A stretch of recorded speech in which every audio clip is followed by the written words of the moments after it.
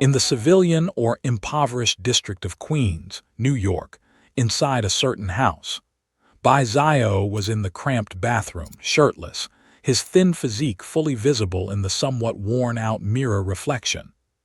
Frankly speaking, he looked like a thin dog, his only advantage being his somewhat handsome appearance, with delicate features and bright black eyes, though his skin appeared quite pale. This paleness wasn't due to naturally fair skin but rather from lacking sufficient nutrition, which gave his skin an unhealthy paleness. Bai Zio still remembered after work, following the normal routine of eating, bathing, and browsing his phone, how he fell exhausted into sleep, only to wake up and discover he had assumed a different identity, the same name, yet a different life. His previous unremarkable life contrasted sharply with his current existence in New York, USA. The reason a not yet 18-year-old Asian could live in New York was simple. His parents were immigrants. Foolishly yearning for the so-called freedom and democracy, they had fled from China to the USA. At the age of 10, they took him to this place, and after several years of struggle, his mother was unfortunately killed in a street gang shootout, an accidental victim. A year later, while working hard, his father died from a heart attack brought on by overwork. He was left alone, a teenager with an old house of less than 70 square meters and some savings. The inheritance wasn't much, just about $5,000.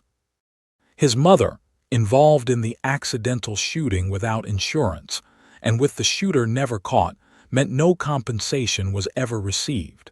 His father's sudden death at work, without a signed labor contract, these few $1,000s were compensation from the employer. Otherwise, he probably wouldn't have received even that small inheritance. After all, it had taken years of struggle just to buy this house, so naturally, there wasn't much savings left. After accessing the memories of this body, Bai Zio felt somewhat numb. More numbing was the terrifying information he gathered from these memories. Tony Stark. A billionaire well known across the entire United States, Tony Stark, along with a group universally despised and condemned by mainstream world opinion, the mutants. Upon accessing these memories, Bai Zio immediately thought of how to flee back to his homeland. The phrases United States, New York, Marvel Universe, when put together, meant only one outcome: doomed. It was too damn dangerous, and he was still a child under 18. He wanted to go home. Moreover, even without the Marvel Universe buff, just being an Asian without identity and financial backing in a city like New York was a daunting prospect. From the memories alone, he had seen countless instances of bullying. What else could he do but despair? Bai Zio sighed. Life was hard. At this moment, he noticed a small black figure leisurely crawling on the not-so-clean sink counter. Bai Zio casually picked up the nearly empty shampoo bottle and threw it down. With a bang, the bottle hit with precision. The old friend, Comrade Cockroach, couldn't even scream before it was smashed into a pulp. Before Bai Zio could pick up the shampoo bottle again, he was suddenly stunned by the appearance of a suspicious, blood-red glowing orb just a few centimeters in size floating in front of him. In the next instant, this blood-red orb violently rushed into his chest, merging with it. Frightened, Bai Zio frantically patted his body, fearing that some dirty, alien-like creature would start an egg-hatching process inside him and end it all. Fortunately, as Bai Zio was still reeling from the shock, he suddenly felt a warm current originating from his heart, spreading throughout his body. It felt as if he were soaking in a hot spring, very warm and distinctly pleasant. The entire process didn't last long, barely a second. If Bai Zio hadn't been so certain of the reality of this sensation, he might have thought the previous experiences were just hallucinations. Bai Zio furrowed his brow, gradually calming down. He raised his hands, looked at the palms, then raised his head to look in the mirror. From the reflection, he could see that his previously unhealthy paleness had turned rosy. "What's this?" After a moment's thought, his gaze fell on the shampoo bottle still pressing down on the corpse of Comrade Cockroach. He reached out and picked it up. Suddenly, a light bulb went off in his head. Its lighter by Zio was certain. Although the shampoo bottle had felt light before due to being nearly empty, the weight he was holding now felt completely different. He was certain that the weight he was holding now was even lighter, as light as holding cotton. What did this mean? Considering the sudden appearance of the blood-red orb after killing the cockroach, and the lightening of the shampoo bottle after the orb merged into his body, a hypothesis quickly emerged in by Zio's mind. To verify his idea, he immediately began to act. As one of the most notorious impoverished areas in New York, his neighborhood was characterized by dilapidated roads and buildings, and trash piled up everywhere. The streets were home to numerous homeless people, and at one intersection, dozens of serious incidents could occur in a year. Low-income families had to queue weekly for government aid. One could imagine the poverty and disarray here. Ironically, just a few subway stops away, about 3 to 4 kilometers down the road on Park Avenue, lay one of the wealthiest neighborhoods in New York. There, one could see grandeur everywhere, in stark contrast to the garbage and vermin, rats, cockroaches, etc., prevalent in Zio's living area. Thus, Zio's house was never short of companions. With deliberate attention, he saw many comrades, the cockroaches, in the dark corners of the house. Previously, these were the little creatures that Zio found most troubling, but now he saw them as a pauper might see money. Without any hesitation, he immediately stepped forward and crushed them underfoot. Those crawling on the walls were met with a slipper, smashed one by one. TL. This is the first fighting scene BTW. Zio vs. Cockroach. Sure enough, just as Zio had hypothesized, the same few centimeter blood-red orbs appeared in front of his eyes one by one, shooting towards him like shooting stars, and entered his heart area. The moment the blood-red orbs entered, that comforting sensation, like soaking in a hot spring, reappeared. With special attention, Zio clearly sensed that his body was undergoing a dramatic transformation. Bones, muscles, organs, and even cells were changing. This sensation was very clear and quite wonderful. However, the duration of these sensations was not long, lasting only about a second. Zio suppressed his ecstasy. He didn't care about the cockroaches that had become pulp. He took his slipper back to the bathroom, casually threw the slipper aside, and looked carefully at his reflection in the mirror, observing the changes in his body. Firstly, his vision, hearing, and sense of smell were enhanced. Although his vision had previously been quite good, he now found the world in front of him clearer, and he could see even the minutest details, such as the tiny cracks in the mirror, which he had never been able to see before. His hearing had similarly improved. Under the sound of vehicles outside the window, he could hear the footsteps and conversations of passers-by and the vagrants on the streets, and even the noise from neighbors in the surrounding apartment buildings. His sense of smell was also enhanced. He could smell all sorts of odors in the house: mold, dampness, and the resulting foul smells. However, when he deliberately controlled it, these extended senses could be blocked. Plus, his thinking was also clearer and quicker than before, which let Zio know that his brain nerves had also been enhanced, as the senses are directly connected to the brain nerves.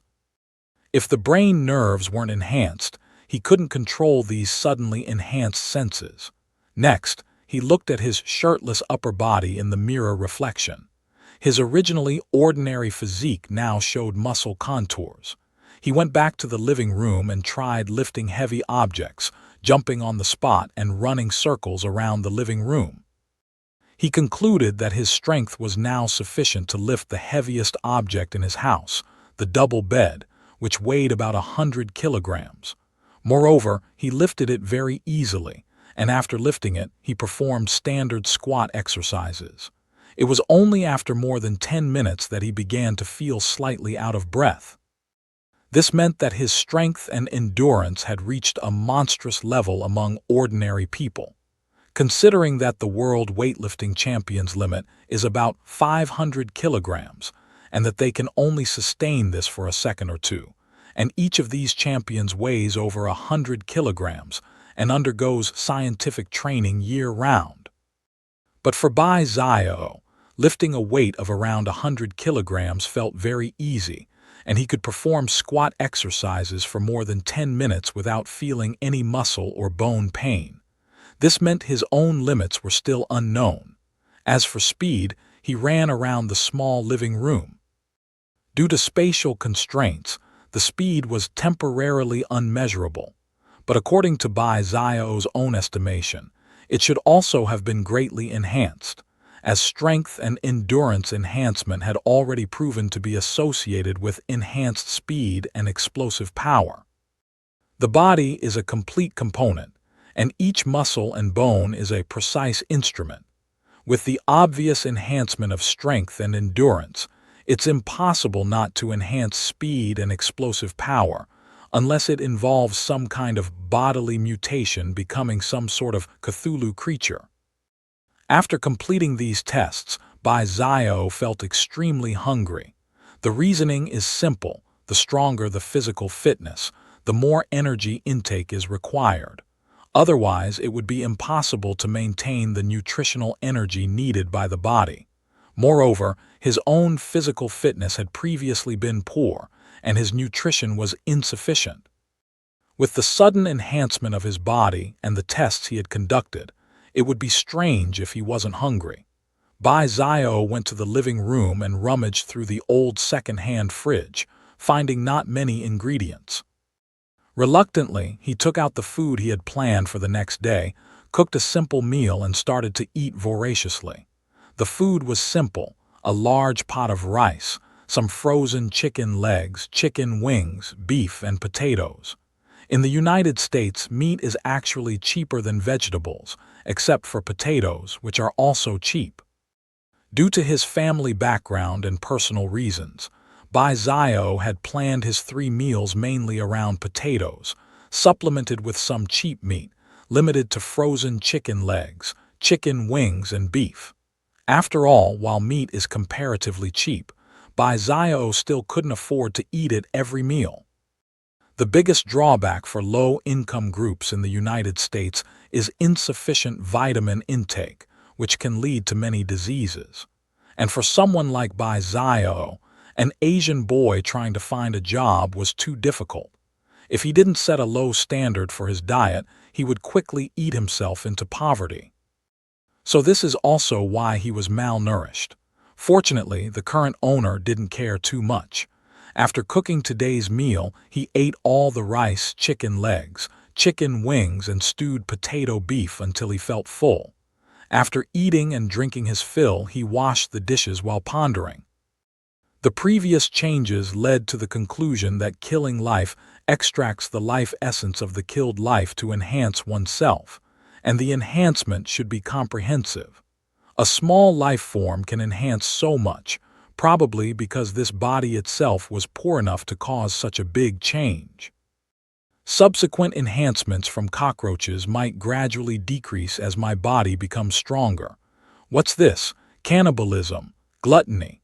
And is the size of the life essence related to the size of the life form or the strength of its vitality? Or is it a combination of both? Powerful life forms are not lacking in this world. At least known powerful creatures include humans themselves, not to mention mutants, vampires, werewolves, and demons that abound on Earth. It seems my future path should lean towards a hunter's direction. Having come to such an exciting and chaotic universe, if he hadn't suddenly gained this golden finger, he might have directly tried to flee back to his homeland, China.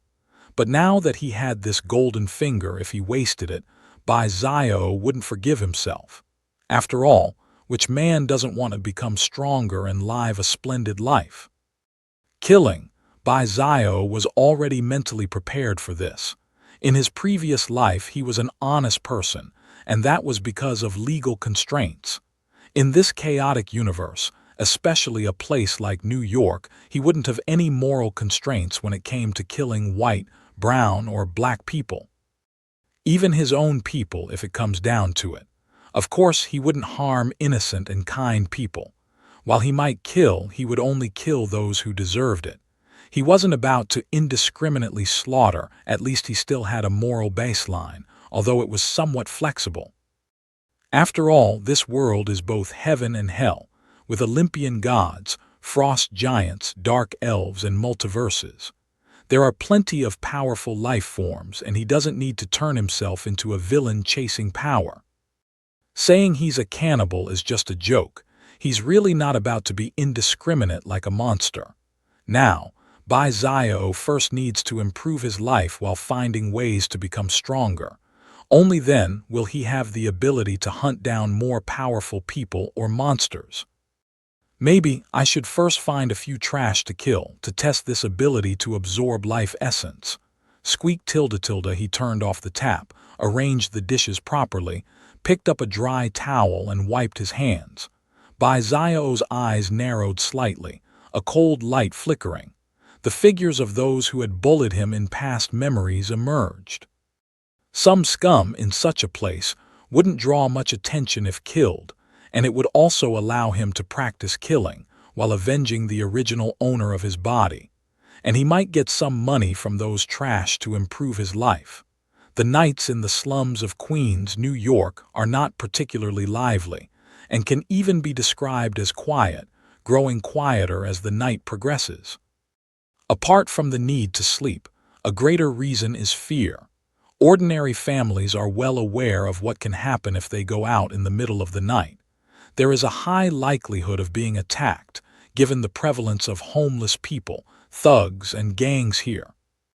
To these people, ordinary citizens are merely prey. In such places, physical disappearance is entirely possible. Of course, there is nightlife here too, with bars and such places readily available, but they are specific to certain locations. Each area has its own gangs protecting it behind the scenes, and typical thugs do not cause trouble in those places. The dim and disorderly streets, with street lamps on either side casting a dim yellow light, vehicles stand still in silence, and the houses at both ends of the street are pitch black with little light. In some places along the streets, one can see a few figures sleeping huddled up. These are the homeless. Of course, in some dark alley corners, several figures huddle together, greedily smoking and waiting for their prey. Fuck, the stuff keeps getting less and Sanny, that greedy vampire, keeps raising the price, complains a black man with tattoos, greedily smoking, upset about the decreasing quantity of a component in the cigarette. Beside him, a white man wearing a cap smokes silently without a word. Two other companions, both brown-skinned, nod in agreement.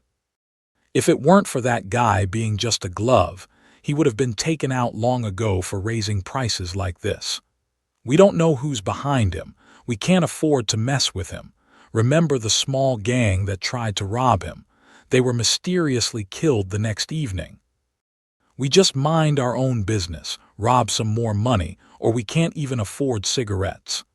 As they smoke and mutter, their eyes continuously scan around.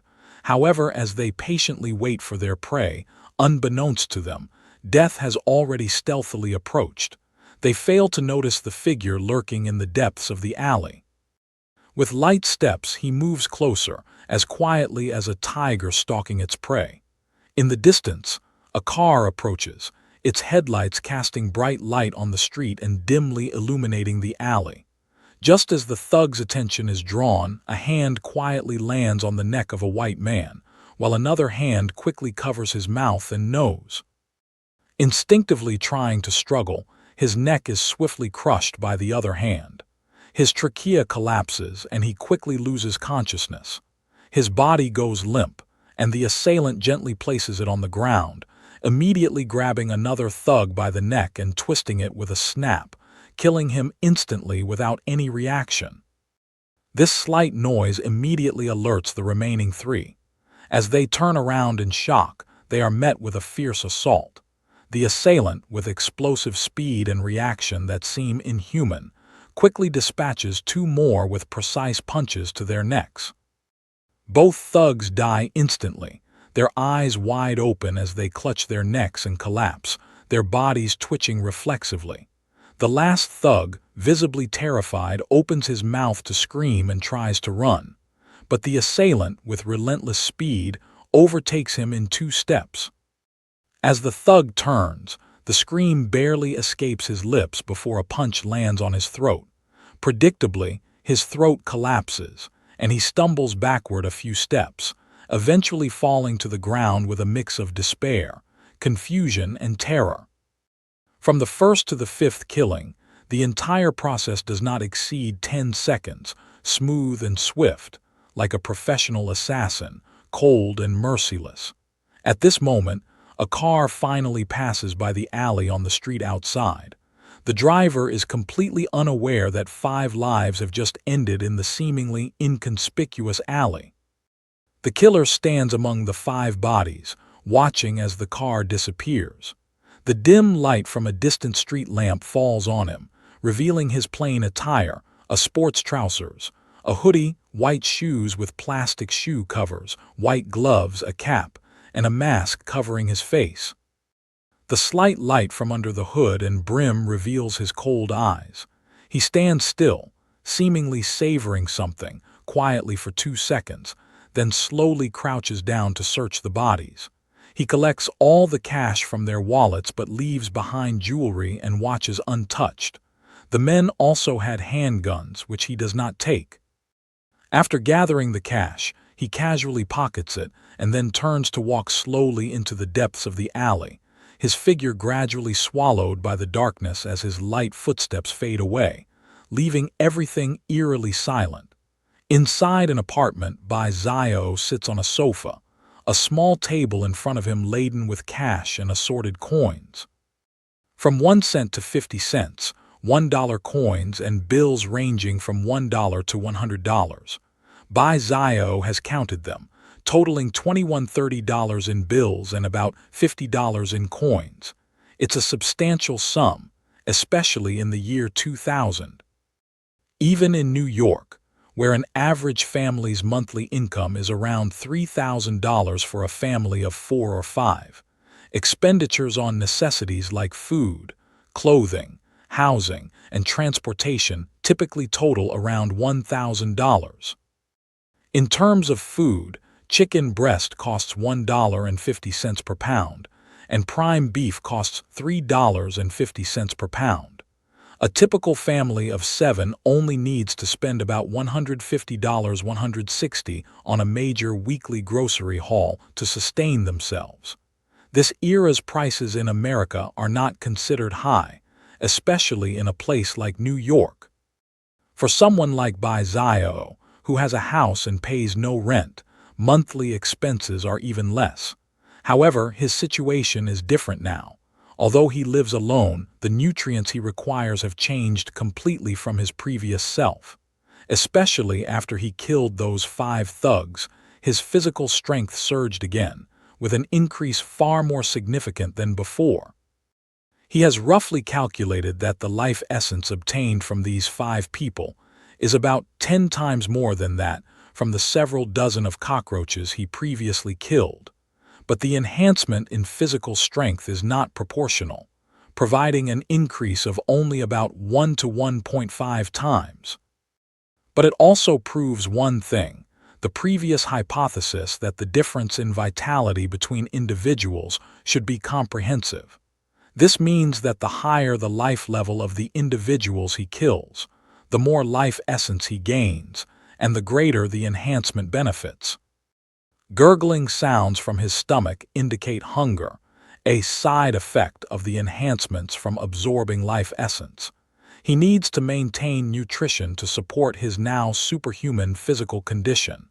Clearly, he will need to spend a substantial amount of money on food in the future. Zio rubs his stomach and stands up to walk to the old second-hand refrigerator, which contains over $100 worth of food he purchased: prime beef, lamb, chicken breast, vegetables, and more. However, with investment comes return, and his returns are remarkably significant. This meal was extremely satisfying for Bai Zio, featuring ample portions and flavors that suited his taste. The spread included a large pot of rice, beef stewed with potatoes, scrambled eggs with tomatoes, vegetable salad, steak, lamb chops, and more. The style leaned towards Chinese cuisine, which made sense given that, although his parents were immigrants, they were also Chinese. Moreover, the Queens area also had one of the earliest Chinatowns, so naturally, the flavor preferences leaned towards Asian foods. As a result of geographical and environmental influences, some Western-style dishes were added. Under these influences, Bai Zio found both Eastern and Western foods somewhat familiar to prepare. Western food was relatively simpler and more straightforward to make, focusing on high fat content, which suited him well at the moment.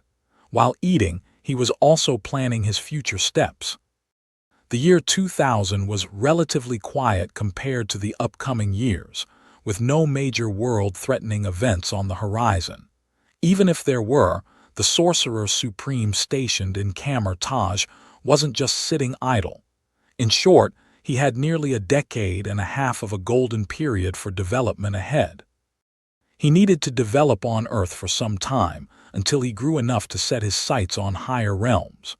Present-day Earth was like a growing novice village that, after a decade or so of settling, would turn into a battlefield frequented by various bosses and major incidents. Of course, he didn't need to worry about what would happen after those years. His current position was simple. He needed to enhance himself by hunting people or monsters, though he was now more inclined towards ordinary people, or more specifically, drug dealers and gang members.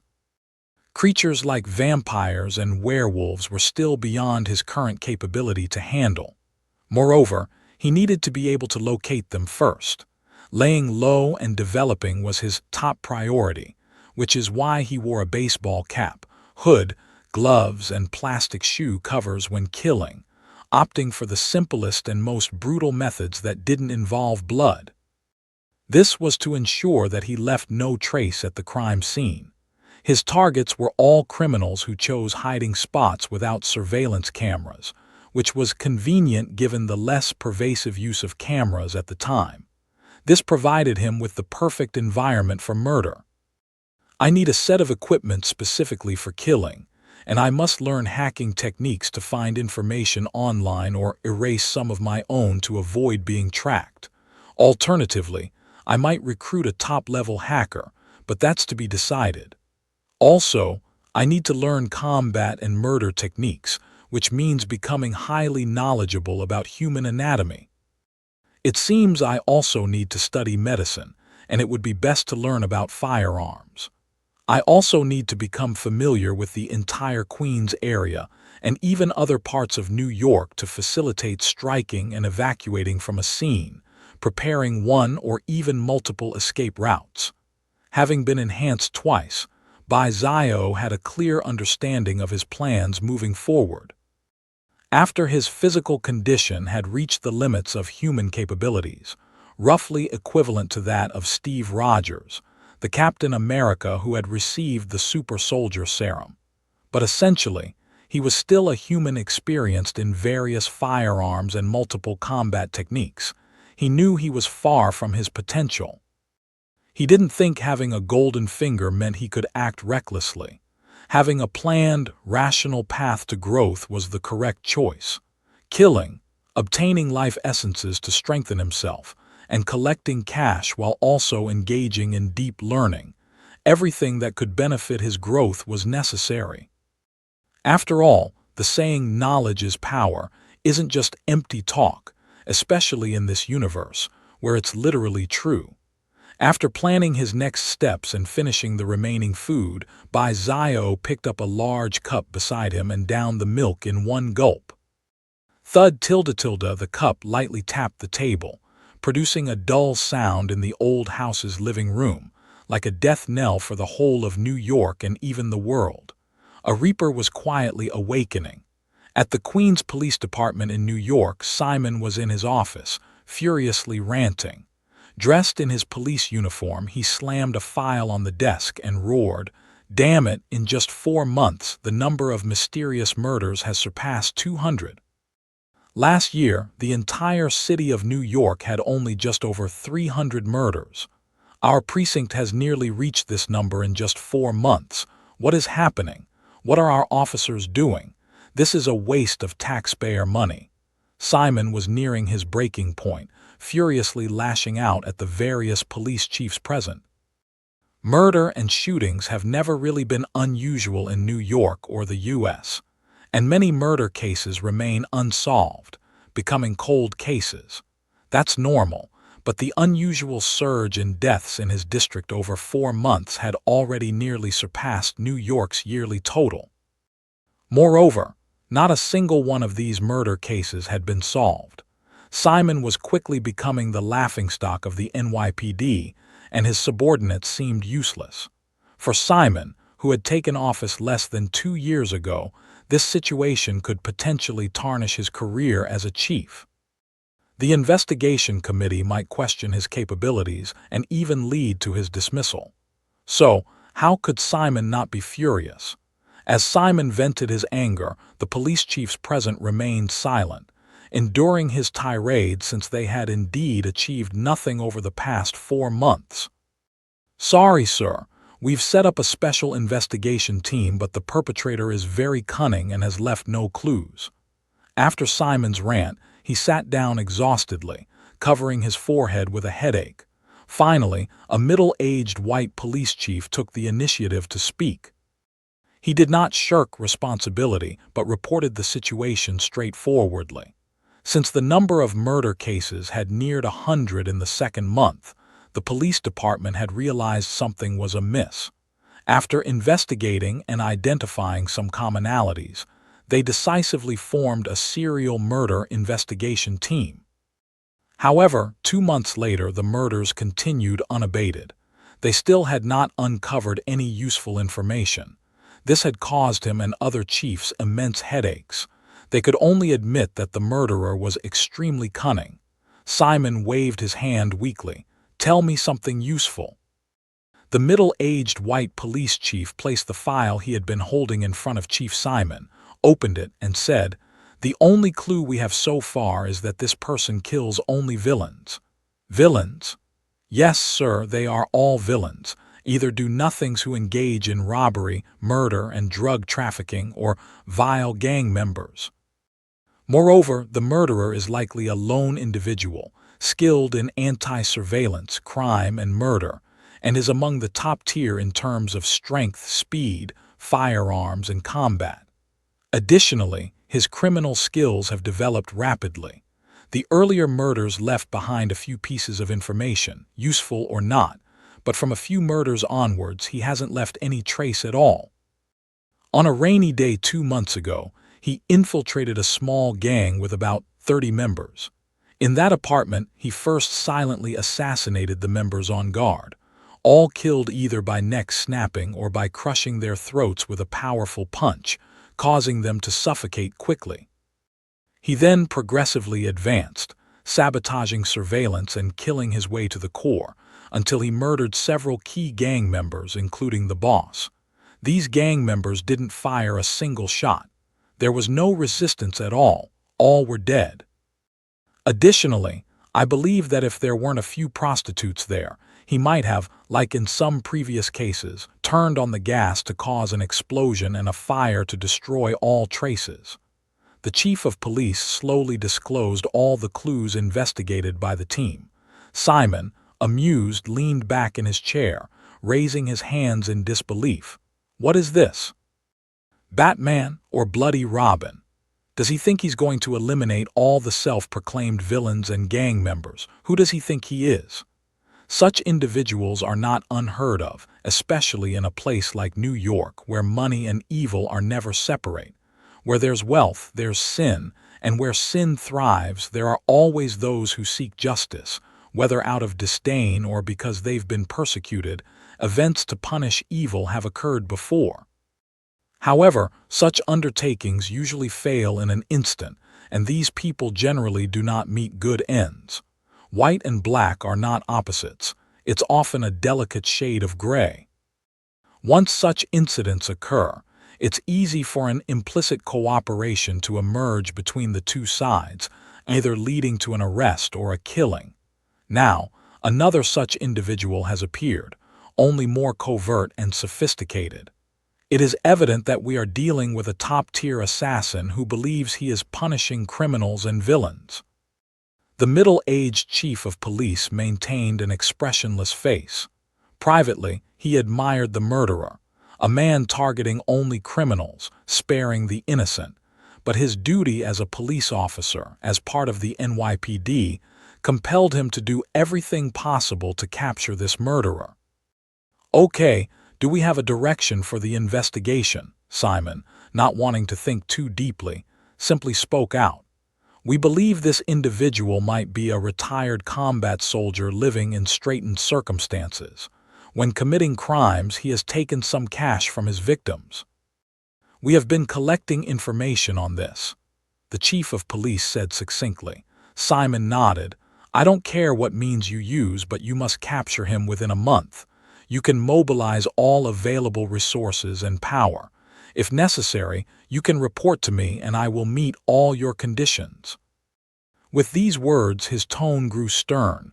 Gazing at the gathered chiefs of police, "I want a result. I want this man in prison. I want such events to stop happening.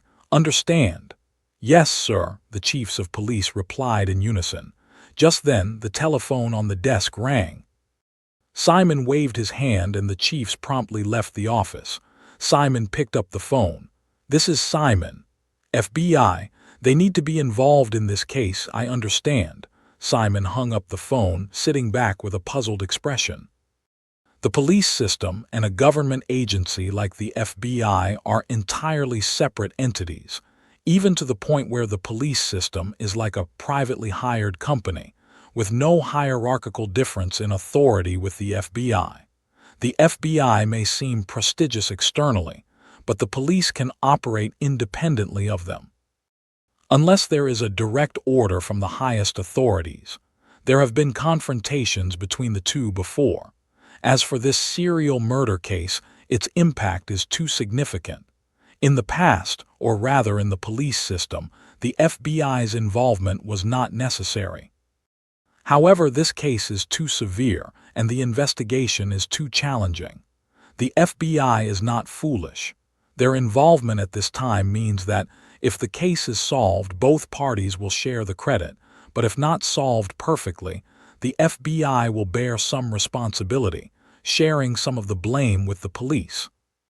An apparent gamble, or rather, the rewards may not be proportional to the effort. But for Simon, this is a positive development. If the FBI willingly steps in, he welcomes it. At least, whether the case is solved or not, he can shift some of the responsibility. With that thought, he picked up the phone again. "Get George in here." "Yes, sir." After hanging up, a white police chief in his 30s knocked on the door and then entered to see Chief Simon. "Chief George, the FBI agents will arrive at the police station to join the investigation team soon. You will be responsible for coordinating with them." "Sir, about the authority." "Equal authority, it's a cooperative endeavor. You are in charge of oversight," Simon clarified, meaning George should prevent the FBI agents from overstepping, given their different operational styles. "Yes, sir. Go on." Simon watched George leave, thought for a moment, and then picked up the phone again. "This is Simon." An hour later, a black Chevrolet SUV parked in front of the Queens police station, and 4 individuals, 3 men and a woman, alighted from the vehicle. George was already waiting and greeted each person with a handshake. The middle-aged white man leading the group spoke first. "Chief George, I'm Carlson. Agent Carlson, I'm in charge of your reception. Thank you. I hope we have a fruitful collaboration." It was a rainy day in New York. The torrential rain made the day seem somewhat extraordinary. On 163rd Street and 89th Avenue in Jamaica, Queens, the street was lined with houses and shops, all styled in the American aesthetic of the 2000s, with various graffiti adorning the walls. The area was home to a diverse population, rich in ethnic diversity, but also marked by poverty, backwardness, and the chaos that often accompanies multiculturalism. Several large and small gangs were prevalent in the vicinity.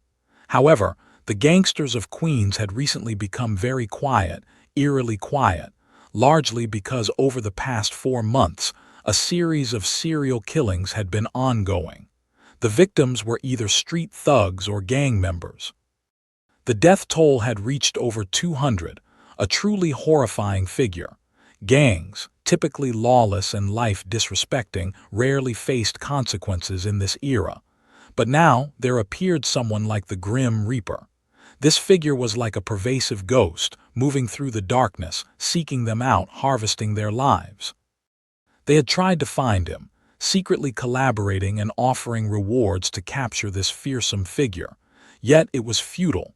The ghost continued to harvest lives, causing many gangs in Queens to fearfully abandon the area and their turfs.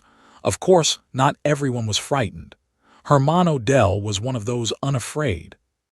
He was Latino and had founded his gang, the Hermano Del Gunmen, in prison. He recruited many Latino inmates, dominating both inside and outside the prison in Queens, securing a significant territory. Every member had a tattoo of a life-sized pistol on their lower abdomen, and the gang was known for its strict discipline and traditional operations. They had connections with Mexican drug dealers and engaged in home invasions, carjackings, assaults, and murders. Since its founding, the gang had grown to over 200 core members, heavily armed and prepared for gunfights. The Hermano Del Gunmen were notoriously vicious. Due to a complex web of interests, the NYPD seldom interfered with them. But today, the Reaper's steps were nearing them, and the rainy night seemed set to wash away sins and blood. Hermano Del's turf spanned over a dozen streets, with their headquarters located in an apartment complex at the intersection of 163rd Street and 89th Avenue in Jamaica, surrounded by bars, shops, and supermarkets, with hardly any residential buildings. The area was complex, with many specially designed back doors and basements, allowing for attacks to be countered with a complicated environment, or for hiding in basements or escaping through back doors. Despite their ostentation, they were also cautious. Such was the survival rule of the gangs. Thunder roared in the sky, and the heavy rain poured down, unable to obscure the lively bars welcoming guests, cars and motorcycles parked in front of the bars, and crowds continuously streaming inside. Groups of extravagantly dressed, confident men and women, ready to enjoy the night. Nearby stood an apartment complex, old bricks and tiles, with a tall yard surrounded by barbed wire, and guards and security cameras all around. Hermano Del had fortified their headquarters well. Yet they were still unprepared for the Reaper's approach. The noise of the bar and the heavy rain masked some traces. Under the cover of darkness and rain, unnoticed, a figure observed the surroundings of the apartment complex from the rooftop of a nearby building, his sharp gaze scanning everything. He saw through the hidden guards. The rain did not obstruct his vision, his eyes sharp as a hawk's, pinpointing the surveillance spots. Finally, his gaze settled on the high-rise apartment complex. He crouched slightly, then leaped powerfully. Thud!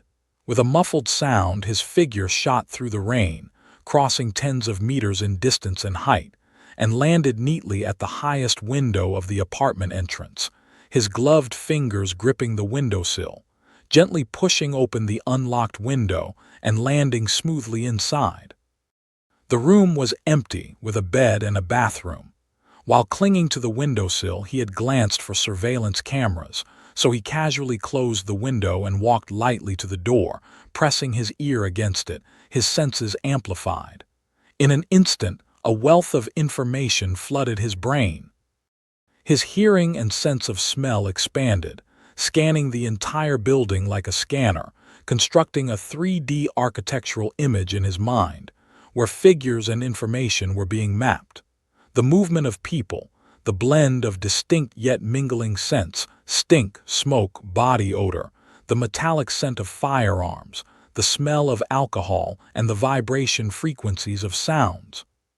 Soon he opened his eyes, hearing a slowly approaching footstep. He stepped back, hiding in the door's angle, and as the doorknob turned and the door opened, a person walked in, just stepping inside to turn and close the door. A hand covered his mouth and nose. The person was shocked, and before he could react, a sharp pain followed, and the next second he lost consciousness. His body was gently dragged by the newcomer, laid on the ground, and the door opened. Glancing at a camera at the end of the corridor, he showed no indication but quickened his steps to the spiral staircase, leaping from the railing, falling from the height of over 10 floors to the ground floor. Thump! He landed on the first-floor ground with a dull sound, his figure merely crouching slightly with no other abnormalities. Exiting the stairwell into a corner, he turned the corner into the living room. Hearing something, 2 people came from the living room, stepping into the corner, met by 2 gloved fists, fast as lightning, striking precisely at the neck. With 2 snaps, their necks collapsed, and instinctively clutching at their necks, they stumbled back 2 steps, and with expressions of despair and pain, they fell to the ground. The sound of 2 deaths clearly alarmed the gunmen of Hermano del gunmen in the living room on the first floor. Already on high alert, they immediately drew their weapons toward the direction of the fallen bodies.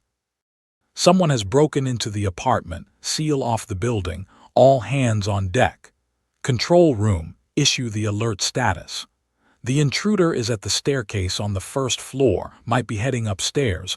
Everyone be alert. Loud shouts filled the air, and through the communicator, messages were sent to the control room, which promptly pressed the alarm bell, putting everyone in the apartment on high alert. A dozen gunmen on the first floor gathered, aiming at the corner near the staircase, slowly advancing forward. It seemed unlikely that anyone could escape the gunfire of so many gunmen. However, what they did not know was that the enemy they were facing at this moment was no ordinary person. Just as they neared the staircase corner, a sudden burst of tiny pebbles shot out like bullets. Caught off guard, the gunmen had no chance to react and were instantly pierced through, blood mist floating in the air accompanied by piercing screams.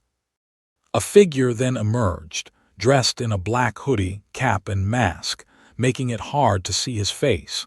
He walked up to the screaming, still living gunmen on the ground, bent down to pick up 2 guns, and coldly pulled the trigger at their foreheads. Bang, bang, bang. After several gunshots, the figure turned without hesitation and walked in a certain direction on the first floor. There was a long corridor, and at the end of it was a door, clearly a back door with a few rooms on either side. Passing one room, he raised his gun and fired at the door. Bang! The bullet pierced through the door and the brain of a gunman hiding behind it. After dealing with him, he turned back to his original position, expertly checking the dual guns in his hands as he walked up the stairs. Approaching the second floor, his eyes under the brim of his cap flickered briefly, looking at the corridor on the second floor without hesitation, his legs suddenly bursting with power. He exploded forward like a cheetah, reaching the second floor while his body spun in mid-air. 20 or so gunmen ambushed on the walls had no time to react as he spread his arms and pulled the triggers. Bang! Bang! Bang! Bang! The gunfire continued, bullets accurately hitting these gunmen in vital spots, foreheads, temples, eyes. In less than 2 seconds, the 20 or so ambushed gunmen were instantaneously dead.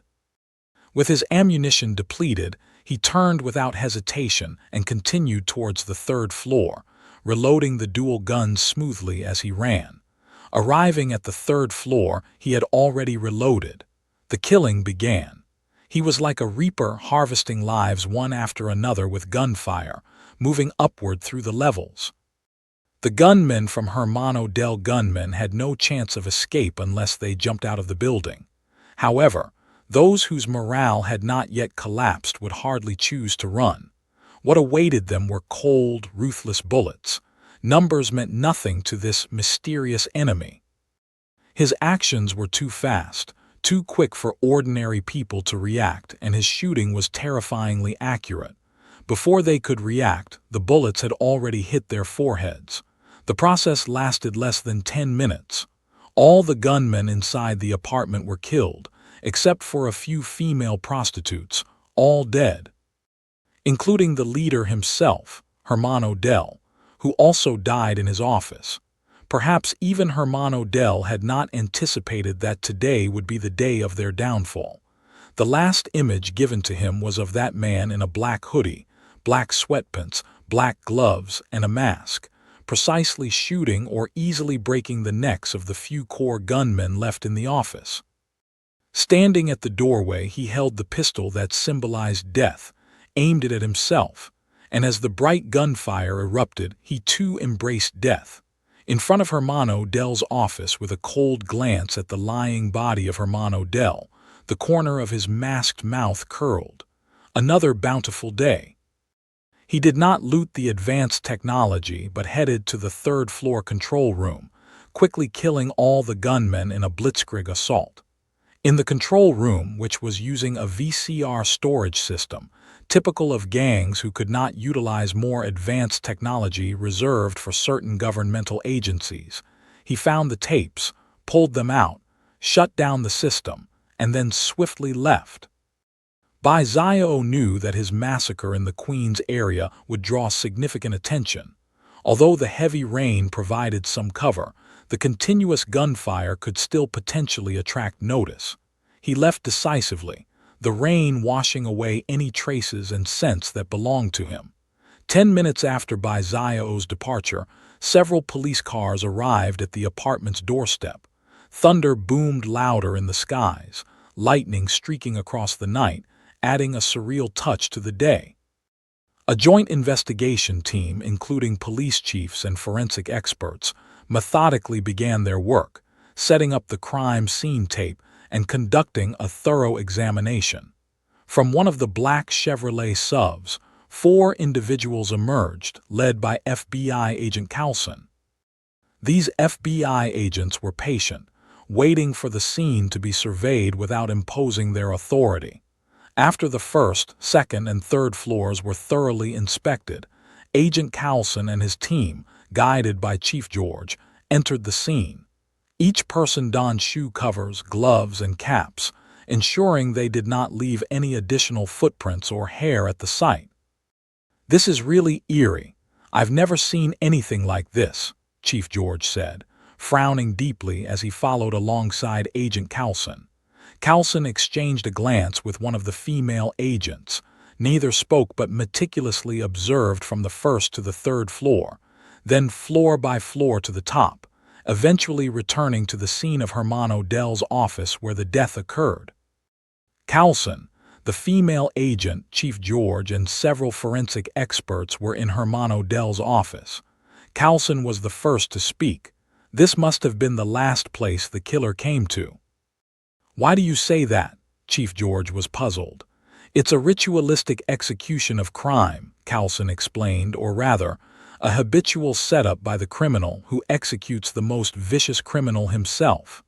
Chief George raised an eyebrow. His achievements, including solving many crimes, had earned him his position as chief, granting him extensive criminal experience over time.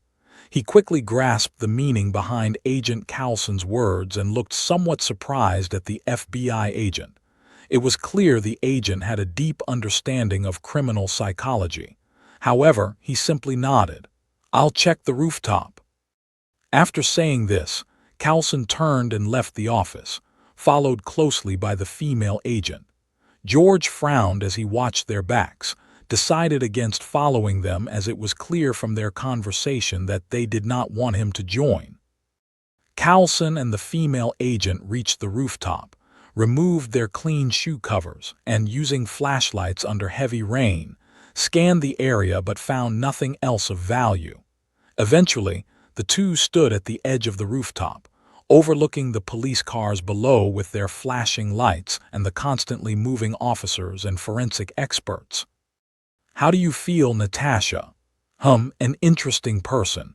I think the director should have sent the Hawkeye kid. He'd be more suitable," said Natasha, the agent, her lips curving into a seductive smile as she spoke softly.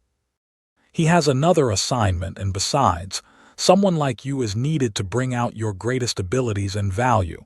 I believe the director thinks so too, which is why you were assigned this mission," Carlson said gently. Natasha didn't say much. She was well aware of her value to S.H.I.E.L.D. "Do you have any leads on this death-like figure?" "Top physical condition, top marksmanship, top intelligence, clear goals and ideology, tough to catch and hard to find." Natasha sighed as she answered Carlson. She paused and then continued. "He has physical abilities at or even beyond human limits, strength, speed, reflexes, everything surpassing what I could imagine. Moreover, his marksmanship is exceptional. Only with all these conditions could he carry out such a massacre. Moreover, when he broke in here, he already had a clear plan, attack mode, escape route, and timing. Trust me, although it was a gang, to be able to kill so many gunmen in such a short time and to escape unscathed before we arrived, leaving no trace, there are hardly any such people in the world." Natasha made a rational analysis. "Yes, that's why the director values this guy. If such a person is left unchecked, it wouldn't be good for social stability." Carlson also felt a headache. Given the current conditions, not to speak of subsequent tasks, just finding and securing him is a huge challenge. It was the most troublesome and clueless mission he had ever undertaken. Whether he could complete this mission, he was not sure. "Do you think he's a mutant?" "Maybe."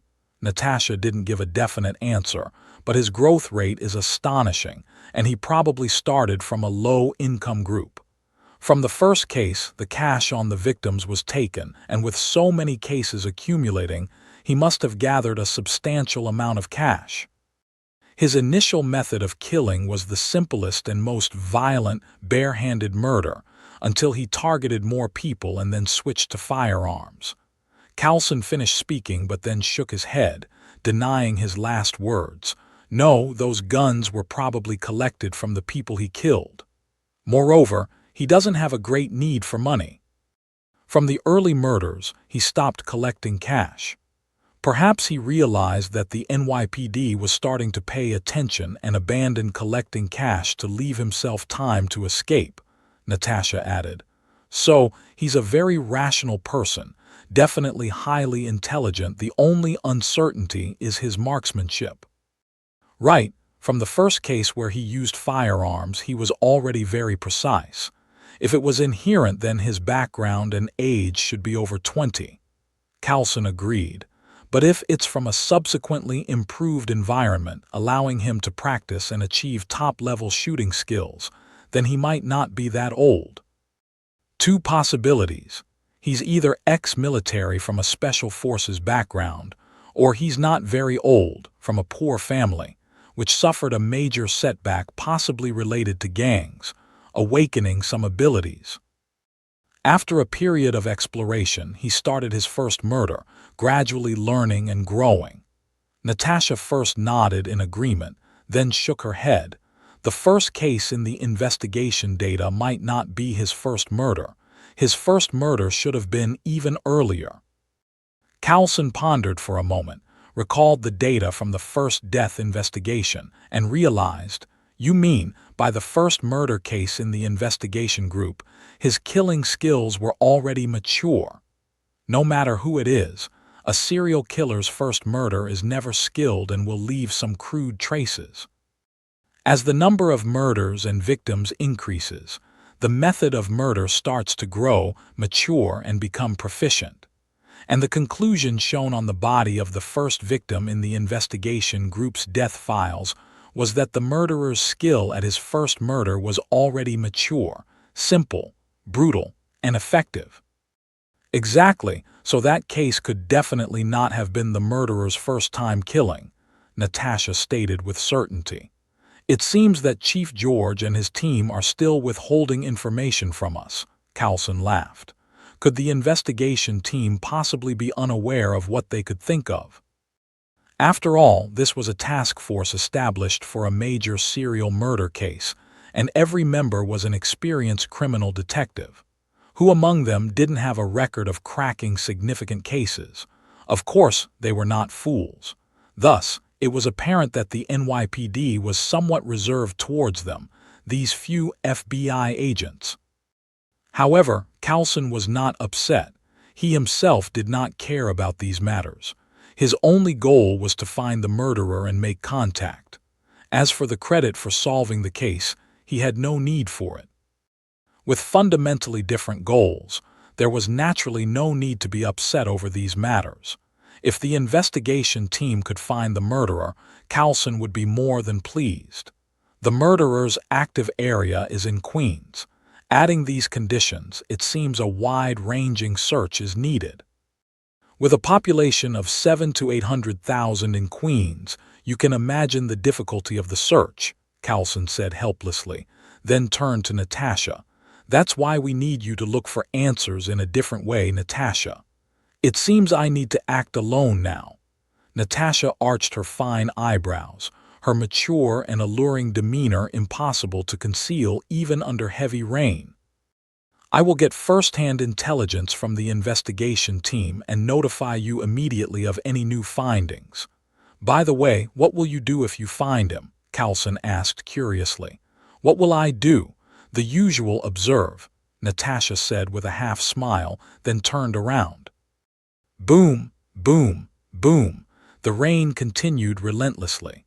In his own small house, Bai Zio took off his hood and cap, stripped off all his clothes and threw them into the new washing machine. After starting the automatic wash, he walked naked to the bathroom to wash up.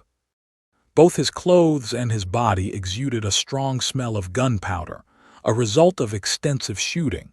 Moreover, being out in the heavy rain, his body was also soaked. While washing, he felt changes in his body.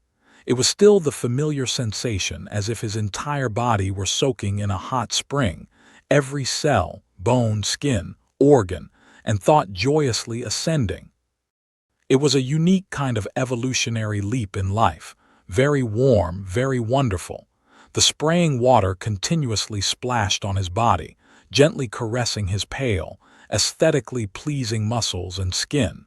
It's even clearer now, this feeling is.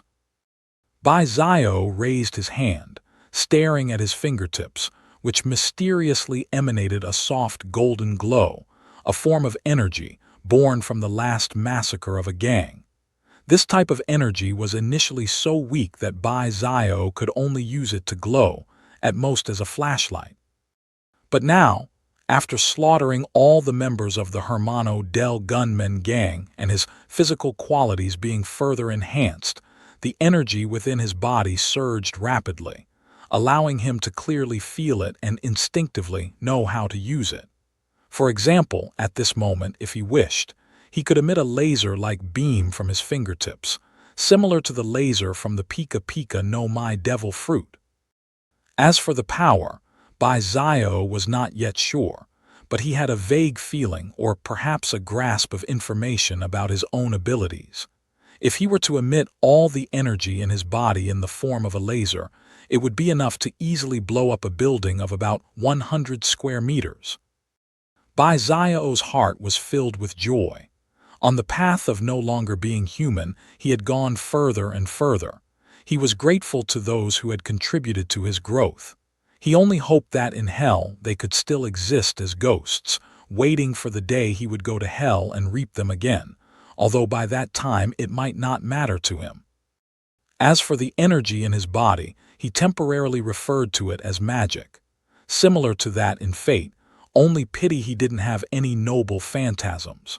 However, the sudden emergence of magic also gave Bai Zio more new directions for the future.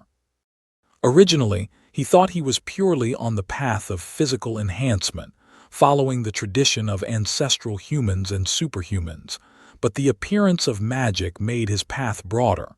After all, no matter how strong Superman was, he would falter against powerful magic. Zio did not want to have any weaknesses. Perhaps he should make contact with the Camertage, at least to have a sufficient understanding of magic knowledge. Knowledge would never betray oneself. The light from his fingertips faded. Zio vigorously washed his gunpowder-stained body, dried his wet hair and body, and changed into a brand new set of clothes, a simple outfit consisting of jeans, a t-shirt, and loafers. Completely conforming to the minimalistic style of this era, highlighting youth and handsomeness, especially the physically enhanced Zio, who was truly a hanger, looking handsome in anything. Coming into the living room, the old routine was to take a large amount of ingredients out of the fridge to cook food. Every massacre followed by enhancement was a great meal, quite like the ritual of Hannibal after killing someone. Only Hannibal actually ate people, while Zio murdered to plunder the essence of life to nourish himself. Having prepared a large table of food in the pouring rain and dim lighting, Zio enjoyed the feast, hungry from the killing. This process was wonderful. While enjoying the food and the feeling of fullness, he also pondered other matters. In the past 4 months, his spree of slaughtering gangsters and gang members in Queens had caused quite a sensation and turmoil. Zio had always made thorough preparations before each killing, especially in the use of firearms. His physical condition and bone strength allowed him to ignore the recoil with each shot, and his super-fast reflexes and dynamic vision ensured that he could shoot with precision, just like the marksmen in the army hitting fixed targets. Essentially, he was a genius, or rather, had evolved into a genius. Practice with guns. What practice? At the crime scene after killing, he fired many shots with the guns left at the scene, memorizing the moment of firing with his own memory and muscle memory. He gradually transitioned from extensive close combat to extensive gun use. This had perfected his shooting skills through real combat, also giving the NYPD the illusion that the murderer was a marksman, which was naturally unrelated to his young Asian appearance, which would require extensive practical shooting experience. The only things he needed to be cautious about were the gunpowder residue and the disposal of plastic foot covers. In addition, using guns to kill is too efficient. He also enjoys the feeling of killing with a gun in an instant. There is also a simpler method of killing, powerful explosives such as bombs, which are chemically synthesized explosives. A few rounds can take care of any number of people. However, often within these gangs, besides the gang members themselves, there are also women and other somewhat innocent people involved. He couldn't bear to kill these people. Zio couldn't get past that hurdle in his mind. He doesn't want to be someone utterly without principles, especially considering that Earth still has the Sorcerer Supreme Ancient One. He doesn't know if he completely becomes a remorseless killing god, whether that bald female sorcerer would suddenly appear and take him away. Zio knows he can still make trouble now. Every minute and second he is dancing on the path of courting death. Whether Ancient One will discover him, Zio has no idea, but he thinks it's quite likely that he will be noticed. As Zio's actions grow larger, they will cause more significant changes to the future timeline. How could a sorcerer like the Ancient One, who likes to meddle with time, fail to notice such changes? As for finding him, Zio himself doesn't believe it would be hard for Ancient One. He thinks Ancient One hasn't found him yet, either because Dormammu, who has always coveted this universe, has tied up her time, or she is just observing from the shadows. Thus, Zio thinks it's best to keep a low profile while he is still weak. To become worthy of being a legend, one must reach the level of a Sky Father. Considering the direction he's currently showing, in the future, he will actively seek to kill werewolves, vampires, demons, and all other creatures that could endanger Earth. It's important to leave a good impression on Ancient One early on. After all, he indeed plans to do so. From his own interest, forming a good relationship with Camertage and Ancient One is an excellent choice. The channels for acquiring magical knowledge are safe and stable, only available through Camertage, of course. There is also the Darkhold, but this object carries a considerably terrifying debuff. Looking at this thing, learning the dark magic within, it is very easy to have one's soul corrupted, even to attract the attention of an old god. It's just not worth it. Considering these factors, Zio knows he should also start his subsequent plans early, given his current level of life, unless he is surrounded by a large-scale military and bombarded with missiles. His individual combat ability is already ranked among the world's elite. As long as he doesn't provoke individuals like Professor X or Magneto, it's virtually impossible for ordinary people to defeat him. Of course, Zio will not become arrogant or high-profile. Before he believes he can become a legend, stability is most crucial. The actual execution of subsequent paths and plans will differ from reality, but there is a main theme throughout, and Zio doesn't care about the minor details, as the unexpected in real life always brings unimaginable changes. Additionally, in Queens, the crackdown has been severe. After 4 months of continuous slaughter, not only the police, but the gangs here are not all fools. The gunmen of Hermano Dell are considered one of the significant gangs in Queens, and with them wiped out, the local gangs will definitely abandon this area. No one wants to be suddenly visited by the Grim Reaper. With the police also cracking down hard, Zio plans to expand his business scope. In fact, he's too lazy to kill small fry like shrimps.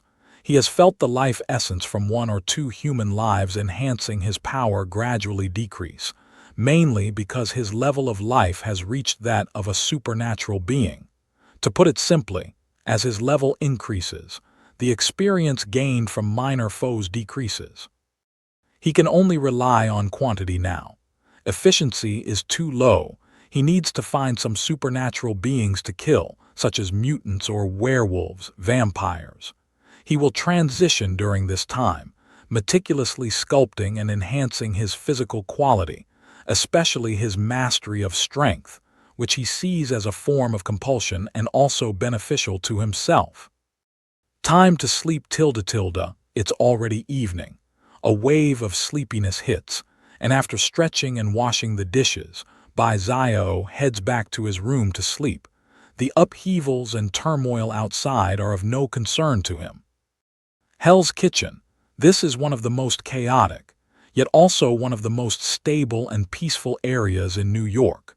It is chaotic because of the large number of gangs and the countless cases of arson, robbery, and pillaging, with incessant gang warfare and territory disputes. The residents here wake up each day praying that misfortune will not befall them. The police are also unable to eradicate the crime here. Or rather, due to various entanglements of interests, the NYPD cannot and do not take forceful action, making this area a unique part of New York. Peace, however, is due to one man. A gang leader named Kingpin, who controls a large number of thugs and gunmen, has dominated Hell's Kitchen and even the underground world of New York. He has maintained a certain peace and established rules. Under a ruler with a strong hand, Hell's Kitchen maintains a very unusual peace. Kingpin is well aware that Hell's Kitchen can be chaotic, but it must not become so chaotic that it draws the absolute attention of the government and the NYPD, who might then consider it a place that only produces trash and no profit, and thus it would be ruthlessly excised like a cancerous tumor. Kingpin's presence, undoubtedly, makes the gangs of Hell's Kitchen fear him. In Hell's Kitchen, there is a large building, and in a huge, spacious, luxurious office on the top floor, a very tall man about 1.9 meters high, dressed in a gray-white suit, sits in a specially made chair, flipping through some important documents. Then, a knock on the door is heard, followed by the door handle turning and a figure walks in. Got a job. This is a slightly weathered man with a round target tattoo on his forehead, facing the terrifying man before him with a very indifferent expression, showing neither fear nor apprehension, as if an employee facing his employer. In fact, the relationship between him and the man before him is precisely that of an employee and employer. There's a guy called the Butcher showing up in Queens. Take a look. I'm interested in him, Bullseye, the corpulent bald man said with a sinister smile, his ring-laden hand placing the file in front of Bullseye. Bullseye scanned the man before him with a fleeting look of interest, seemingly intrigued by the mention of the person known as the Grim Reaper. The Butcher. He casually picked up the dossier to examine it. His expression subtly changed upon seeing the contents. Over 200 people slaughtered within 4 months. Truly a bona fide butcher. Actually, it's 500. Just yesterday, over 200 gunmen, including Hermano Del himself, were killed in their office in Queens. Hearing this, Bullseye put down the dossier, his lips curling into a cold smile. Do you consider him a threat, Mr. Kingpin? The man before him was none other than Kingpin, one of New York's most significant gang leaders. Kingpin, with his hands crossed under his chin, gave a completely opposite answer. No, I consider him an excellent warrior, killer, assassin. I'm quite interested in him, he repeated. You want to recruit him? That's not a good choice. Bullseye immediately frowned, confident and proud of his own abilities, but not foolish. The resume displayed in the dossier already revealed the capabilities of the other party. A formidable opponent. Killing him would require time to find the right opportunity and prepare enough plans for a successful assassination. Facing him directly, whether he could win was uncertain, let alone capturing him alive for Kingpin. Among those he's killed are only gang members. He must have a certain psychology towards gangs. Your identity alone makes it impossible to recruit him. Just a try.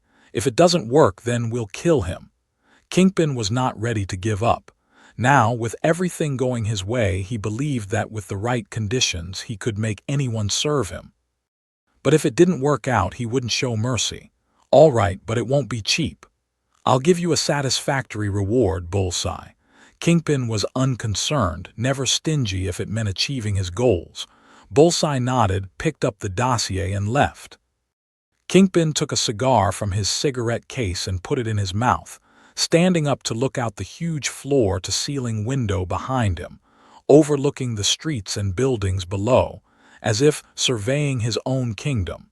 He was like a giant, crafting his own legend, and a legendary king's needed more helpers. He was confident of this.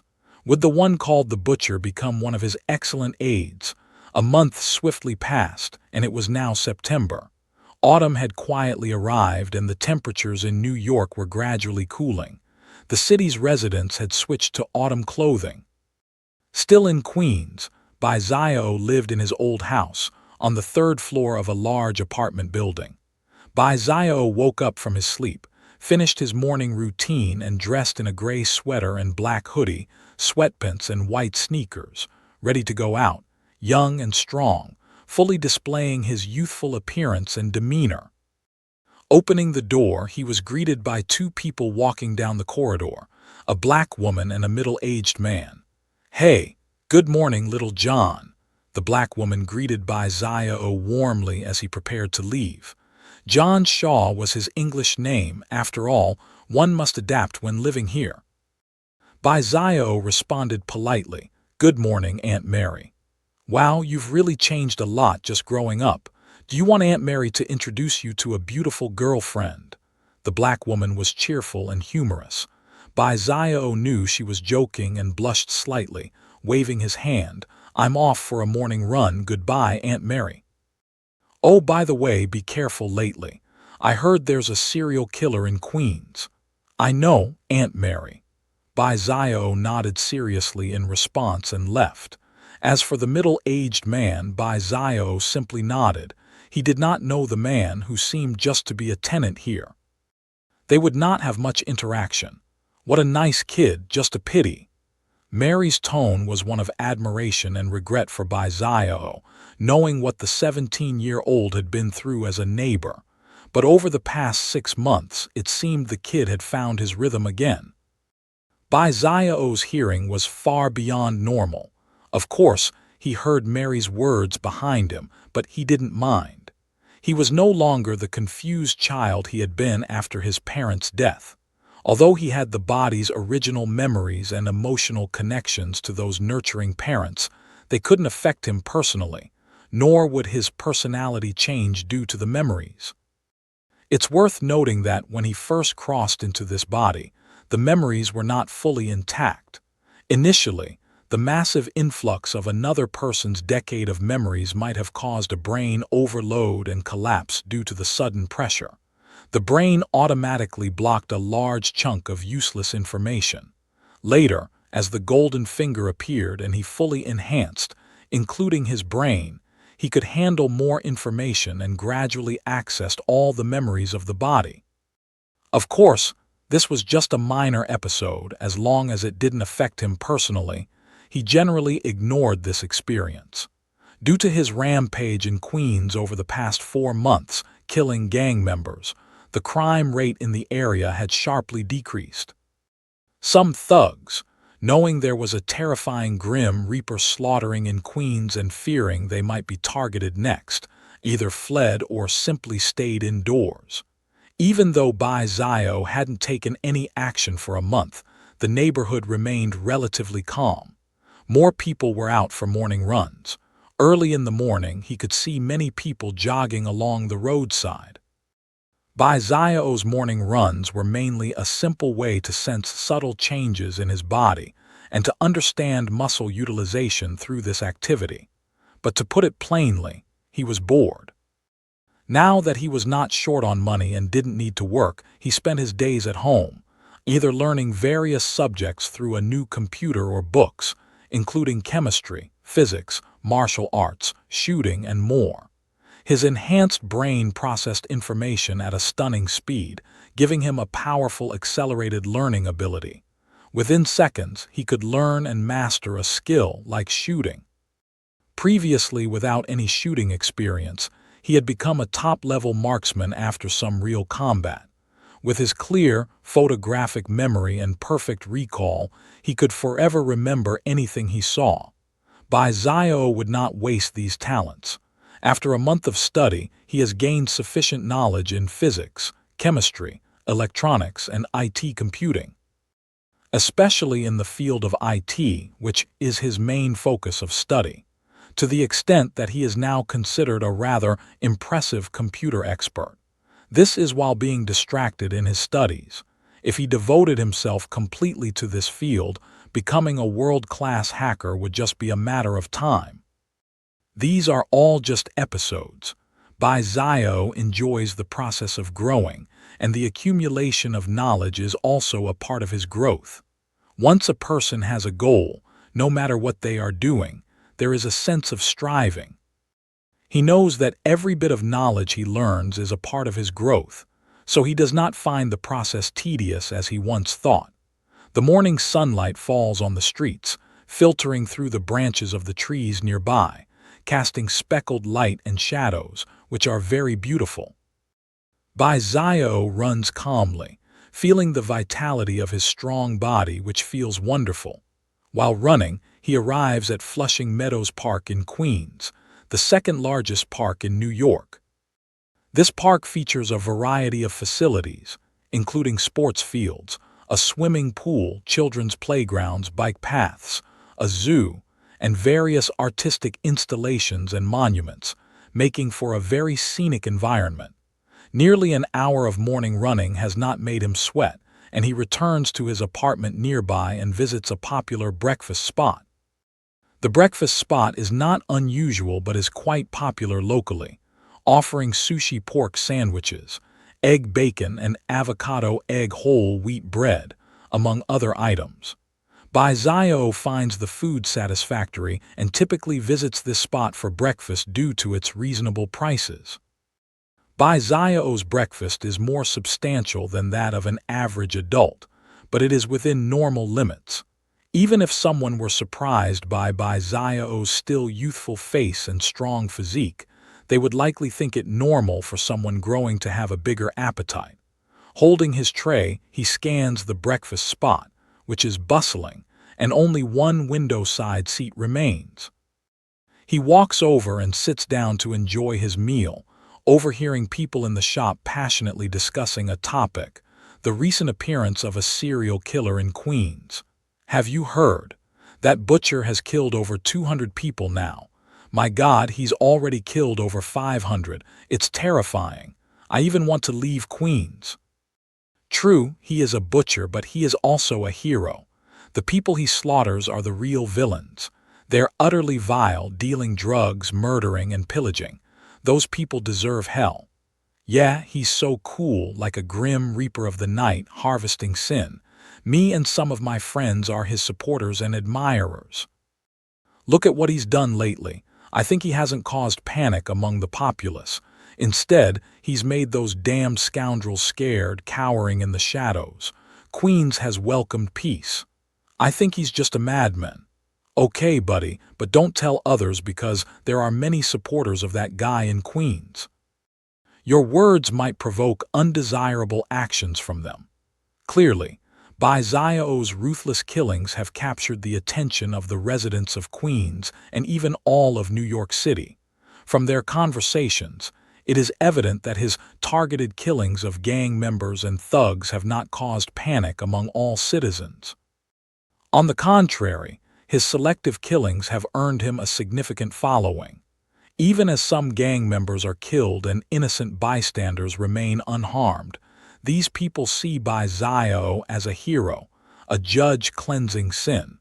Mysterious, cold, merciless, yet with a touch of warmth, these combined behaviors and traits represent the emergence of a new culture. Moreover, as his influence gradually expands, he may even become a symbol, engraved in the hearts of the American people. Although Bai Zio is somewhat pleased with the stir he has caused, he does not lose himself in it. A person aware of their many fervent supporters will always have some vanity, but the premise of all that Bai Zio does is not to judge sin, but to become stronger, so his rationality never lets his emotions become unbalanced. As he enjoys his breakfast, a beautiful figure approaches him, speaking in a slightly husky, mature female voice. "Hey, may I sit here? All the other seats are taken." Bai Zio, engrossed in his meal, looks up gently. She is a very attractive, mature woman with a wine-red ponytail, wearing a gray sweatshirt and sweatpants and sneakers, the gray sweatshirt showing some moisture marks from morning exercise. "Of course it would be an honor. Thank you, my name is Jenny." The woman, seemingly unsurprised by his consent, thanks him and sits down. "John Shaw." Bai Zio tears a piece of whole wheat bread, his demeanor open and straightforward, though a meaningful look flashes in his eyes. The woman seems equally cheerful and lively, chatting with Bai Zio as they eat, creating a harmonious atmosphere. However, Bai Zio increasingly feels that this woman is peculiar, having read books on psychology and communication skills. Her speech seems normal but subtly brings up details about him. This is a very advanced communication technique, or perhaps an interrogation technique. Most people would not notice these details, and her open, straightforward demeanor lowers his guard, which is not something ordinary women can achieve. Additionally, Bai Zio's peripheral vision catches the calluses on the woman's hands and fingers, unsure if they are due to years of holding a gun, a sign of her training. But Bai Zio is certain. This woman is deliberately getting close to him. With his guard up, Bai Zio's demeanor remained unchanged, as if he was completely unaware of the woman's subtle probing and naturally revealed much of his information.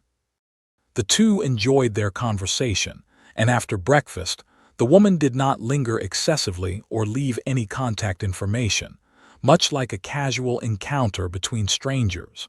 Bai Xiao left the restaurant and walked towards his apartment, remaining vigilant but noticing no signs of surveillance. Alone, Bai Xiao speculated in his mind. In the following period, as Bai Xiao expected, he continued his morning runs, stayed at home studying, and used his self-taught IT skills to earn US dollars. Although not every time, the woman occasionally met him for breakfast.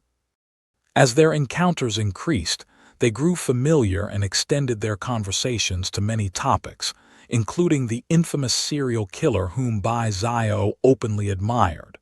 Nowadays, few young people do not admire such a righteous judge. The woman, called Jenny, also revealed her information. She was a 26-year-old psychologist who had recently moved to Queens, living in an apartment about 100 meters from Bai Xiao's, and planning to open her own practice. She enjoyed staying active, playing tennis among other sports. It seemed normal, but Bai Xiao didn't trust it, and he noticed that her physical condition was far superior to that of an average adult male. It seemed that some organization had noticed or perhaps suspected his identity, hence their proximity and observation. Police, FBI, agents. Bai Xiao thought it might be the latter. The woman's demeanor and expertise in psychology and linguistic skills suggested she was an absolute expert and could easily disarm people, especially men, making her seem more like a spy. SHIELD. This led Bai Xiao to think of the Hydra within SHIELD.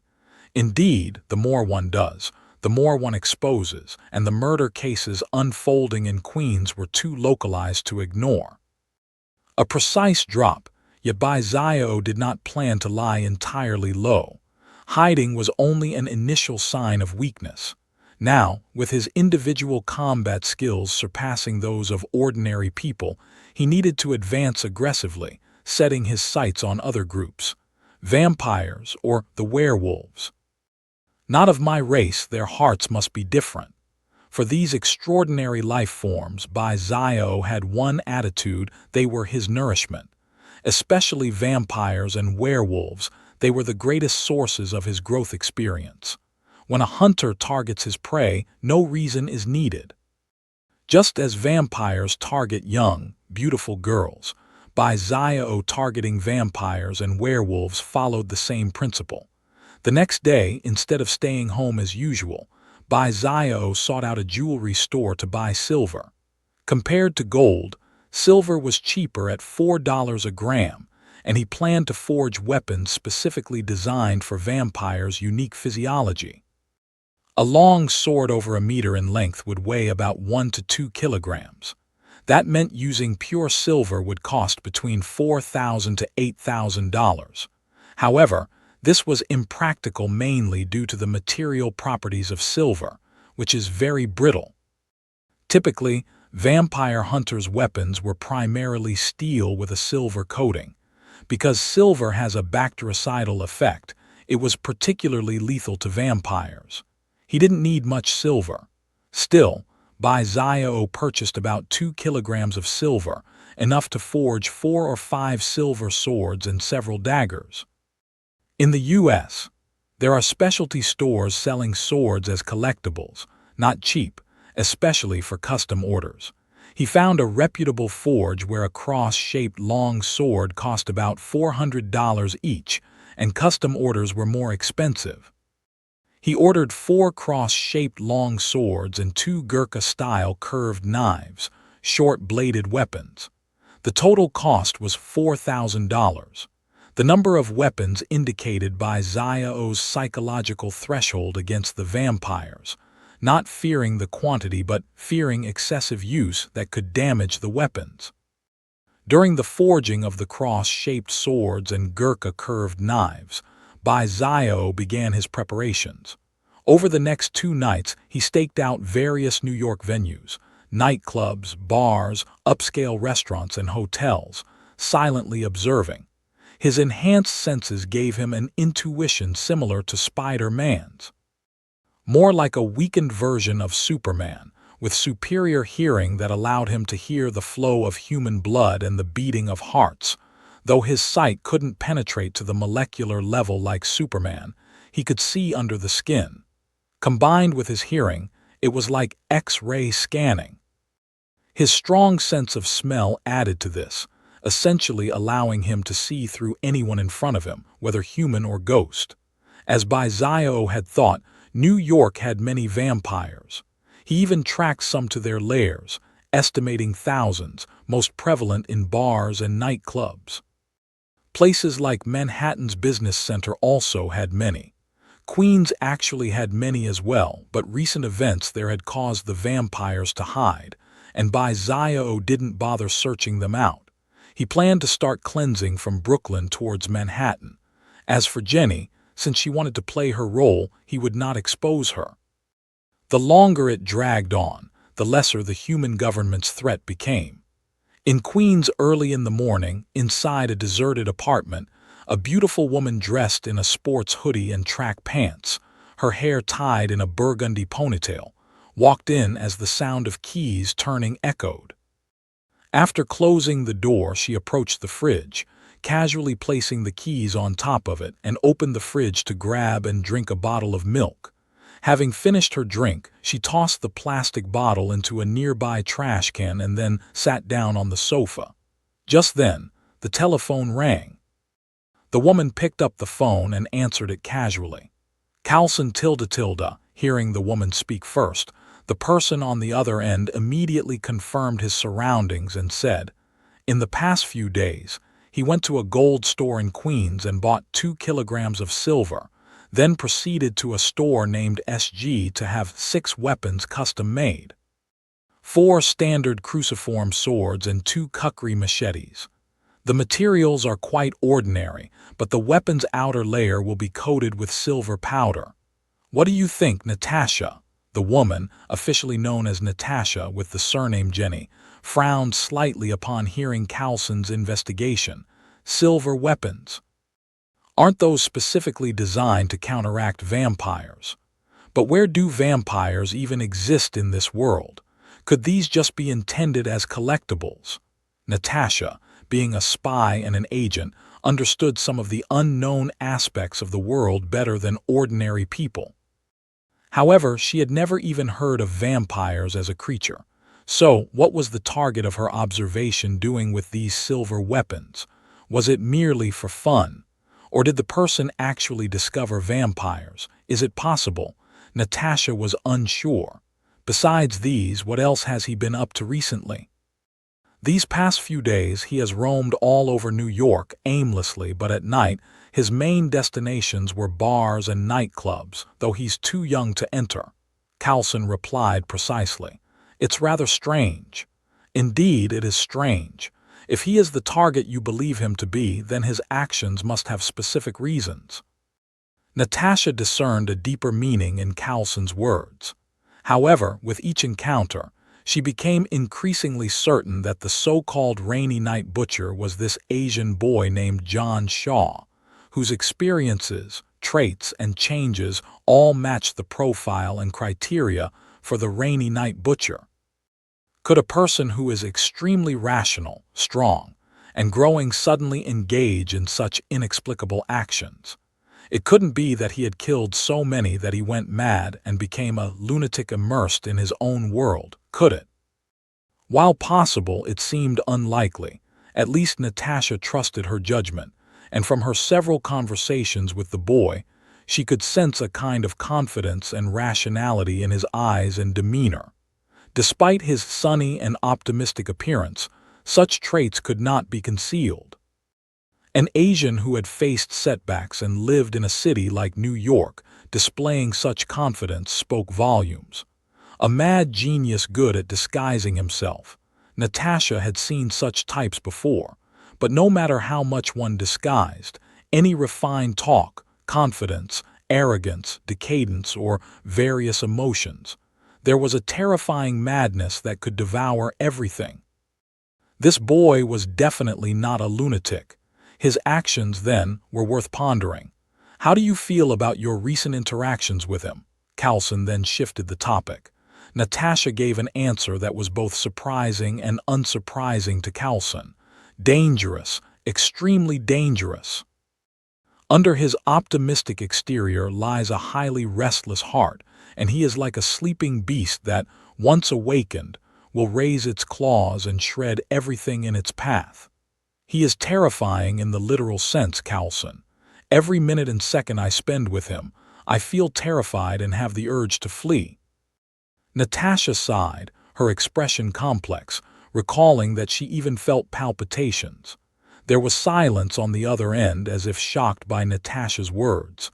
I've never heard you give such an evaluation of anyone else, Natasha. He's too dangerous and too keen. I feel that he is starting to suspect me. Natasha felt troubled by such a dangerous mission target. Years of experience had honed her ability to read people and her almost supernatural intuition. She always felt that the other party truly had the ability to read people's hearts. To the extent that she even abandoned the idea of tracking his movements directly, instead faithfully playing the role of this private doctor, Jenny, and tracking John Shaw's actions only through surveillance cameras. Using human trackers was too easy for the other party to notice. Given the rainy night butcher's abilities and meticulous mind, it would be very difficult to continue tracking him if he really wanted to keep killing, unless they stopped pretending and deployed agents to monitor him closely. However, Natasha's task was to observe and make contact, not to confront him. So, what do you plan to do next? Coulson asked after a moment of contemplation. Natasha paused for a while, then said, "Continue to observe and make contact. He has not confirmed my identity yet, just suspecting. Before the director issues an order, if I feel endangered, I will withdraw. Good luck, Natasha." After hanging up the phone, Natasha stood up and walked to the window, looking through the glass toward the third floor of an apartment building on the left front, where John Shaw resided. What on earth happened to you? What are you really looking for? Do you just purely hate those gangsters? Natasha's eyes shimmered as she silently murmured in her heart. Natasha's thoughts were unclear to Zio, but he was prepared to start a new slaughter, targeting a bar in the Brooklyn area. It was still night, and there was no rain tonight. Inside the apartment, the only difference was that he changed into new clothes, a black plaid shirt and jeans, covered by a black coat and a round hat on his head, giving him a distinct British gentleman's flair. He held a rectangular box in his hand, which contained a crossed sword dusted with silver powder, and a Gurkha kukri hung at his waist. As he stepped out, he hailed a taxi to the bar in Brooklyn. It is worth mentioning that as he got into the car, he glanced subtly to the left. On the fourth floor of an apartment building, although the window was curtained, his sharp, eagle-like vision caught an eye watching him with peripheral vision. Despite trying to avoid direct eye contact, his keen senses still detected it. "Natasha Coulson, it is indeed Shield," he muttered. Sitting in the back seat of the taxi, Zio's lips curved slightly. The woman who had been pretending to be Jenny acted normally during this period, but Zio had been using his excellent hearing to focus on her conversations, especially when she thought she was unmonitored and safe while talking to Coulson. In reality, he caught every word, even from a distance of over 100 meters. His deliberate listening did not miss a thing. These two familiar names let Zio already know their identities. Black Widow, future Avenger and top agent Natasha Romanoff. Coulson, the future director of SHIELD.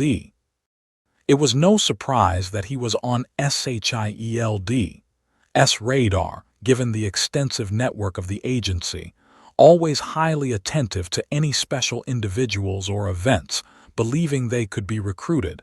They would observe and make contact, eventually employing methods to enlist them. Though SHIELD's force is massive, the real strength at the top was nearly limited to Hawkeye. Such top strength does not include mutants and anomalies like Magneto, Professor X, Jean Grey the Phoenix, or Storm, just those considered top human standards. Compared with Iron Man, Thor, and Hulk, Hawkeye and Natasha seemed just to fill roles, yet being part of such a superhero team meant each had their unique role, their strength foundational though far beyond ordinary humans. But that's about it, Crossbones being one but still part of Hydra. Thus, SHIELD always looked to recruit individuals with solo combat abilities. Given by Zio's known capabilities and analysis, it was not surprising that SHIELD was interested. He was definitely under the eye of some one-eyed black man. If it were Hydra, they might have already suppressed and brainwashed him. SHIELD's style, by Zio, didn't care, nor did he bother to judge the other party's tactics. They simply knew different secrets limited to a small scope. By Zio was different: multiverses, hell, heaven, Eternals, Asgard, the Celestials, and more. And he was confident that, with time, he would grow strong enough to rival these so-called deities, even to slay them. Organizations like SHIELD and Hydra were not even on his list for gaining experience. At most they were just seasoning in his everyday life. In essence, he was a spectator from a higher viewpoint.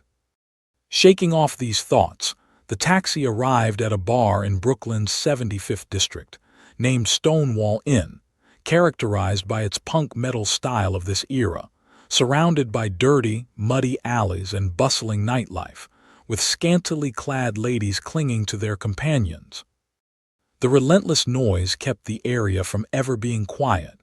After paying the fare, Zio stood in front of the bar, his attire completely out of place compared to the others coming to the bar.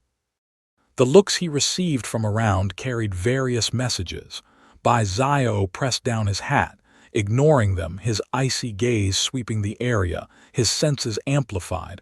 The world seemed to suddenly quiet down, the people in front of him turning into ethereal bodies, their heartbeats, pulse sounds, and blood flow. His brain received all these details, and in an instant he determined whether the crowd outside was human or ghost. Plenty of humans, plenty of ghosts, the unique scent emanating from inside the bar. Cold, foul.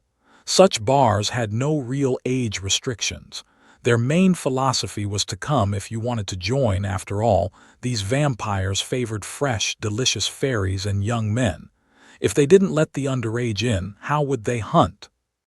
Thus, Zio smoothly entered the bar, and it must be said, the interior of the bar was very spacious, with vintage red velvet sofas, paintings on the walls, lights of various colors overhead, and booming music that instantly immersed visitors in the heavy metal atmosphere. But Zio only felt the noise. He carried the long box with the cross sword to the bar and ordered a cocktail. The bartender, a very pretty blonde girl, caught sight of Zio's attire and face, a hint of blood flashing in her eyes as she began to make a drink and attempted to flirt. However, Zio extended a finger to his lips, making a shushing gesture. The cold light in his eyes pierced the woman like a physical thing. Her heart felt as if it had been stabbed. Her movements stopped due to fear and awe. You tilde. Zio completely ignored the distorted expression of the pretty blonde woman in front of him, calmly picked up the long box, placed it on the bar, and slowly opened it, revealing the cross sword lying inside.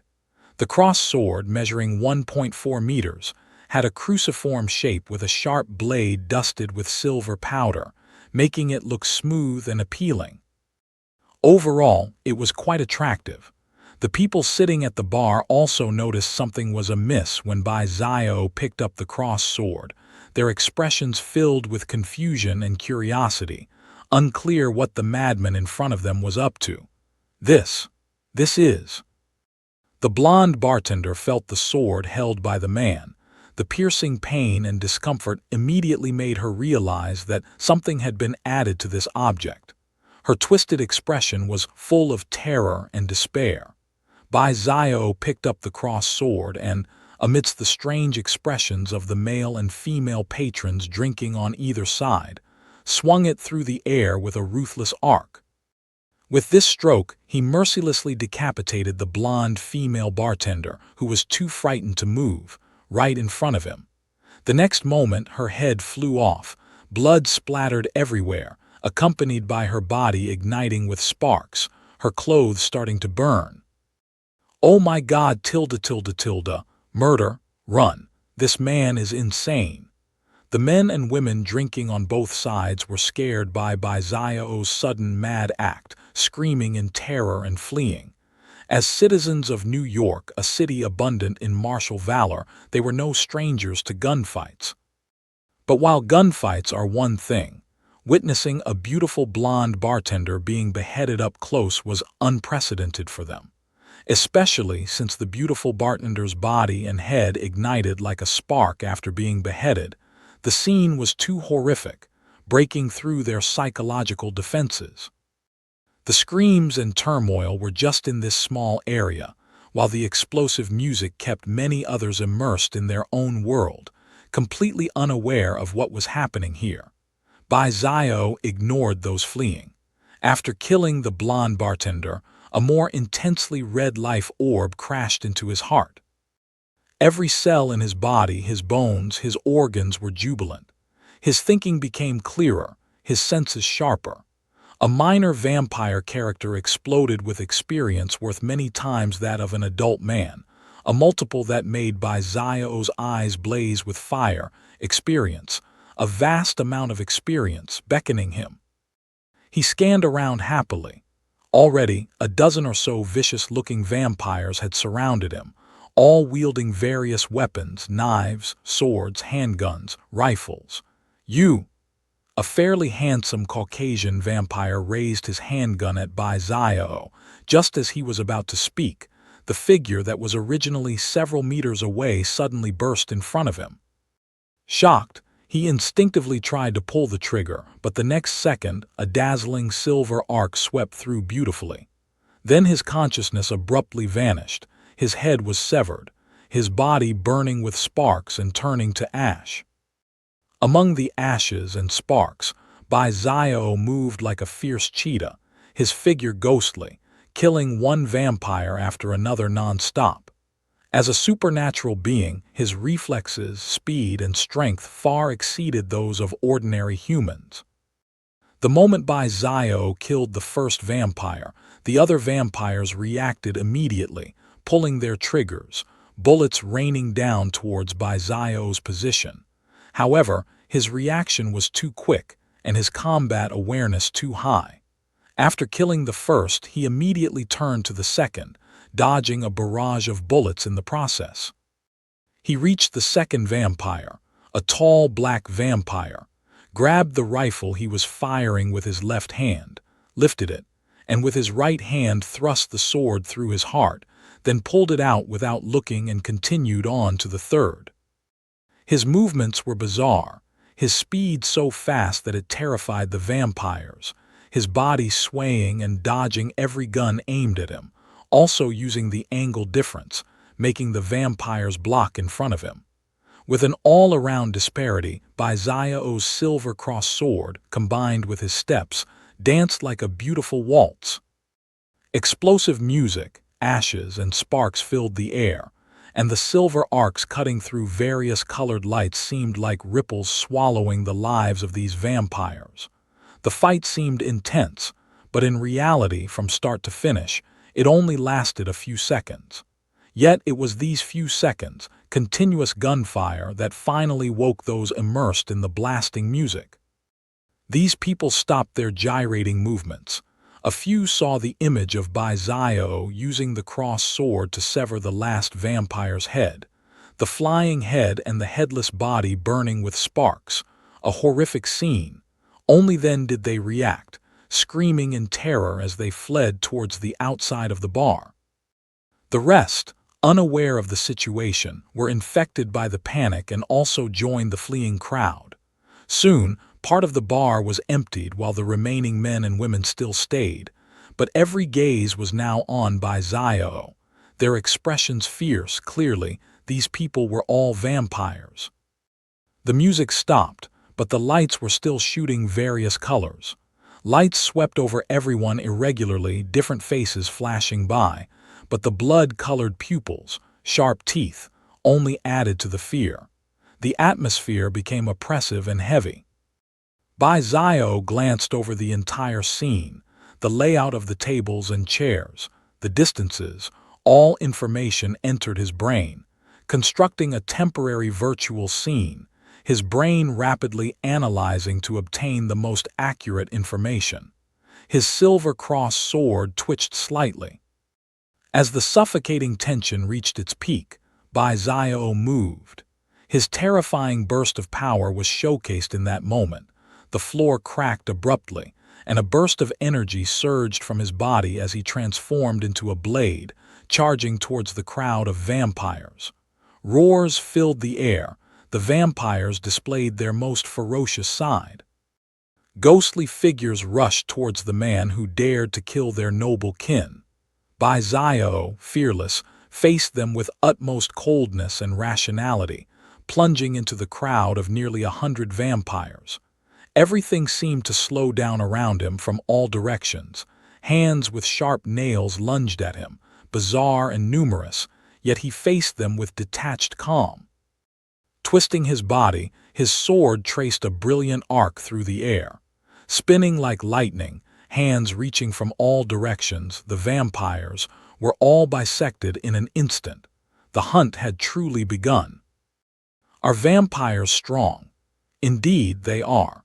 Although vampires are ranked according to the purity of their bloodline, even the lowest-tier vampires possess genetics far beyond what humans can contend with.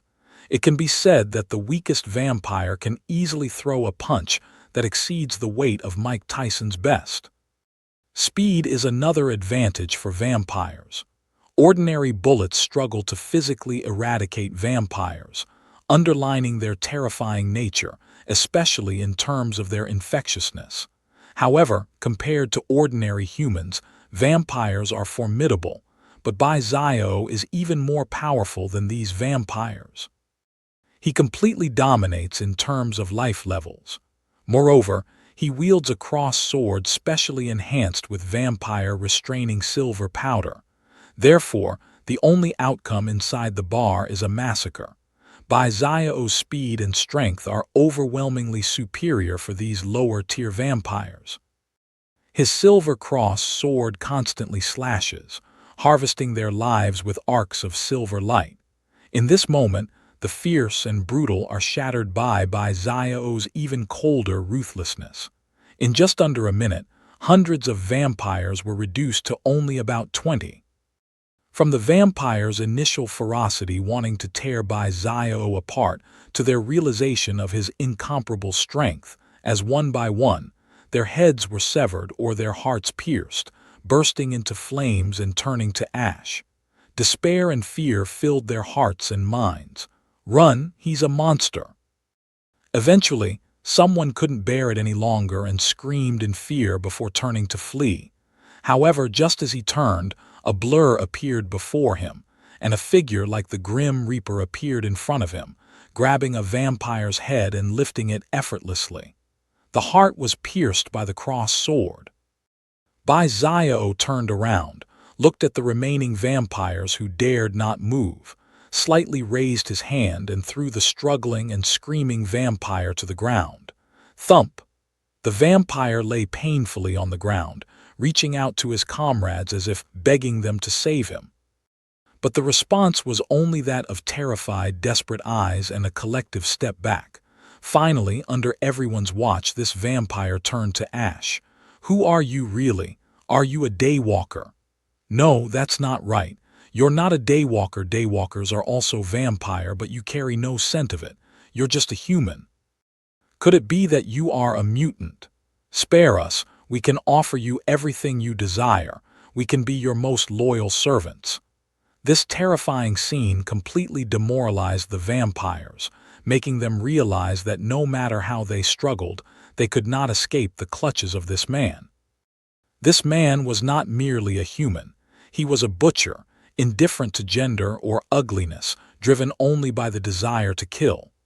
All lay prostrate on the ground, weeping and pleading for mercy, hoping their only value could invoke a trace of compassion from Bai-Zio.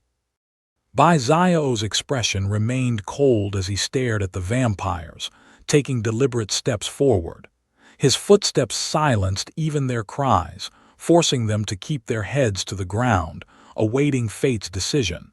With each step, their hearts involuntarily skipped a beat. Finally, Bai-Zio stood before them, looking down at the trembling vampires, raised his crossed sword and coldly slaughtered his prey. These beings, facing imminent death, didn't dare to resist, epitomizing ultimate despair, either madness or awaiting death, clearly the latter in their case.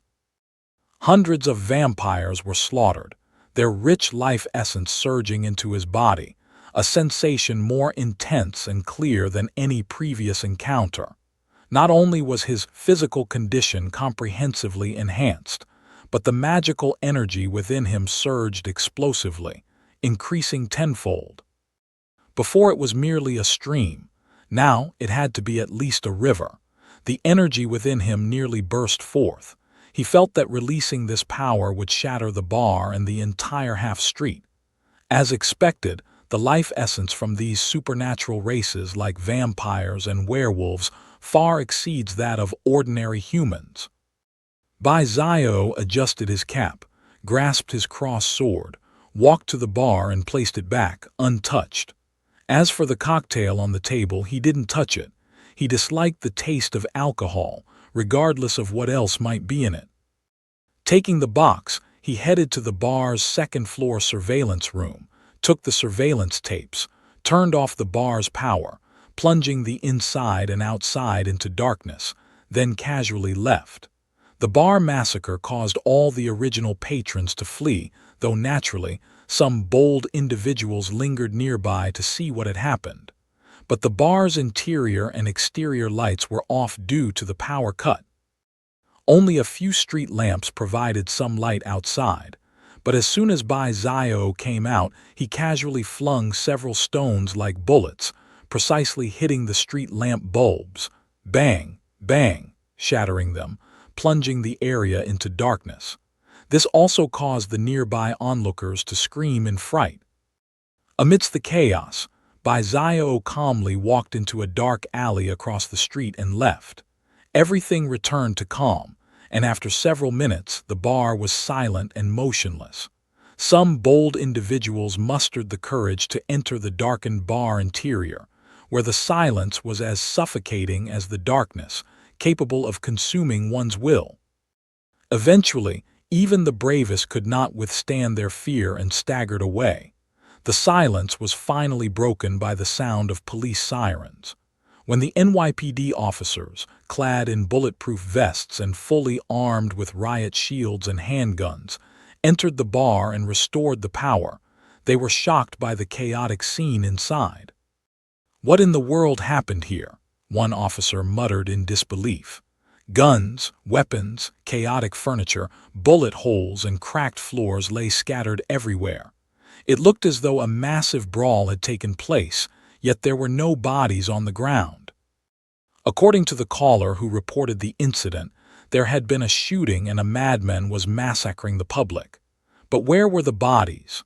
The police rushed to the scene, driven by the severity of the incident, arriving much quicker than usual, within about half an hour. But could half an hour really be enough time to remove all the bodies? And what about the blood, the heads? The bar was eerily empty inside. Although there was no bloody scene, the situation still felt bizarre and chilling to the officers present. "John, go check the surveillance in the control room." "Lena, go outside and interview everyone who was at the bar, and I also want to know if anyone has seen people entering or exiting the bar in the last half an hour." The officers busied themselves following these orders, but ultimately, they came up empty-handed. The surveillance footage had been taken, and no one outside had noticed any individual entering or leaving the venue within the last half hour.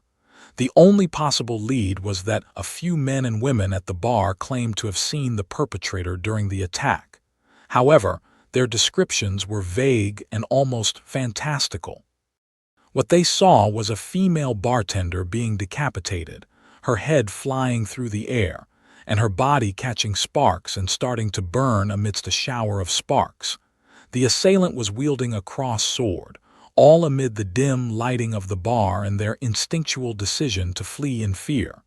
Thus, they didn't really get a good look at the perpetrator.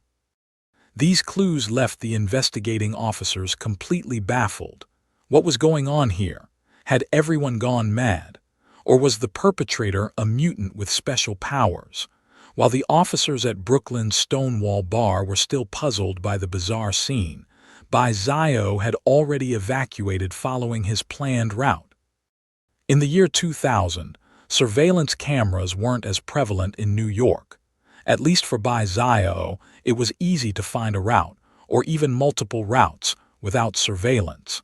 However, the area near his home in Queens had mysteriously increased its surveillance. He knew who was responsible, but naturally, Zio also had his ways. He never took the usual paths, choosing instead to return home directly from the upper floors of buildings. His body had been enhanced many times, especially after slaughtering hundreds of vampires tonight. His jumping ability, explosive power, and coordination were now superhuman. Leaping hundreds of meters was effortless for him.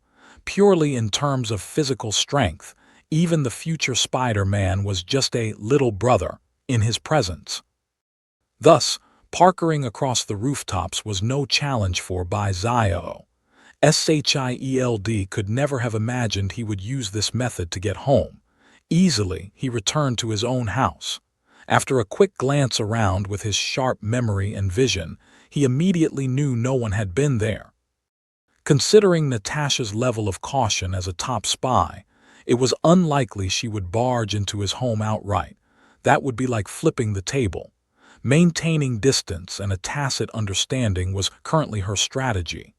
As for Zio, his wariness of Shield and even human governments had been diminishing. He treated their distance as if nothing had happened, focusing solely on gaining experience. But if they failed to recognize the limits, they couldn't blame him for slaughtering Shield. His attitude would always shift with his power. Weak, he would lie low; strong, he would fear nothing. Flexibility was his main strategy. The strong shall not be desecrated, a principle vividly demonstrated in this universe. Thor might look like a brute without a brain in the early stages, but his approach was typical of the powerful. I am stronger than you, I can tolerate you. You think you can be reckless, but if you dare to cross the line, the only outcome is decapitation. Tonight's gains were significant. As usual, Zio cooked himself a fine meal, washed up, and went to bed. The subsequent turmoil was of no concern to him, because the day after next he proceeded with his second plan, finding a deserted, abandoned car park on the outskirts of western New York. Calling it a car park was a bit of a stretch, as it was essentially a large building with nothing inside. It was located in an undeveloped area of New York, about a kilometer away from any human habitation. He chose this place because of the surging magical power within him. The emergence of magical power opened up more possibilities for him. He needed to explore how to use this magic. His physical fitness was already exceptionally strong, and he didn't want to limit himself to a single path. He needed to think about how to harness and develop his magical abilities to become even stronger. This location was perfectly suited for his needs. That day, Zio began the first step, learning how to use magic, creating techniques mediated by magical power that were uniquely his own. He already had plans for this. Magic is a form of energy, and since it is energy, it has a core.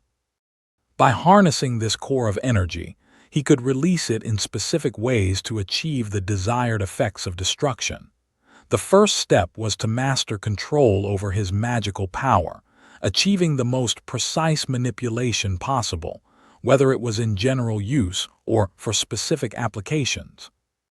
He gradually began experimenting, allowing the magic to flow through his body to every part, bones, organs, muscles, and even cells. As it flowed, he also tuned into the subtle changes occurring within. The essence of life had comprehensively strengthened him, causing his mental power to grow alongside his physical abilities, arguably making him much more powerful than many sorcerers who meditated daily on their craft. Continuing at this rate, he believed that surpassing Professor X in terms of mental power was only a matter of time. Sensing the subtle changes within his body was easy for Bai Zio.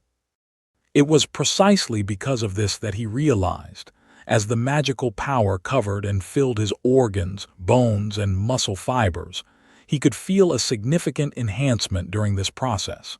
This led him to a hypothesis. For this hypothesis, he specifically concentrated his magic into his fist and stepped outside to the vast open space of the car park. He then fiercely slammed his fist into the ground. Boom! A tremendous roar shattered the air, shaking the earth and mountains around.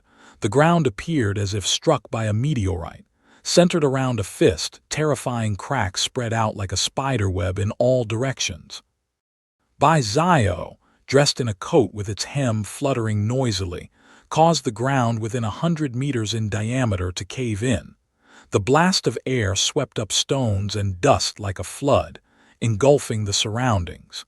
Even the old buildings of the nearby repair shop could not withstand the force and collapsed into ruins. The disturbance lasted for about a dozen seconds. As the dust settled, everything returned to calm. Bai Zio bent over, pulled his fist out of the ground, and stood up straight. He surveyed the half-meter-deep crater he had created, his eyes filled with surprise. He could imagine the amplification of power his magic granted him, but he had not anticipated it to be this immense. Had he struck with his full physical strength alone, he knew he could achieve such an effect. However, the punch he had just thrown had not used much of his strength, merely a third of it. Just 1/3, augmented with magic, achieved this effect, surpassing his expectations. What if he were to release all his magical power and combine it with his full physical strength? What then? Bai Zio stood there, a term flashing through his mind: city destroyer, the literal meaning of annihilating a city. What nuclear bomb? He was that now. One punch, one nuclear bomb. Additionally, he tested his speed. Without using magic, his speed had reached 100 meters per second. With magical enhancement to his legs, he could easily break through to 150 or even 200 meters per second. He also captured 2 rats, broke their bones, amputated their forelimbs, and channeled magic into their bodies. Under his precise control of magic, he managed to cover and even stimulate bone and cellular regeneration, healing the 2 rats, one completely healed, the other regenerating its limbs. This outcome was a pleasant surprise to Bai Zio. The properties of his magic were like a panacea. It could amplify, unleash destruction, and grant healing to others. Isn't that just like chakra? Bai Zio instantly thought of a person, Tsunade. Although only a fictional character, the concept was the same: incredible strength, yin seal, creation, rebirth. The strength was simple. As long as he continued to enhance his control over magic, the augmentative effects on his physique would only improve. It's worth noting that he could sense his magic stored within his cells, somewhat akin to how Superman absorbs solar energy and radiation. However, Superman grows daily by absorbing, whereas the magic in his cells also grew, albeit very slowly. And releasing all the energy in his cells in an instant, its recovery rate wasn't slow but not fast either, a flaw for Bai Zio. In high-intensity combat, not being able to sustain high-intensity combat was a defect. He would need to find a way to resolve this flaw. The yin seal was an excellent reference. He could completely create a similar yin seal, storing the energy from his cells into it daily. Once depleted in battle, he could release the yin seal's energy to continue fighting. The duration of the battle would entirely depend on the limit of this yin seal. Moreover, when facing an opponent stronger than himself, he could also release all the energy in the yin seal to achieve a maximum amplification effect, momentarily multiplying his strength several times or even tens of times. Therefore, the key to resolving everything was the yin seal. Tsunade's yin seal was based on sealing techniques she created, but Bai Xiao didn't possess such techniques. He couldn't create them without the prerequisite conditions. So, Bai Xiao thought of another place. Kamar-Taj, when in doubt, magic solves it. Kamar-Taj had a plethora of magical books and knowledge. The magical knowledge in Kamar-Taj communicated through spells and magical marks to borrow magical energy from the magical dimension, completing the use of magic. However, it had a downside. There was a cost, after all. Borrowing meant having to return, possibly multiple times the borrowed power. Bai Xiao didn't need such a flawed method. He already possessed energy. What he needed was the magical knowledge to thoroughly learn and create his own magical system and matching techniques. As of now, this was the only solution Bai Xiao could think of. Aside from the Yin Seal and MAX mode, he had many more ideas that also relied on magical knowledge to be realized. Bai Xiao stood there, frowning in thought. He was sure and certain that he couldn't defeat the Ancient One, who was a strong entity among the Sky Fathers and had, over the years, driven away many powerful enemies from other dimensions eyeing Earth, even forcing monsters like Mephisto, the Lord of Hell, to sign a contract under duress, preventing them from blatantly ravaging Earth. While the heavens might have been exerting their influence as well, it at least showed the Ancient One's strength. This kind of monster he currently couldn't provoke. He didn't want to entrust his fate into someone else's hands, but sooner or later he would have to face the Ancient One. The question was, should he meet him sooner or later? Bai Xiao's rational thinking quickly led him to an answer. Later. He still had time to grow. The Ancient One had yet to appear, basically acknowledging his existence by default. More likely, he was still observing.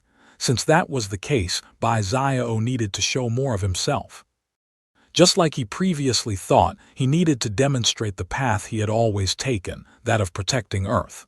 Correct, his seemingly all murderous actions were actually related to protecting Earth. After all, he only killed people filled with evil, later hunting vampires, werewolves, and in the future, even demons. In the eyes of the Ancient One, wouldn't Bai Xiao be a punisher of evil? Promoting good might not be possible, but the Ancient One didn't care whether you promoted good or not, as long as Bai Xiao was intent on killing all those coveting Earth. That would probably make the Ancient One consider Bai Xiao as part of Earth's camp. Earth's camp? Isn't that an ally? Of course, all this was based on the premise that the Ancient One had detected changes in the timeline and hadn't erased Bai Xiao, which, after so much time, had already been established. Ancient One wanted to observe, then Bai Xiao could certainly wait. Realizing this, Bai Xiao still sighed inwardly. His personality was still too rational and cautious. Otherwise, he could have planned to make contact with Ancient One earlier. It was a risky act. The consequences of failure could lead to accidents, but success would bring greater rewards, like acquiring magical knowledge and making his future path smoother. However, caution was also good. With a second chance at life, there were more possibilities. How could he not treasure all of this?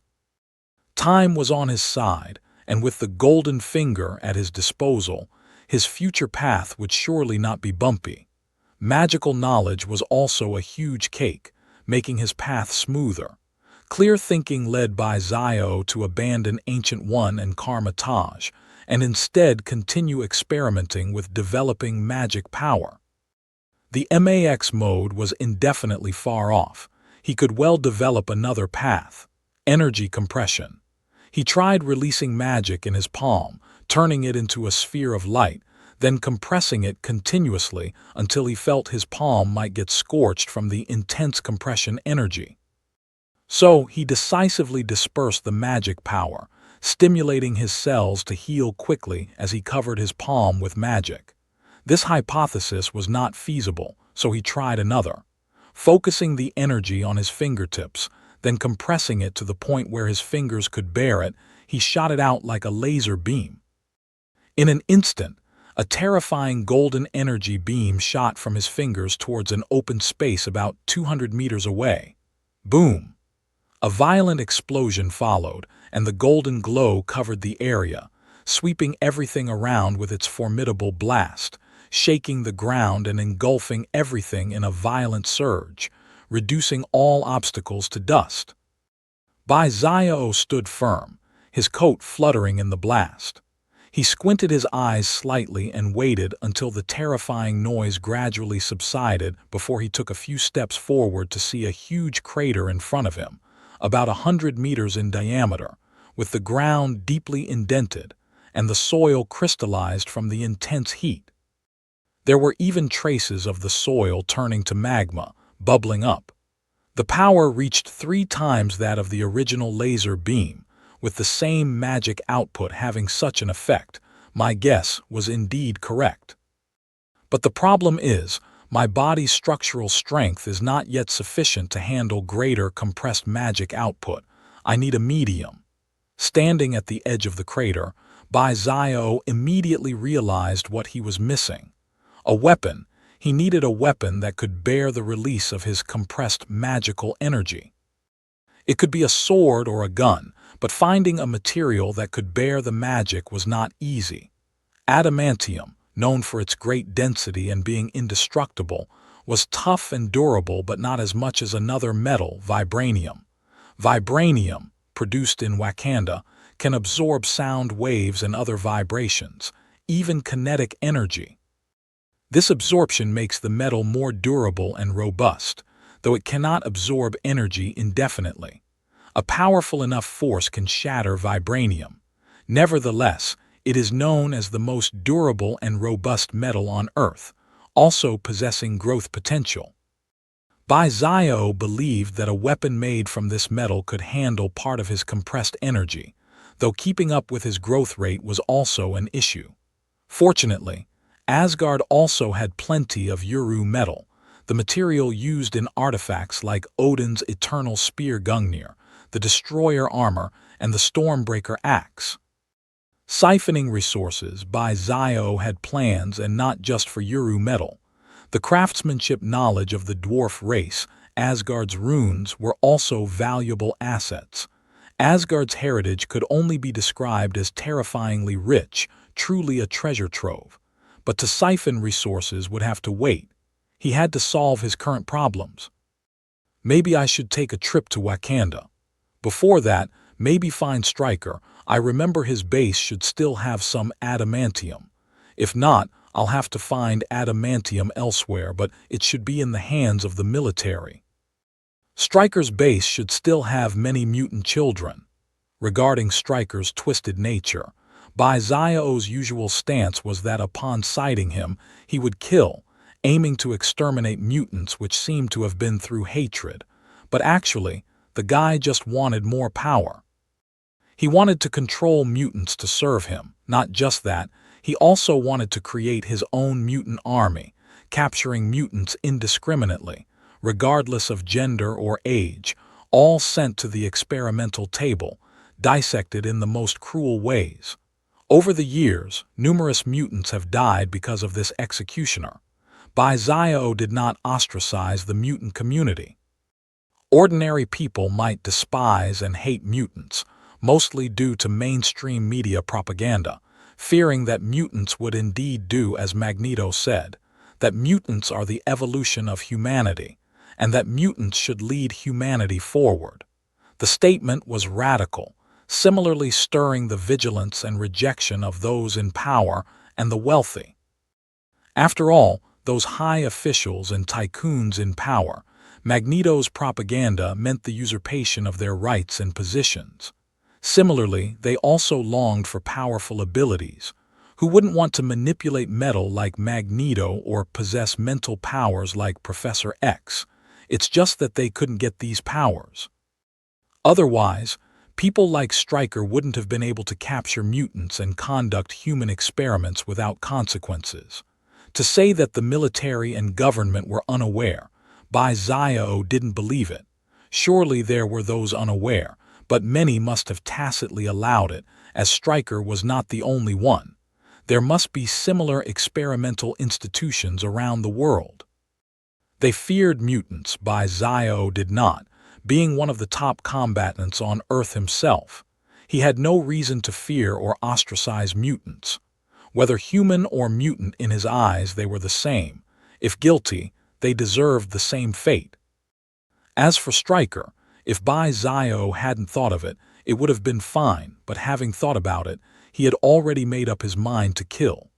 In the process of achieving his goal, Zio found that eliminating a piece of trash and also saving some innocent children was beneficial in every way without any drawbacks.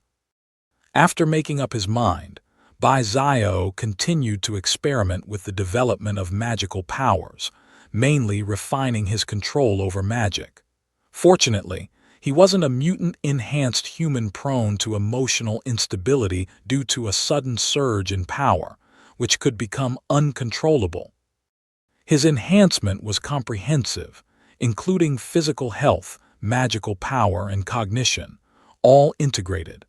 The surge of power seemed naturally mastered, limited to what he could use and manage quite well, allowing for some creativity but not reaching a precise and subtle level of control. That's when Zio had to refine it himself. He tried various methods and finally established a magic circuit within his body. These circuits, spreading throughout his body via blood vessels and meridians, facilitated the growth of magical power while keeping the body's cells and organs constantly strengthened. Additionally, he multitasked by manipulating magic to perform transformations in the palm of his hand, such as forming shapes like lions, tigers, or dragons. The hair and patterns were meticulously crafted.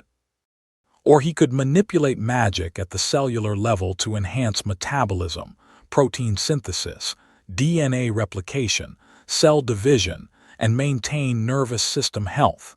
In general, he performed the finest manipulations of magic. Regardless of the method, it was greatly beneficial to his body. As the saying goes, eat your meals bite by bite and walk step by step. Zio was different. He could eat a lot and walk fast without overeating or falling. Quite rational. Zio glanced around. 200-meter diameter pits and collapsed ruins made it look like the area had been bombed by the military.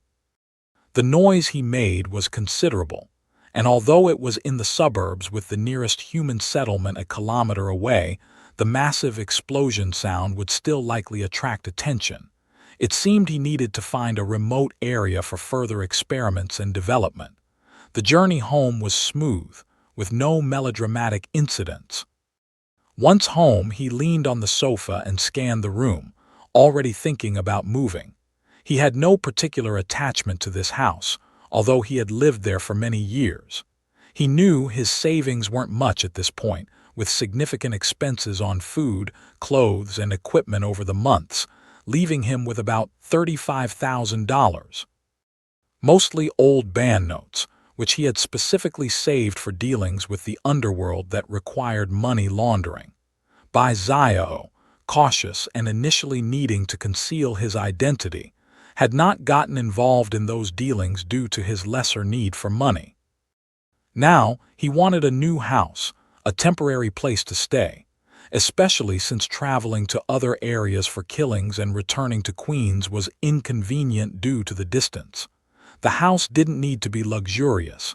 Ideally, he would have one in every district, and a car was also on his list. He still didn't have a driver's license. In New York, it could take about 2 months to get one, plus another year accompanied by someone else. quite complex and troublesome. But Bai Zio already had a solution for this, including getting a fake license and hacking into the Bureau of Transportation database to alter records. He also planned to get a motorcycle. After noting these plans, Bai Zio changed into a white wool sweater and a black coat and denim jeans, then headed out again. It was already night and he didn't feel like cooking, so he went out to eat. His area, though crowded and somewhat messy, had the advantage of being lively with many restaurants, fast food places, and supermarkets nearby. So he quickly found a restaurant, took a seat by the window, and ordered some food. While waiting, a familiar figure entered the door. The woman scanned the room, then her eyes lit up and she walked straight toward Bai Zio. "Hey, Shaw, can I sit here?" Bai Zio saw the woman and chuckled inwardly but agreed. "You weren't this polite before, Jenny. Please have a seat. It's been a while. I've been so busy with the clinic, I haven't had time to cook, so I came here." "I didn't expect to run into you." The woman was naturally Natasha, an undercover SHIELD agent who seemed to be complaining but was really just providing a legitimate reason for being there. Bai Zio understood her implication but didn't expose her. Watching Jenny order quite a bit of food, obviously for the sake of authenticity, they started to chat casually. "I haven't seen you around for a few days. You haven't been out for your morning runs." "I've been reading at home recently, so you know." "I understand all too well. You've been quite busy these days." Natasha pretended to understand, but inside she was skeptical.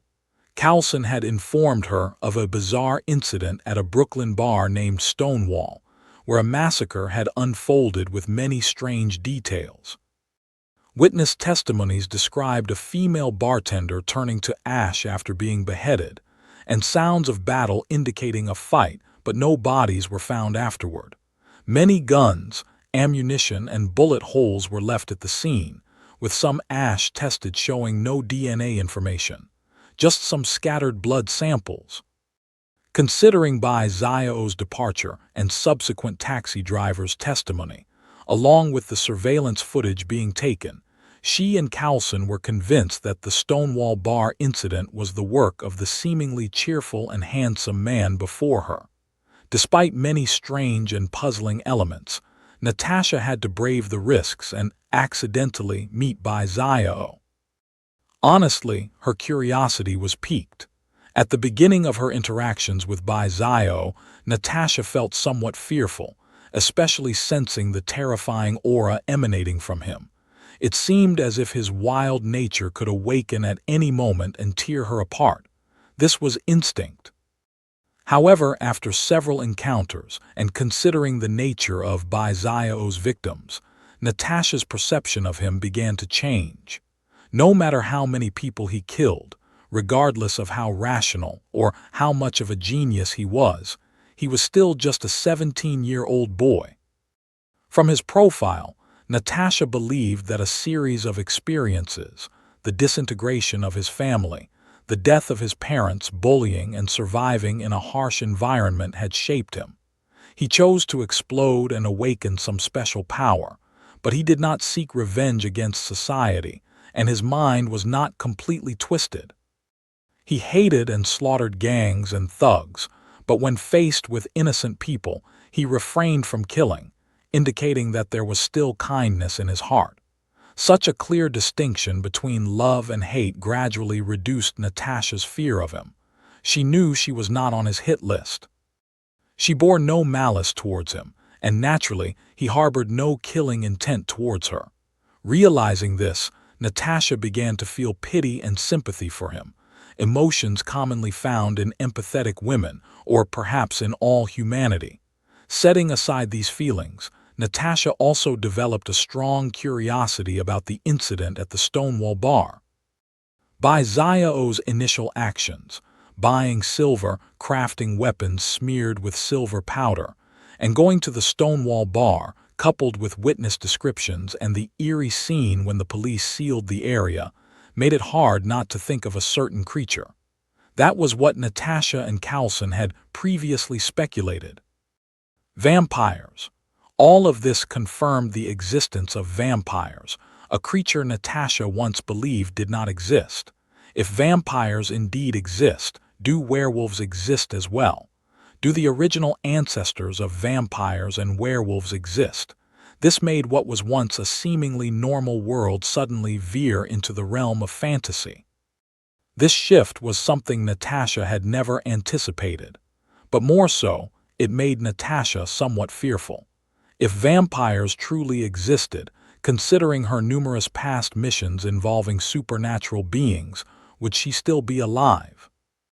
Now that the Stonewall Bar case was being handled by SHIELD, which had secretly begun an investigation, Natasha's curiosity about Bai Zio intensified. This handsome, straightforward big boy, how did he come to discover vampires? Was it during a deliberate exploration in New York when he accidentally noticed them? So he immediately equipped himself with weapons capable of killing vampires. If so, then this big boy might be more than just a butcher. He has a kind heart, a protective spirit. The more detailed his profile analysis, the more it shows that due to his tragic past, he shows no mercy to evildoers, only coldness and ruthlessness. But upon discovering the species of vampires, he traveled all the way to the Brooklyn district, bursting into the Stonewall Bar to slaughter vampires. Such a person made Natasha's remaining fear dissipate, turning from a cold-blooded butcher into a more real person. Natasha's shift in thinking was something Bai Zio had not anticipated, but since his mental strength had continually enhanced, his super-strong senses and intuition allowed him to easily discern the emotions of the people in front of him. Was it a kind of benign intention and sympathy? What was this woman thinking? Bai Zio felt somewhat baffled as he glanced at this female spy, whose thoughts seemed to change too quickly, even losing her guard and fear. It seemed that during their time together, not only had this woman lost her vigilance, but she had also imagined something more. On the surface, Bai Zio's expression remained unchanged as he continued to engage in seemingly common topics with Natasha, who was skillfully aligning the conversation with his interests, maximizing his favorable impression of her. Bai Zio didn't say much else, only mentioning some recent self-study knowledge in areas like computer science, physics, and chemistry. Such knowledge was not too challenging for Natasha, a top-level spy. While she might not be particularly knowledgeable, she could engage in conversation about anything, especially topics that made the boy feel proud, occasionally showing admiration. Any man would feel flattered by a beautiful woman's admiring gaze and expression. Of course, Bai Zio felt the same, but he was honest. Knowing each other's depths, if you want to see vanity, then he also displayed a fittingly proud emotion. Both were performing, both aware that the other saw through them, and the fake conversation and acting added some interest to the somewhat boring wait for food. By the way, Shaw, since I've been busy recently, I plan to rest for a couple of days. I just moved to Queens. Can you show me around there? I heard Chinatown here is interesting, and I'm very curious about Asian culture. As the food arrived and they began to eat, Natasha suddenly extended the invitation. Tomorrow, Bai Zio, cutting his steak, did not refuse. Tomorrow.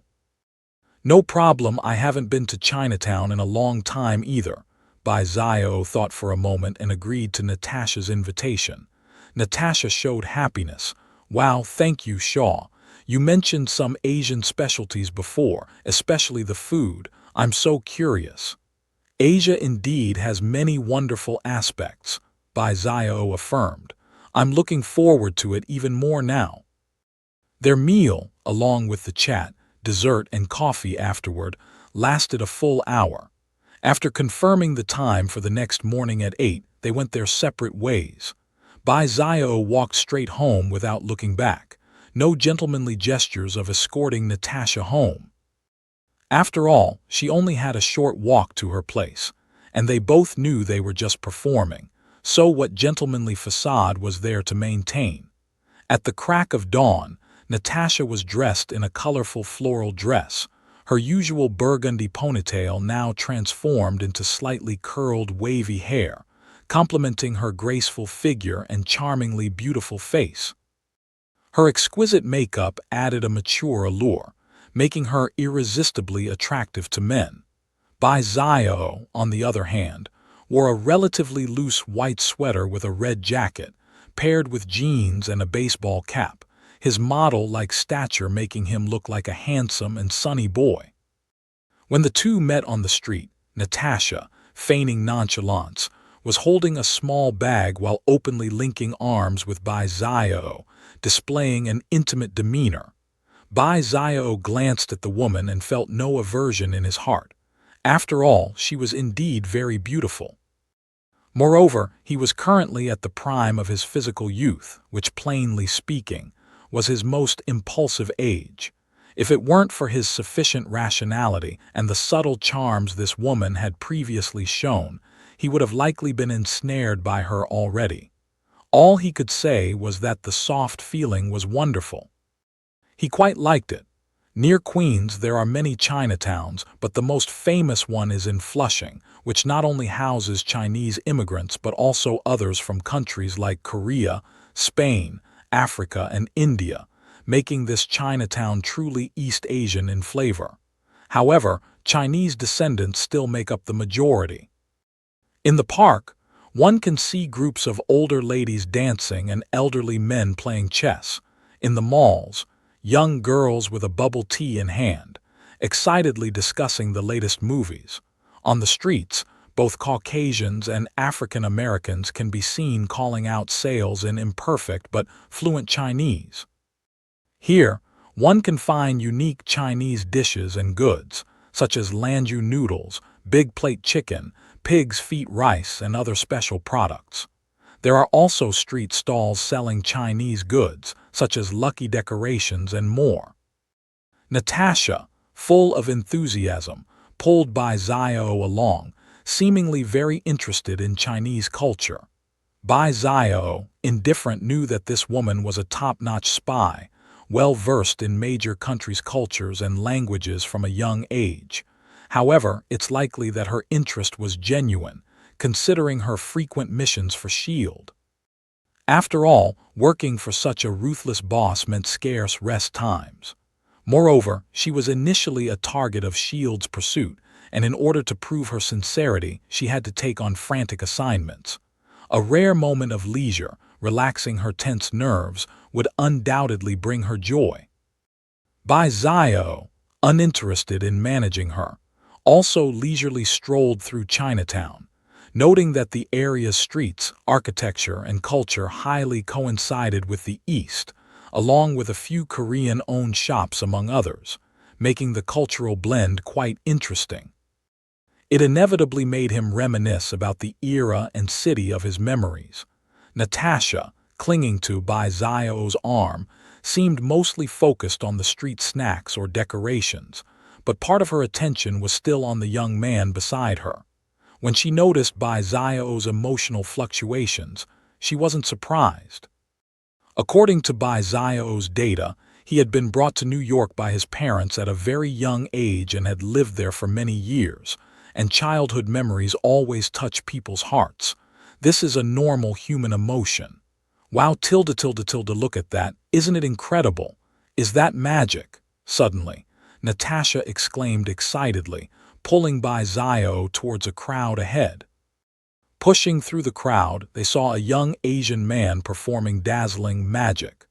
With a mask adorned with mysterious patterns, he skillfully changed to another mask of a different color with a wave of his hand, the transformation between the masks happening instantaneously, displaying his incredible skill. Even Natasha, with her top-notch observation skills and intelligence, couldn't spot any flaws or traces in his act. Later, Natasha saw the young man conjure a flame in his hand, which danced and transformed, even turning into a mini fire tiger that roared and ran lifelike in his palm. This spectacle drew exclamations of amazement from the crowd. the enthusiastic atmosphere affirming the young man's incredible skills. Natasha, like a little girl discovering a new world, excitedly clapped and cheered. Bai Zio, however, watched the Asian young man thoughtfully. The earlier tricks were traditional magic, very normal, but that flame transformation, a mutant perhaps. A mutant using such means to make a living in Chinatown, using magic as a cover, was indeed a clever approach, but unfortunately, it still posed a risk to himself. Bai Zio's gaze casually swept around. Several people, both men and women, appeared to be casual tourists, but their demeanor, eye contact, and the subtle conversations through communicators revealed their identities. Bai Zio noticed this, and Natasha, as a top-level agent, naturally wasn't oblivious. She remained composed, though her eyes flickered slightly, her thoughts racing. Initially, she hadn't suspected that the Asian young man performing magic was under scrutiny. Instead, she thought Bai Zio's identity as the infamous butcher might have been exposed. She knew how formidable this sunny boy was. Within S.H.I.E.L.D., his combat skills were nearly unmatched, even surpassing trusted agents like Hawkeye. If those people were to expose Bai Zio's identity and trigger a battle in a busy area, the casualties could be unimaginable. Crucially, if they couldn't capture Bai Zio, the destruction he could cause would be astounding.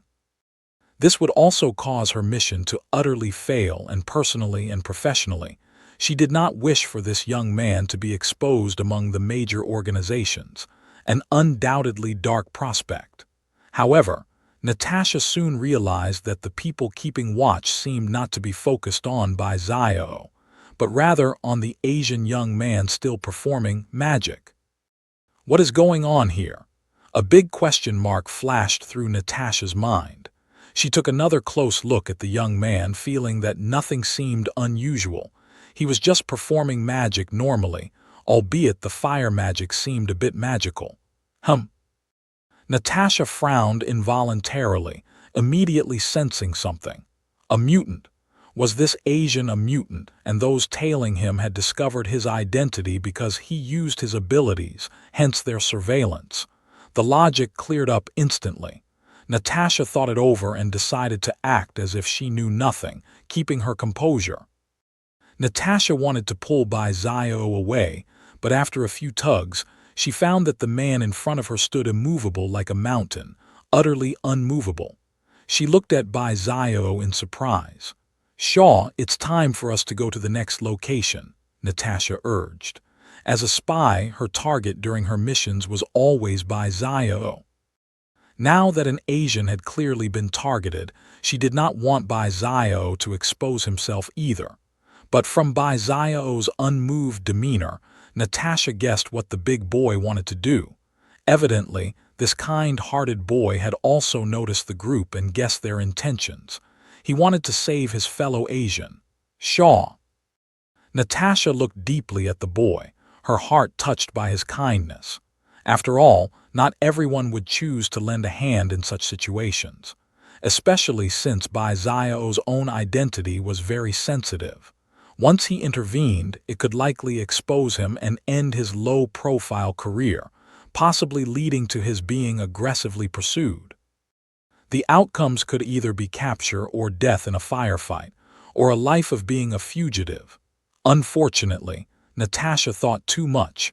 Bai Zio was not leaving, and more so because he wanted to wait a bit longer. His first impression of the traditional magic performance had endeared him, and if necessary, he did not mind stepping in to help. And with his current abilities, even if he clashed with the government, the loss would definitely not be on his side. Otherwise, it would just be a change in the White House. However, Bai Zio's greater reason for not leaving was because he felt a mysterious and immense psychic force spreading towards them. This made Bai Zio instantly think of someone. Sure enough, within a few minutes, a line of armored vehicles stopped by the street in the distance, and a group of fully armed soldiers descended from the vehicles, each carrying special equipment like shields and weapons resembling stun guns. The soldiers began jogging towards them. Just as the crowd turned their heads and screamed, the Asian still performing magic paled with fright and was about to flee when a grand and immense psychic force descended, and everything came to a standstill. The running people, those screaming, and the oddities were all frozen in place. Even the female spy beside them was the same. Only two people were not affected. One was Bai Xiao and the other was the Asian. Facing this situation, the Asian grew even more terrified. Just as he was about to flee, a previously frozen Caucasian tourist suddenly spoke. "Li, don't be afraid, we're here to help you." Hearing this, the Asian named Li, disregarding everything, prepared to flee this eerie place, but his body suddenly froze again, clearly manipulated by that immense psychic force. The next second, the previously frightened Asian for some reason became very calm. His body was again under his own control, but instead of running away, he waited in place. Bai Xiao watched, aware that the owner of the psychic force and the Asian named Li had had an exchange in the psychic realm, more accurately, a calming one that had quieted the Asian down. Meanwhile, footsteps approached, and Bai Xiao turned to see a group of plainclothes figures, both men and women, coming towards them. The leader, a woman with wine-red hair like Natasha's. Beside her was a man wearing red special glasses. "Li, we're here to help you." The crowd parted automatically. The woman spoke first, but beside her, a woman with white hair wearing a brown coat and white sweater immediately startled. "Who are you?" The others immediately became alert, looking at Bai Xiao. Seeing Bai Xiao wearing a cap and with distinctly Asian features and not too old, everyone frowned. Another mutant. Able to resist the professor's psychic power, perhaps he has also awakened a psychic power. The man with the red special glasses murmured softly, "No, Scott, he is not a mutant." Another person spoke up in the crowd, the others unsurprised, knowing that the person in front of them was the professor using his psychic power for a temporary remote communication. "Hello, young man, I can feel you have a special power, very strong and very dangerous. What you are doing is also very dangerous." The person came up to them, face to face with Bai Xiao. Originally just a young woman, but her eyes conveyed wisdom and age far beyond her appearance. Hearing this, Bai Xiao's tone became very cold. "I am indeed very dangerous, but casually invading others' psychic worlds, reading memories, isn't that even more disgusting?" Saying this, a dangerous aura spread from him. The immense pressure made everyone conscious feel as though they were bearing an invisible heavy mountain on their shoulders. Everyone immediately prepared for battle. The woman in front of him was silent for a while, then spoke. "I'm very sorry. I try to avoid doing such things as much as possible, but for the safety of mutants, I have to do this. To apologize, I can tell you her real identity." "I've never cared about her identity, just your actions make me feel disgusted." Bai Xiao didn't care whether the woman beside him had her psyche invaded, but Professor Charles's reckless reading of memories and prying into privacy indeed disgusted him. The professor was silent for a while, then actively freed Natasha from being controlled. "Damn it!" Upon waking, Natasha immediately muttered under her breath. She had been controlled before but was still conscious, so she clearly understood what had happened. Her eyes, filled with anger, fixed on the woman in front of her. As a top SHIELD agent, she could easily guess who these people were: Professor Charles, one of the most powerful mutants, and his students, the X-Men. Natasha knew this was not the first time they had acted this way. Every time after completing their mission, they would erase a small part of the memories of those who were controlled at the scene. If it weren't for Bai Xiao's words just now, she might have had this memory erased without even knowing. But that wasn't the main point. What angered her was that her own memories were clearly accessed by the others. Her past experiences were they. No one likes their privacy to be invaded. "I'm sorry, ma'am. I only accessed memories related to your identity and your recent work. I did not delve into anything else. Please forgive my rudeness. If possible in the future, we would be glad to be your friends and offer some help. Professor Charles, who had taken control of the woman's mind, seemed to recognize the source of Natasha's anger and explained. Natasha clenched her teeth. As a top agent, she was good at suppressing her anger, but she couldn't muster even a slight smile. She resolved to inject herself with S.H.I.E.L.D.'s newly developed chip to resist mental invasion. Bai Zio looked on with cold eyes, showing no intention of avenging Natasha. After all, this woman had no relation to him.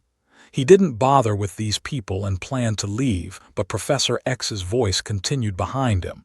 Child, your talent is unique, but your actions will bring you danger. Killing is never the only solution, he advised. Bai Zio, uninterested, turned and left with Natasha, suppressing her anger following closely behind. Scott saw Bai Zio's arrogant attitude, clenched his fists, his face full of anger, but the white-haired woman beside him held him back. Scott, don't be impulsive. Scott took a deep breath and calmed down. Professor, this boy. He is special, but his actions are extreme. He needs guidance. Otherwise, he might be consumed by darkness and anger, the professor briefly said before no longer elaborating but instructed his students to take Lee back to the academy. The members of the X-Men exchanged glances, intrigued by the Chinese boy, obviously someone of special interest to the professor. However, they followed their usual protocol and took Lee away, restarting the paused scene, allowing everyone at the scene to continue their activities as if nothing had happened, oblivious to the Asian young man who had been performing Eastern magic on the street.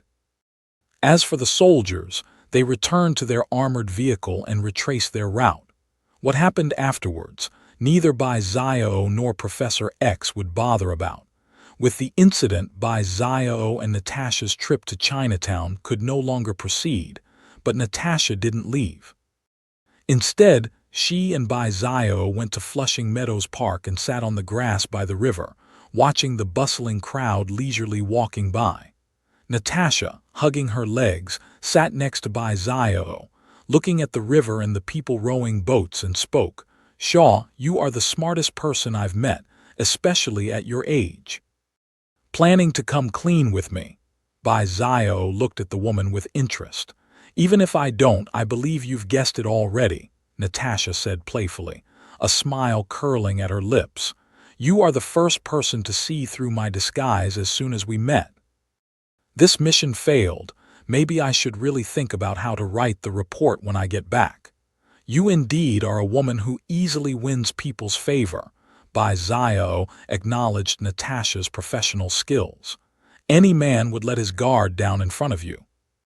You were more precise than the NYPD, landing right in front of me before anyone else. You're smart. In fact, before you, I had interacted with 13 suspects, but after meeting them, I ruled them out until you. Natasha answered honestly. At first I wasn't sure, but when I looked into your eyes, I thought I saw a demon lurking within. John Shaw, a fierce demon resides in your heart, and from that moment I was certain you were the one. Being able to read some information from someone's eyes is impressive. Bai Zio nodded, aware of his own situation. After multiple massacres and bloodshed, anyone would undergo some changes. Whether it's madness or bloodlust, no matter how well one disguises it, if they meet someone with keen senses, they will inevitably show flaws. Especially him. Having killed so many, his physical condition continuously strengthened, and his life level kept rising. Facing those with lower life levels, there would naturally be an instinctive dominance, a suppressive presence that combined to make Natasha feel tense and fearful. If it were anyone else as perceptive but without Natasha's experience and ironclad will, they probably wouldn't even have the courage to look at him. However impressive, you still surpass me. With your age, you've demonstrated stunning combat abilities and clear rational thinking, making you more suited to be an agent than me." Natasha adjusted her hair tousled by the breeze. "So the drama is over." Zio turned his head to look at Natasha, still with a sunny expression but his voice serious and warning. "I can tolerate you bringing a bit of fun to my somewhat dull days, but don't think about crossing the line, or you, and those behind you, wouldn't want to see a demon unleashing his anger." Natasha has left. Without this beautiful woman, Zio didn't feel uncomfortable. At most, he was a bit reluctant at first, which could be considered a boy's instinctive reaction to a pretty woman. But this emotion was quickly dispelled. Zio never considered himself to be without desires, especially concerning women. If possible, he wouldn't mind indulging his impulses. He is not an ascetic, he knows what he craves. Mansions, estates, women, he wants them all. However, Zio's greatest desire remains power. Feeling himself become stronger, the growth of that power and the pleasure it brings are incomparable, even surpassing those other desires. Moreover, with sufficient power, everything else will follow. For now, overwhelming desire suppresses everything else. Once this emotion stabilizes, he might consider other things. Otherwise, why would he still live in that small, broken house in Queens? With his current abilities, would it be difficult to acquire a luxurious estate or host countless lavish parties? Zio plans to pursue growth and improve his quality of life simultaneously. This is the true path. Inflation is impossible. At the Xavier School for Gifted Youngsters in New York, a car drove up and stopped on a wide platform inside the academy. Ex-Men members and an Asian youth named Lee got out. "Come with me, I believe you'll enjoy life here." Jean led the young man towards the dormitories. The others headed to the headmaster's office. Along the way, they encountered many mutant students who warmly greeted their teachers. "Hey, good morning, Mr. Scott, Miss Aurora, Mr. Logan." "Good morning." The white-haired Aurora and several other teachers responded, except for the stern, burly man who kept his cool and merely nodded without responding. The students were used to this cool, tough guy and thought nothing of it. However, these students were more interested in discussing what mission the teachers had just undertaken. "I think I just saw Miss Jean taking someone to the dormitory. Another mutant partner. I wonder what his abilities are. Maybe, I hope they're cool."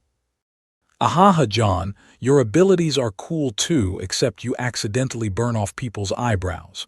"Shut up, Bobby, that was an accident last time. You never know." The students chattered away, occasionally playfully roughhousing, creating a scene of peace and liveliness. Meanwhile, in the headmaster's office, several teachers knocked and entered, seeing a mild-mannered bald man sitting in a specially crafted metal wheelchair by the window, browsing a book, which he then placed on his lap upon seeing Aurora and others enter. "Headmaster, so, what happened to that kid?" Scott spoke first, and Professor Charles replied gently, "Let's wait for Jean." Jean didn't keep everyone waiting long. She arrived in the office a few minutes later. The arrangement for the Asian Lee would be handled by someone else, given the large size of the school that always employed people to assist. Seeing everyone assembled, Professor Charles pondered for a moment before slowly speaking. "That woman, she's from the Strategic Homeland Intervention, Enforcement and Logistics Division. What department is that? I've never heard of it before," Scott said in surprise. The others felt the same. "It's a very special, secretive, and large organization. Its history probably dates back to World War II, but I don't know the details. I was focused on something else at the time, but you should keep an eye on this agency." "Is that woman a spy?" Scott asked. "Her task was to contact and observe that boy named John Shaw." Professor Charles nodded. "So, what's special about him that a mysterious organization would send a female spy to watch him?" Jean asked curiously. Professor Charles sighed. "Have you heard about the brutal butcher that appeared in Queens recently?" "Are you talking about the butcher who's been crazily killing 500 people over the past few months?" Scott said in shock. The expressions of others showed slight changes. The emergence of a major serial killer in Queens was highly sensational news over the last month, with details revealed by major news outlets sparking widespread discussion across America. This butcher had killed over 500 people in 4 months, targeting drug traffickers, robbers, gang members, and even single-handedly massacred over 200 gunmen at a gang base founded by Hermano Del. Such a record was indeed astonishing. The targets of his killings, his combat abilities shown during these acts, and the fact that he left no clues whatsoever were all subjects of public debate. Debates raged between those who supported and those who opposed him. A matter stirring national debate certainly proved its influence. Although they lived within the academy, they were clearly aware of such news, and even many students within the academy admired him. "Professor, are you saying that butcher is that kid?" Logan said, surprised. Professor Charles nodded. According to the memory of that female spy, his identity should be confirmed. "Wow, I thought I was mistaken, but it seems he really is a butcher in the truest sense," Logan exclaimed. "What did you feel, Logan?" Aurora looked at Logan. "The first time I saw that kid, my whole body trembled. My adamantium claws even extended uncontrollably, and at that moment, a wildness almost devoured me. All I wanted to do was tear him apart." Logan pulled out a cigar from his pocket, lit it leisurely, placed it in his mouth, and exhaled a puff of smoke. "Right then I was certain, beneath that kid's exterior, a fierce beast lurked. Such a person, in my memory, vaguely reminded me of someone, although I can't recall who, but no doubt he's dangerous. A man slaughtering over 200 gunmen in a short period of time is no ordinary danger." "Does he have some special abilities, Professor? Why are you so concerned about him?" Jean looked towards the professor. "There is a very powerful energy hidden within his body, and this energy is growing rapidly every moment, making my heart race," said Professor Charles, his expression growing grave. "He is a mutant, a type I've never seen before, not a mutant, yet born with such unimaginable energy, and his character is too extreme. Once he steps into darkness, he will be a tremendous threat to this world, and an unimaginable disaster." Charles is not speaking without basis. He indeed has some concerns. "An executioner who has slaughtered 500 people, even if he still avoids harming the innocent now, who can guarantee he won't in the future? Being addicted to killing is itself a path to potential downfall. Moreover, endlessly increasing power can also lead to personality distortions, arrogance, conceit, and the belief of being an all-powerful deity.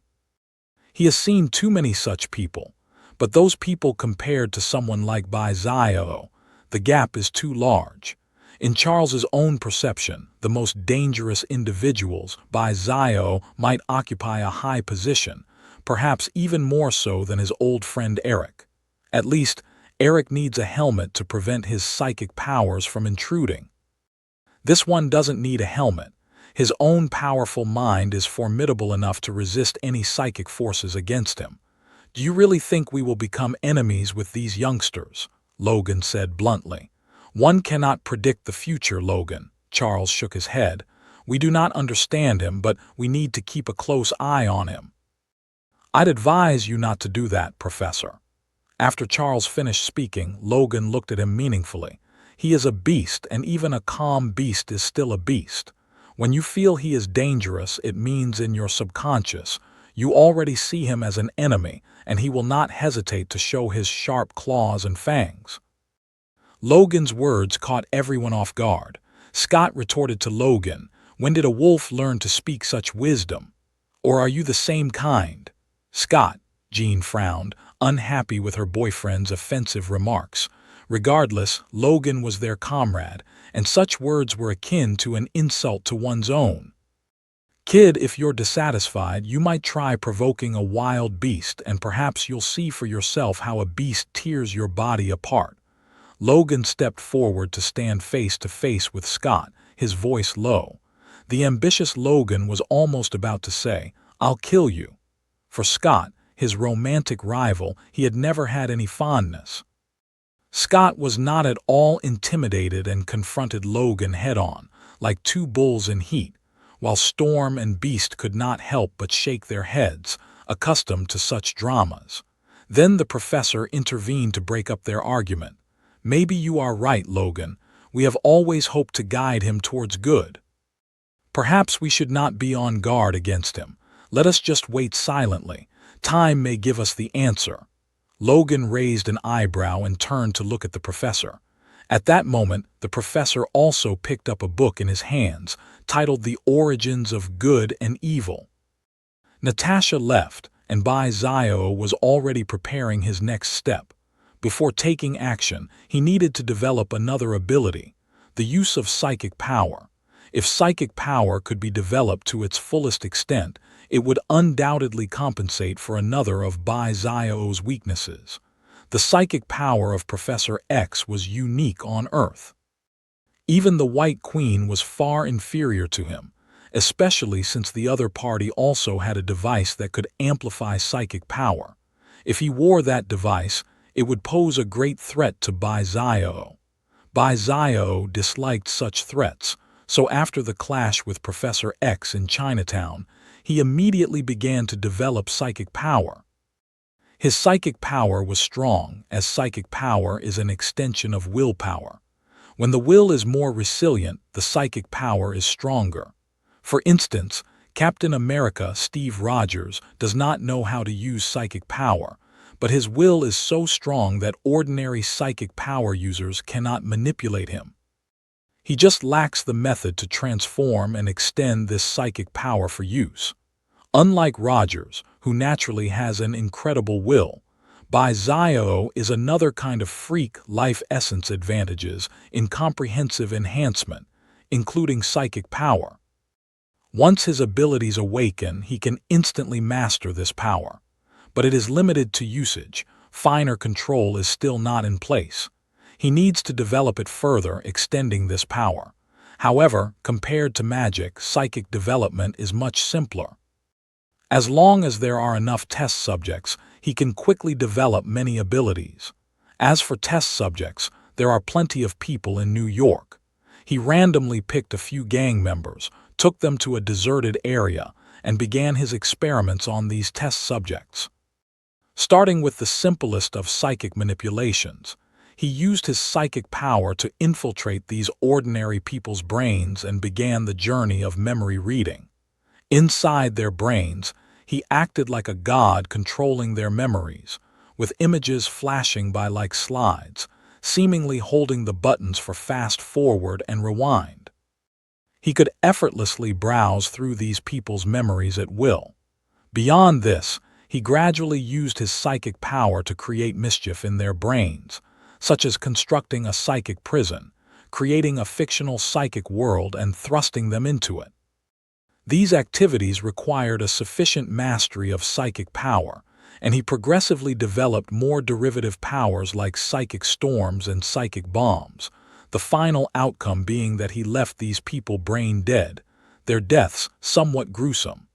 Bai Zio, in a final act of mercy, burned the bodies of these few individuals to ashes. In the final stages, Bai Zio constructed 3 layers of mental defenses for his mind. These mental defenses were specifically designed to protect his inner world from invasion. Regardless of the situation, he must ensure that his mind is always secure, just in case. At the very least, even if faced by a future master of the mind, he would not suffer an invasion of his mental defenses. The only downside was that Bai Zio felt that 3 layers of mental defenses were not sufficient. Although his mental power was strong, this was already the limit of what he could achieve. Perhaps in the future, with further strengthening and growth in his mental power, he could construct even more robust and numerous defenses.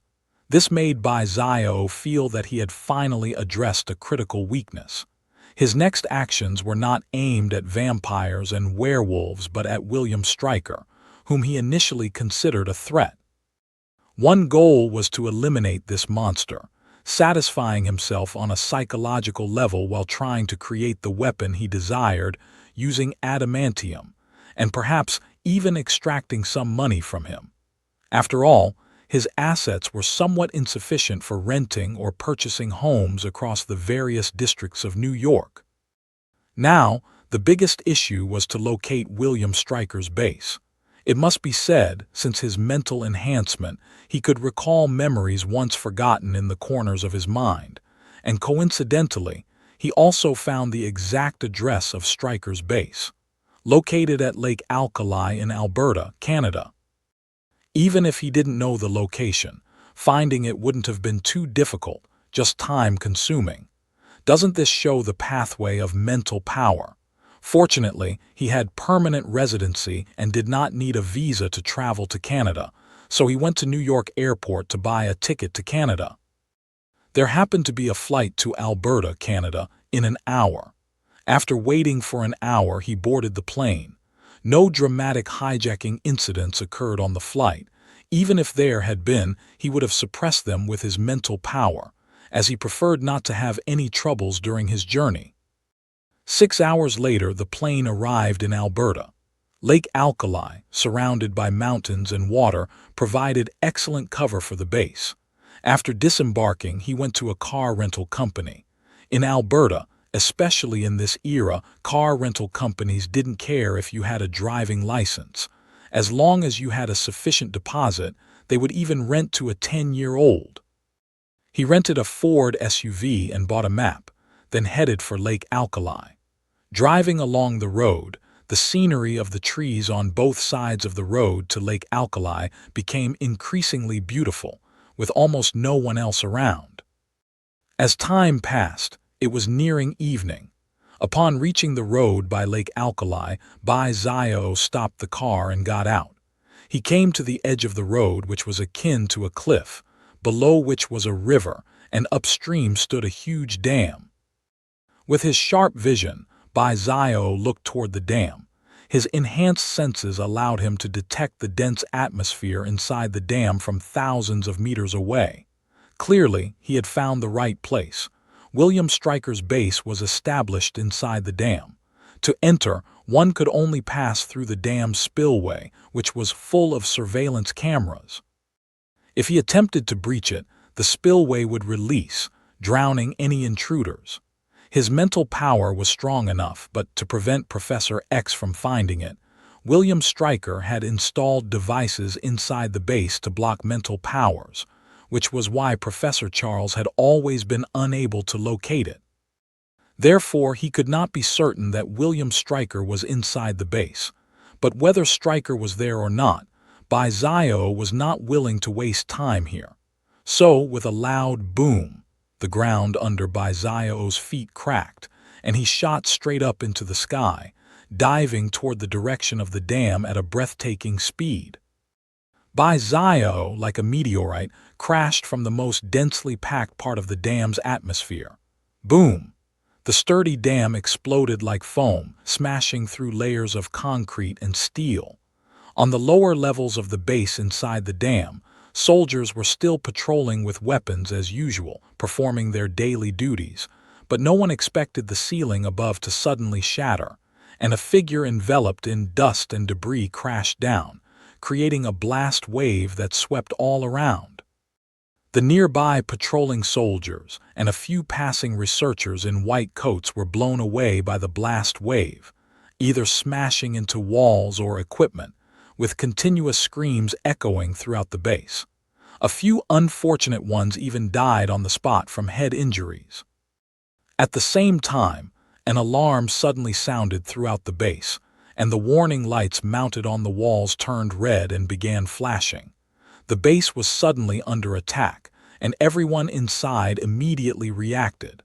In the control room, soldiers quickly located the site of the incident on their computer monitors and grabbed their communicators to shout. "All soldiers be advised, the base is under attack. The enemy is in Sector 7. The enemy is in Sector 7. Proceed immediately to eliminate the enemy." At that moment, Footsteps were heard outside the metal door, and a middle-aged man in a black sweater and glasses, looking somewhat aged, rushed in with several soldiers. "What's happening?"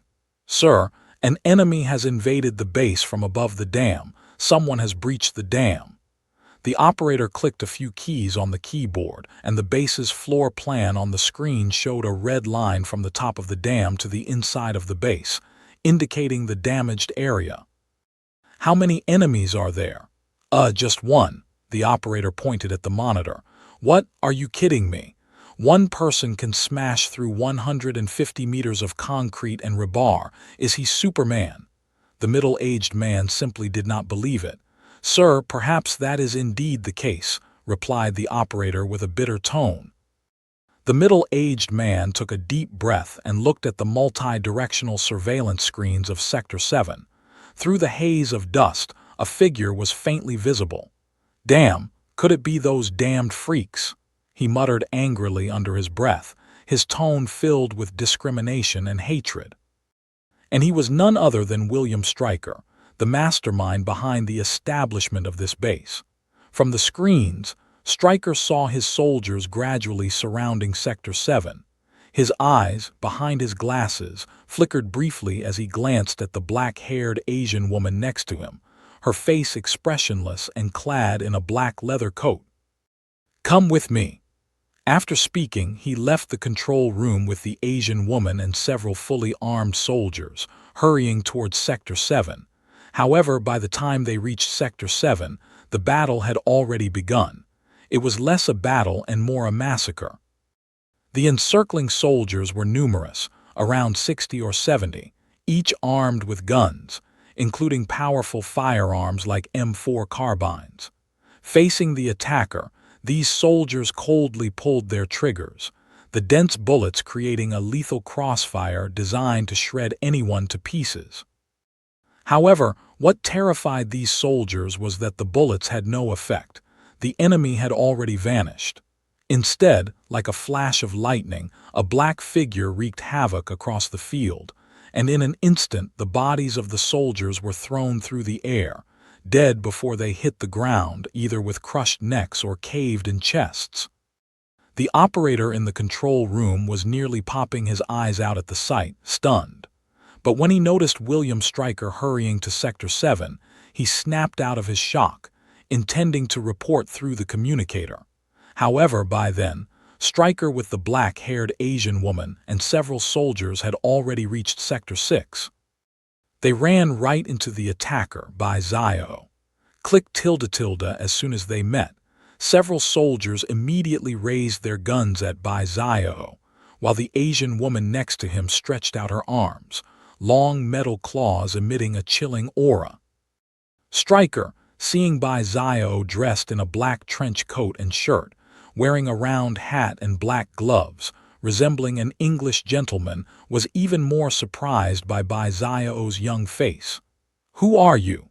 Stryker didn't ask his soldiers where they were, why they didn't stop Bai Zio. He clearly knew that since the other had come from Sector 7 to 6, his soldiers were either subdued or killed. "Why do you know about my base?" Stryker stared intently at the boy, trying to glean the information he wanted from his gaze and expression. To his disappointment, all he saw was disgust and a murderous intent. He was puzzled, not recalling having provoked such a person. Could it be a friend or relative of an Asian mutant he had once captured? Bai Zio had no interest in verbal sparring. He moved in an instant. His figure blurred, and in a blink, he was standing right in front of Stryker. The Asian woman reacted quickly, yelling angrily, her sharp spikes aimed straight at Bai Zio's head. But in the eyes of everyone, Bai Zio did not even flinch, and the woman's chest seemed to take a heavy blow, a muffled thud sounding as she was sent flying back into a wall about 10 meters behind, which dented inward and cracked around her strangely embedded form. At that moment, several soldiers finally reacted, aiming their guns at Bai Zio and pulling the triggers, but their fate was the same as the woman's. Though Bai Zio moved, he was too fast, almost inconceivably so, impossible to track. After a momentary blur, the soldiers were already dead, collapsing to the ground with several muffled sounds. This sudden horrifying scene caused Stryker's pupils to dilate, and he couldn't help sweating as he stiffly turned to glance at the dead soldiers on the ground, then at the Asian woman still twitching in the wall. Taking a deep breath, he finally looked at Bai Zio. "No matter what you want, as long as you spare me, I can give you anything: money, power, women. I hope you can make an offer that satisfies me." After saying this, Bai Zio gently pushed Stryker, leading him towards the control room. Stryker dared not resist, helplessly leading the way ahead, his mind racing. He pondered the obvious reason this Asian boy had for breaking into the base: to save someone or to kill. Judging from the abilities displayed, Stryker was almost certain that only a high-level mutant could accomplish such feats, particularly those involving such rapid physical movement. Bai Zio had said he hoped for a satisfactory price, which was the only thing preventing Stryker from feeling utterly hopeless. Otherwise, in utter despair, he would have certainly commanded the activation of the self-destruct system. Bai Zio, aware of Stryker's character, had made his statement accordingly, waiting until they reached the control room. Ahead was a massive, unique metal door that wouldn't open without a password or William Stryker's command. "Open the door." Noticing Bai Zio's instructive gaze, Stryker hesitated for a moment before speaking to the camera in the corner ahead. At that moment, the metal door was finally unlocked. The twin metal doors were flung open, and Zio, followed by Stryker, stepped inside. Confronting the operator, who stood up in shock, Zio pushed him aside, moved forward, and began typing furiously on the keyboard. At this moment, the computer skills he had learned earlier came into play. He quickly accessed the interface for the mind-control device. Seeing this, Stryker's pupils constricted in sudden fear, immediately guessing what the Asian boy was about to do. In a swift motion, Stryker turned around, pulled a pistol from the operator's belt, and aimed it at Bai Zio. But by the time he acted, it was too late. Bai Zio had already disabled the mind-shielding device. With no mind shield active, his psychic power instantly spread, seizing control over Stryker and the operator. Stryker, holding the gun, was still conscious, but his body was no longer under his control. "You react quite fast," Bai Zio commented, turning around with a cold smile towards Stryker. He glanced at the operator next to him and sent a psychic bomb his way, causing instant brain death, and the operator collapsed on the floor. Stryker, still wielding the pistol, heard the noise beside him and felt increasing despair.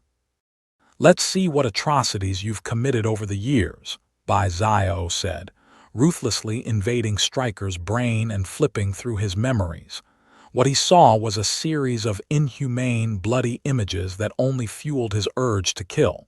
"So you really are absolute scum, viewing mutants as mere animals. What do you consider life to be, Stryker?" "They are just animals. They shouldn't even exist in this world. They are freaks. They disrupt social order. They all deserve to die, and so do you, you monster," Stryker ranted, knowing his end was near. No longer masking his disgust and hatred for mutants, he continued to curse madly, his eyes wild with insanity. "Compared to those I've killed before, you are the real villain, Stryker. Death would be a mercy for you, but I won't let you die. I'll turn you into a walking corpse, watching yourself go mad in endless agony and torment on the streets, abused until death. Even if you plunge into hell, I will remember you. I will find you there and continue to make you suffer through the endless torment." After saying this, Bai Zio released a powerful psychic force, and at that moment, Stryker's eyes lost their sparkle, becoming dull. Bai Zio then used his vast psychic power to weave a fantastical yet real world for Stryker, a fictional hell where the world's most vicious punishments occurred, and Stryker would suffer endlessly. He would also become one of the mutants who had endured bloody and brutal experiments, repeatedly reliving that role, watching as his former subordinates dissected him alive. To prevent his brain death, Zio even programmed a special mechanism that would rejuvenate Stryker's frail psyche just before brain death. To prevent others from detecting Stryker's condition and potentially using other psychics to free him, Zio set up 3 psychic barriers around the fictitious world, complete with traps, psychic bombs, and storms to deter any rescue attempts. Indeed, he had prepared this for the world's 2 other psychic masters. If they tried to interfere with his torturous plans, they couldn't blame him for being cruel. After all this, Zio felt somewhat drained from crafting the illusionary world, creating psychic barriers and setting traps. It was a huge task, but Zio felt a deep sense of satisfaction. Humans should not be as cruel as Stryker. If one ever came before him, he would make them endure a brutal set of tortures in a fictional hell. After completing all this, the satisfied Zio ignored the now lifeless Stryker, whose mind was trapped and body moved like a zombie, but his survival instincts remained, teaching him to search for food and water or scavenge from bins if necessary. He wouldn't die. Additionally, Zio whimsically implanted a magical seed in Stryker's heart that would release energy to heal his body if it was ever severely damaged. How considerate! Moved by his own actions, Zio then headed to where the mutants were imprisoned. The original guards had been drawn away by his intrusion and subsequently wiped out in the ensuing assault. The prison cells were deep within the base, beyond thick walls near Lake Alkali, under conditions that could drive even a sane person mad. The metal net bridge formed the pathway, with cells on either side imprisoning mutants of various ages and races, Caucasians, Asians, African Americans, and others. True equality in misery, Stryker had captured mutants of every race. As Zio appeared, the mutants silently clutched the bars of their cells, looking sideways at him. Recognizing him as different from the other personnel at the base and recalling the recent alarms and gunfire, hope flickered in their eyes. However, due to numbness and fear, none dared to speak up. Zio walked slowly forward, arriving at the center of the metal mesh bridge. He scanned his surroundings twice, facing pairs of eyes filled with hopeful pleas. Although he had already seen this scene in Stryker's memories, he could not help but feel moved inside. This feeling was called kindness. There is always a glow of kindness in people's hearts, though some are not human. There were those with pale, frail bodies, some without eyes, some without arms, others without legs. Some had no noses, no ears. There was only more misery, never the most miserable. Zio sighed silently. As he extended his hand, a burst of golden energy bloomed in his palm. The energy flowed like water, emitting dense, needle-sized beams of golden light that precisely hit the lock on the gate's iron bars. This action startled all the imprisoned mutants, but soon their faces lit up with excitement, except for those who had lost their eyes, who had no idea what had happened. Their excitement was based on the mistaken belief that this handsome, big brother, a boy, was a mutant who had come specifically to rescue them. After enduring so much, their only trust was in their fellow mutants. Moreover, Zio looked handsome and sunny, especially in his black trench coat and round hat, elegant like a noble prince, hardly seeming like a villain. The mutants knew how to help each other. The healthy ones assisted those who had lost eyes or legs to come forward, gathering around Zio with gratitude in their eyes. I think I need someone to help me do something, so I can offer some reward in advance. So, can anyone help? As Zio spoke, surrounded by a group of mutants, young and old, I am willing to do anything for you, sir. Immediately, a blonde Caucasian girl who had lost an arm excitedly spoke up. The others were quick to chime in. I am willing too. I am strong. I can help you move things, sir. I can set fires. I can spray water. The chatter turned the previously quiet isolation room noisy, but Bai Xiao smiled, gestured downwards with his hand, and the noise abruptly stopped. Okay, then all of you come help. I believe that every effort has its reward. So to help you help me better, I will give you some reward first. Let's start with the smallest. Bai Xiao turned to the most miserable-looking mutant, a small girl who seemed only about 4 or 5 years old with slightly dark skin. But she was also the most pitiful. On her small head, there was only one ear, her mouth had been cut off, leaving only a row of small teeth, looking fierce and ugly. She also had only one hand and one foot left, needing support to stand. Seeing Bai Xiao look her way, a bigger child holding the little girl walked up to him. Under everyone's gaze, Bai Xiao extended his hand and placed it on the little girl's head. The girl's body trembled instinctively with fear, but soon she felt warmth emanating from her head. In the admiring and worshipful gazes of the others, they saw Bai Xiao's hand touching the little girl's head, radiating a golden light, warm as the sun. The others seemed to guess what was happening, their expressions becoming more excited and expectant, and as they hoped, Bai Xiao's golden magic bloomed over the little girl's body, stimulating cellular regeneration. The golden magic was gentle, nurturing cell vitality rather than causing the cells to exhaust quickly due to rapid regeneration, thereby reducing lifespan. Visibly, the missing parts of her body, her facial features, limbs, and tissues began to sprout and grow. The process was itchy as the new flesh broke through the dead tissue, causing pain, but he also used his psychic power to soothe the little girl, so she showed no sign of pain. Soon, the girl's missing parts were restored to their original state. With her hands and feet intact, her lost eyeballs also regrew, and the little girl saw the light once again, and the tall, handsome, sunny big brother in front of her.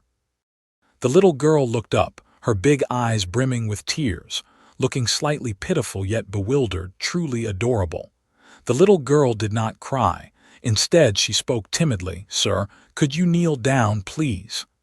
Bai Xiao raised an eyebrow and under the little girl's expectant gaze knelt down. The little girl stepped forward, reached out her small hand to hug Bai Xiao's neck, buried her head on his shoulder and gently kissed his cheek. "Thank you, sir. Lena will always remember you and I will pray for you every day." Bai Xiao stroked the little girl's head, whispering in her ear, "I will wait for your prayers every day, Lena." Releasing Lena, he then stood up to look at the others, gradually beginning to heal the other mutants with missing body parts. The process was not difficult, and as he performed more, his speed increased, and his control over his magic became more skilled, essentially using them as test subjects. After treating the last mutant child, he again received a gaze of worship from the crowd. If he really asked, these mutants would surely follow him devotedly. But alas, Bai Xiao had no such intentions, mainly because he didn't have the time to look after children. Since he had given a reward, he also let these mutants help him head to the adamantium testing area, the place where Logan, the Wolverine, and that Asian woman had been injected. Coincidentally, when they arrived there, the black-haired Asian woman was waiting for him. "I remember you're called Lady Deathstrike." Bai Xiao looked at the woman, cold as a robot, as a powerful surge of psychic energy washed over her. It truly is a chaotic mess of memories. Bai Xiao did not access the memories of Deathstrike, primarily because they were too disordered, evidently fragmented and scrambled due to brainwashing, with the new memories imposed by the brainwashing suppressing the chaotic ones. This was also why the woman obeyed Stryker's commands. He was not interested in her, nor did he bother to spend time helping her sort out her memories. He brutally sealed her mind completely, and she immediately became a walking corpse like Stryker. "Go, help me move this stuff. I did pay you after all." Bai Xiao clapped his hands, directing his attention to the already solidified adamantium in the large pool in front of him. Adamantium was indeed an excellent metal on Earth, but unfortunately, the only stock was here. After Stryker used adamantium for injections in Logan and Deathstrike, there was no suitable use left for it. It was okay for crafting cold weapons, but not many could use it. The only one who could really brandish an adamantium katana was the foul-mouthed Deadpool. Nobody else really needed it. Using adamantium for firearms was a waste, though Stryker made some bullets with it, which he then gave to Wolverine, Logan. Artificial adamantium would be preferable, making its position awkward and leading Stryker to neglect it, leaving this lab awaiting a new owner, perhaps to create a new Wolverine or Deathstrike. Under his command, the mutants obediently lifted a large chunk of adamantium. The little radishes were just for show, but among them was a chubby mutant with significant strength, able to lift several tons of adamantium. Zio did not help, just led the way and placed the adamantium on a transport truck inside the base. When he was in the control room of the spillway channel, he had already opened it. Zio remembered Stryker had a son, not yet brought to the base, and he knew the location but was too lazy to search. He let the mutants into the back of the truck, also bringing along some food, water, and blankets. Surprisingly, the woman known as Deathstrike, although her mind was sealed, seemed to follow instinctively. Zio did not stop her. He drove with the mutants to his Ford SUV, letting one of the mutants who could drive take the wheel, following the transport truck to a deserted small house nearby. He instructed the mutants to move the food and blankets into the small house. Then he told the group of mutants, "It won't be long before someone will take you away. There you can survive." After saying this, he ignored the reluctant looks of the mutants, moved the adamantium to the Ford SUV, and chose to leave. His kindness was limited to that extent. He drove to Alberta City and found a small internet cafe. Using a computer, he easily found information on Xavier's school for gifted youngsters, including their contact phone number and email address. He sent a message to them via the email address, then left. As for the adamantium, he had it shipped to New York through a forwarding company. He used a broker to disguise the shipment. Otherwise, the material, being considered strategic, might have been seized. The cost was high, almost depleting his limited assets, but Zio did not care. After all, he already knew about Stryker's private wealth from his memories. His private account still had over 10 million USD. This old man had embezzled quite a bit of money through military reimbursements. Otherwise, he could not have privately built a dam base. Maintaining its operation and daily expenses cost a significant sum. Of course, this money all went to Zio. The 10 million USD could be easily transferred out through the account password, not a complicated operation. Additionally, Zio increasingly wanted to study magic. Not having a storage space made many things difficult.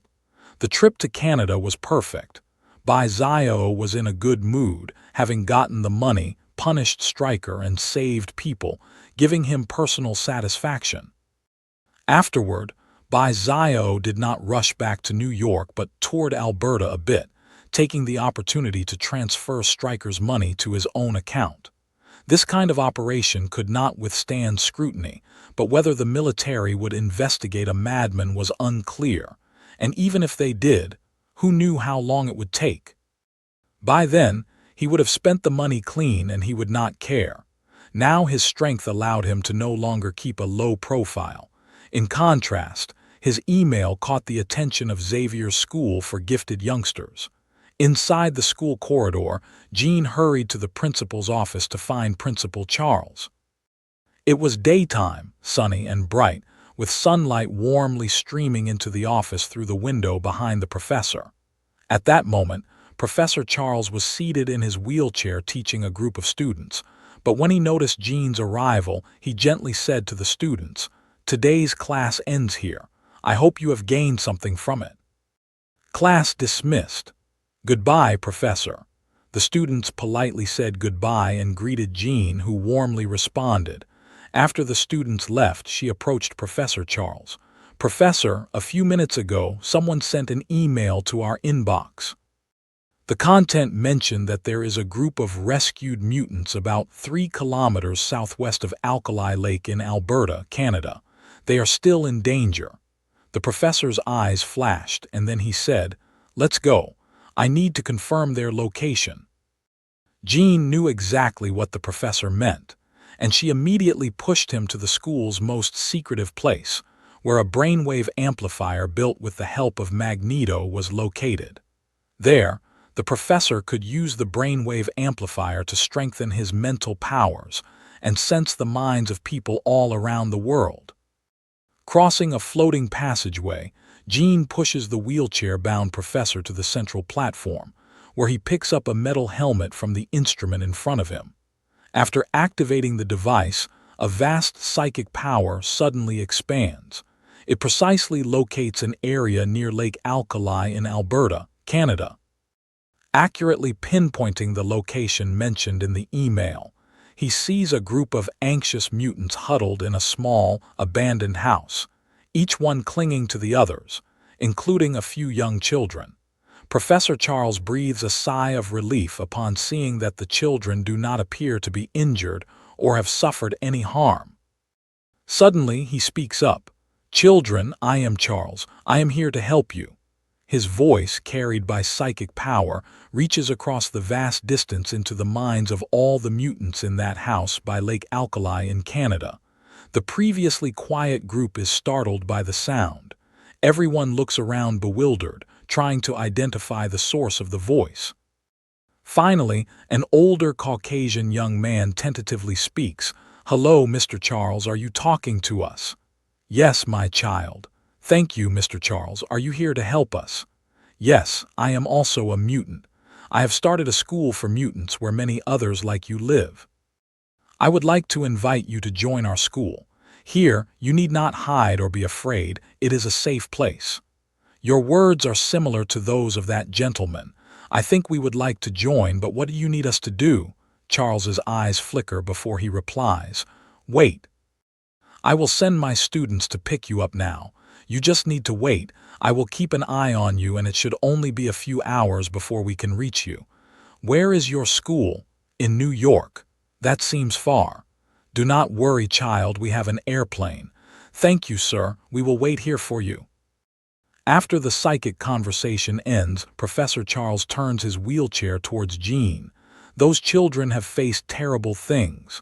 I think you all should go to pick them up now. Also, there is a base belonging to Stryker there. Check it out." "Professor, are you saying?" "Yes, someone we know has broken into Stryker's base, which is hidden inside the Alkali Lake Dam and also has a psychic shielding device. We overlooked that place." The professor sighs. They had also tried to find Stryker before, knowing from past experiences, including Logan's, that Stryker has always been aggressively capturing mutants for experimentation, but he had always managed to remain hidden. Now, it seems, he was saved by that boy he once thought might be extremely dangerous. The professor is curious how the boy knew the location of Stryker's base, but now is not the time to ponder such things. The main goal now is to bring those children who have suffered back to the school. Jean nods, turns, and leaves to gather the other X-Men members.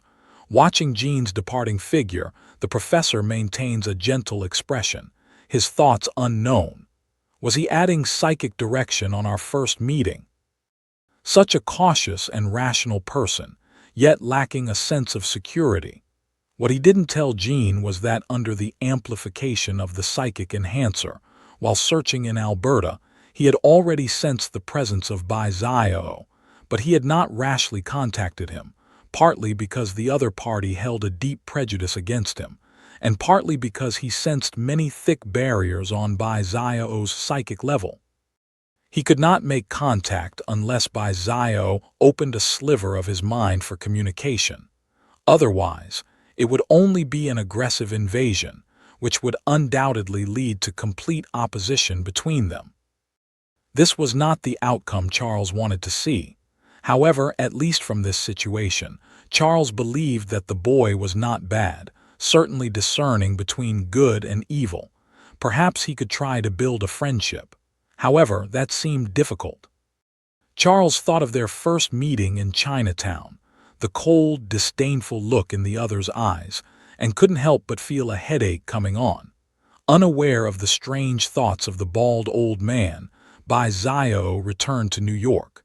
After coming back, he had taken over the adamantium, truly a matter of conscience, though the mental suggestions he set for the other party were also significant. Bai Zio stood in his room, looking at the large piece of adamantium metal in front of him, pondering. He had tested it in Alberta. The metal could withstand part of his compressed magical energy, though it was a whole piece. Making it into a weapon might just meet his needs, although he estimated it would be scrapped after a few uses. Did he need to make several? Moreover, as his strength grew, this weapon would probably be quickly obsolete. It was a type that was tasteless to use yet a pity to discard. It seemed that only vibranium could meet his standards. Would he have to make a trip to Wakanda for that? Forget it, better to do it right later on, he thought briefly, and then gave up on the idea of going to Wakanda for vibranium, mainly because his strength was increasing, and he couldn't beat the stronger version of himself using weapons, nor could the weaker version kill indiscriminately without them. For now, at most, Magneto was a bit tricky to deal with. Until later, when he could go to Asgard through Thor to see if he could get some Uru metal for weapon crafting. For now, the main task was to clean up the vampires in New York, though Bai Zio found it strange that he couldn't find any trace of werewolves in New York. Had they all hidden in the sewers, barely surviving, suppressed by the vampire clan to the point of dwindling numbers? Then his experienced babies would be significantly fewer. Bai Zio thought it necessary to investigate. The steady downpour incessantly battered the windows of the house. Under the veil of night, a dim, yellowish glow emanated from the rooms inside the house, whose old furnishings and furniture indicated that its owner was not particularly wealthy. Through the window pane, one could vaguely discern not towering buildings but rows of irregularly growing trees by the roadside, clearly indicating that the location was not within the city but rather on its outskirts. Inside the house, a faint groan was audible. In the living room, a tall figure clad in a black coat extended his hand and, with a grip strong as iron, clutched another figure by the neck, slamming him violently against the wall and lifting him off the floor. "Please, I beg you, don't do this." The man, whose throat was tightly grasped, pleaded in terror. His body was robust and muscular, likely due to regular physical training or laborious work. His slightly curly blonde hair and pale skin, along with his light blue eyes filled with fear, were evident. He could hardly believe what had happened before. In front of this man, his own strength seemed as negligible as that of a child, utterly powerless to resist. He recognized the person before him as someone akin to a grim reaper. Under the dim yellow light, his dark skin, black leather coat, and the long sword he carried on his back were illuminated. "Why?" The man's deep voice filled the frightened, muscular man with confusion. "What?" "Lately, I've been unable to find you lot, the kind who, like foul-smelling rats, used to infest the city. But recently you've ceased your activities. What are you hiding from? What has driven you to do this? I need to know." With a grim smile, the muscular man revealed sharp teeth, confirming his identity as a vampire. "A man like you, a daywalker. During your absence, another fearsome figure has been hunting us down. He has a scent-tracking ability like that of a hunting dog, able to locate all of us, then slaughtering us. 3 vampire clans have been massacred, powerless to resist. So you fled the city out of fear." The man known as the Daywalker interrupted. "Yes, he's a butcher. his methods far crueler and more terrifying than yours. Any vampire he targets cannot escape. We, who have no clan to rely on, had to flee the city and survive barely on the blood of animals." Shivering, the muscular man spoke of the butcher, his face undisguised with fear, deeper even than what he felt for the daywalker before him. Even the mere mention of the name drained him of courage. "An interesting person, another vampire hunter." The daywalker's face cracked a grim smile. "Interesting. He's an executioner daywalker. No vampire can escape his gaze, and all, young and old, will die by his hand. Don't forget you are a vampire too," the muscular man said with a bitter laugh. Hearing this, the daywalker showed no fear or dread, merely gazing at the vampire before him and softly saying, "Goodbye." As he finished speaking, his other hand thrust a silver-dusted short sword into the muscular man's heart. In the next moment, with a terrible scream, the vampire burst into flames and smoke, burning until he was reduced to ashes. After killing the vampire, the daywalker coldly turned and walked towards the door, leaving the house. Outside, a black Ford muscle car was parked. He opened the car door, sat down, put on sunglasses, and drove away from the scene, leaving no one else to know that a vampire had just quietly perished in this remote location. Driving on, the car entered a garage on the west of New York. In the rain, he got out of the car, indifferent to the rain soaking him, and entered the garage filled with various customized motorcycles, sports cars, and equipment for forging weapons. "Seems you're in a good mood, Blade. Did you find the answers you were looking for?" At the center of the garage, an old man with white hair holding a modified short shotgun watched as his vigilant expression faded. Blade took off his black leather coat, revealing a tight undershirt and strong muscles, and hung his sword on a nearby rack. "A man like me appeared during this time, massacring those scum, causing them to flee the city in fear." Blade casually picked up a newly forged weapon from a nearby metal table, inspecting it as he spoke. The old man was surprised. "Although I've noticed someone very active recently, I didn't expect it to be this. A new vampire hunter. I've never heard of such a top hunter coming to New York. And it seems his scent is even sharper than yours, Blade. I don't know his identity, but he's not from the hunter circles." "Why so sure?" "No hunter operating alone has ever managed to instill such fear in the vampire population of New York, causing them to flee simultaneously. Such scenario has never happened before." Blade frowned as he spoke. Vampires are a species known for their resilience and ability to reproduce. They excel at concealing themselves in the darkness and possess an ancient history. They have learned harsh lessons from numerous wars, as human weaponry has grown increasingly powerful. Knowing that spreading like a virus to dominate the world would not work, vampires have learned to hide among people. With the existence of vampires, naturally, hunters would emerge. However, hunters have never been the predominant force. The idea that the presence of a single hunter could cause all vampires in a city to flee out of fear was unimaginable even to Blade himself. If such a hunter truly existed, he would be well known within the hunter circles. Thus, this person must have a different identity. "Okay, so it's his fault that I'm out of a job now." The old man spread his hands in resignation, though his tone conveyed joy. As an old vampire hunter, he couldn't resist the ravages of time, but his lifelong dream was to completely eradicate vampires from the human world. That was the purpose of his existence. For this, he was willing to die on the path of hunting vampires, and he never regretted it. However, the old man then looked worriedly towards Blade. "That guy made so many vampires flee New York, and he's not even from our circle. What if he finds you?" Blade was an unexpected offspring, a hybrid of human and vampire. Known as a daywalker, he differed from other vampires in that he was not afraid of the sunlight. Though essentially still a vampire, He possessed powers and speed that matched or even surpassed those of other vampires. Everyone in the hunter circle was aware of Blade, the anomaly.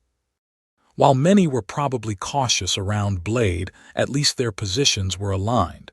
They wouldn't start fighting upon meeting. But that man might not be aware of these facts, and if one day he encountered Blade.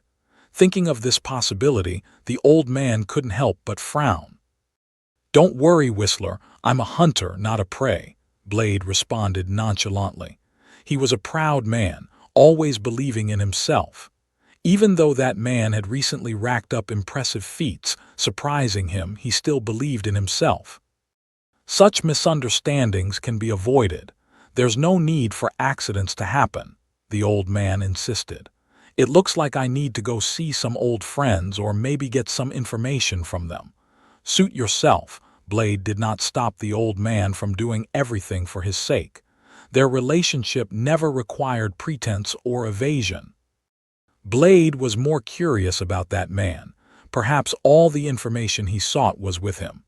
This led him to recall the ancient vampire script he had seen on old parchments, which had left him shocked, and thus he had left New York to follow clues. Now, with the situation in turmoil, the clues he sought might have fallen into that man's hands. What do those things actually represent? There's a ritual described there, the descent of the blood god. I've told you everything. Atop a high rise in New York, featuring a swimming pool, floor-to-ceiling windows, and a bar, the ash on the floor was enough proof of why the place was deserted. Dressed in a black coat and inner lining, wearing a round hat like an elegant gentleman, Zio said politely to the vampire elder who lay collapsed on the floor with severed legs, "Although it's not necessary, I still appreciate your answers. Goodbye." As he finished speaking, he extended his hand and a fine laser beam shot out, striking the despairing vampire elder on the forehead. As if hit by solar energy, the elder burst into flames without even a scream, completely incinerated. "A summoning of the blood god. Looks like a boss has appeared." A smile played on by Zio's lips. Since returning to New York, he had been intensively striking out, almost turning the city inside out. With his psychic powers, tracking these vampires was too easy. As a result, 3 deeply hidden vampire families in New York were completely wiped out. He had probably killed over 3,000 vampires in the past month, not counting the lowly vampire minions. Compared to a month ago, he felt his strength had increased more than threefold, and even then, he had been at a very high level, almost reaching the ceiling set by people like the Ancient One. Now, his strength has tripled again. Now he could confidently say that, aside from the Ancient One, there was basically no one on Earth who could match him. The vitality in his cells, the magic growing within him, he felt it nearly overflowing, though that was merely an illusion as there was no upper limit to his cell count. Desire for more gains was still strong in him, though, as he still felt he was far behind the Sky Father level of Odin. Even Thor in his current phase should be easy to handle, despite Thor's naturally strong foundation. So Zio was not satisfied yet. He could feel that the experience from vampires was diminishing as he grew. Only vampires with a larger base and purer bloodlines could bring substantial life essence. This was fortunate, as the so-called upcoming boss would be a significant source of experience. For this, he discreetly allowed the remaining vampires to flee the city, just waiting for the day the boss would descend. As for whether he could defeat the boss, he had not considered it. His gains this month were not just substantial life essence, but also magical power, the nature of which Zio had yet to analyze, though he knew that this magic was like a panacea. Besides healing, it also possessed a potent destructive property. Injected into a vampire's body, it could produce effects as lethal as the sunlight, if not more brutal. Even a tiny amount injected into a vampire with purer bloodlines would cause them to die faster and more gruesomely, like a spark igniting an oil barrel. Initially, when he hunted vampires, he hadn't developed the use of this magic, causing him to miss this aspect. As a result, the silver weapons at home were now gathering dust. He was fundamentally a counter to this so-called blood god. The advantage was his. Even if he couldn't overcome the blood god, wasn't the Ancient One still a safety net? If the blood god truly posed a significant threat, the Ancient One would surely intervene. So far, there had been no move from her, which essentially amounted to tacit approval. Zio was used to making bold moves by now. He didn't lack this one time.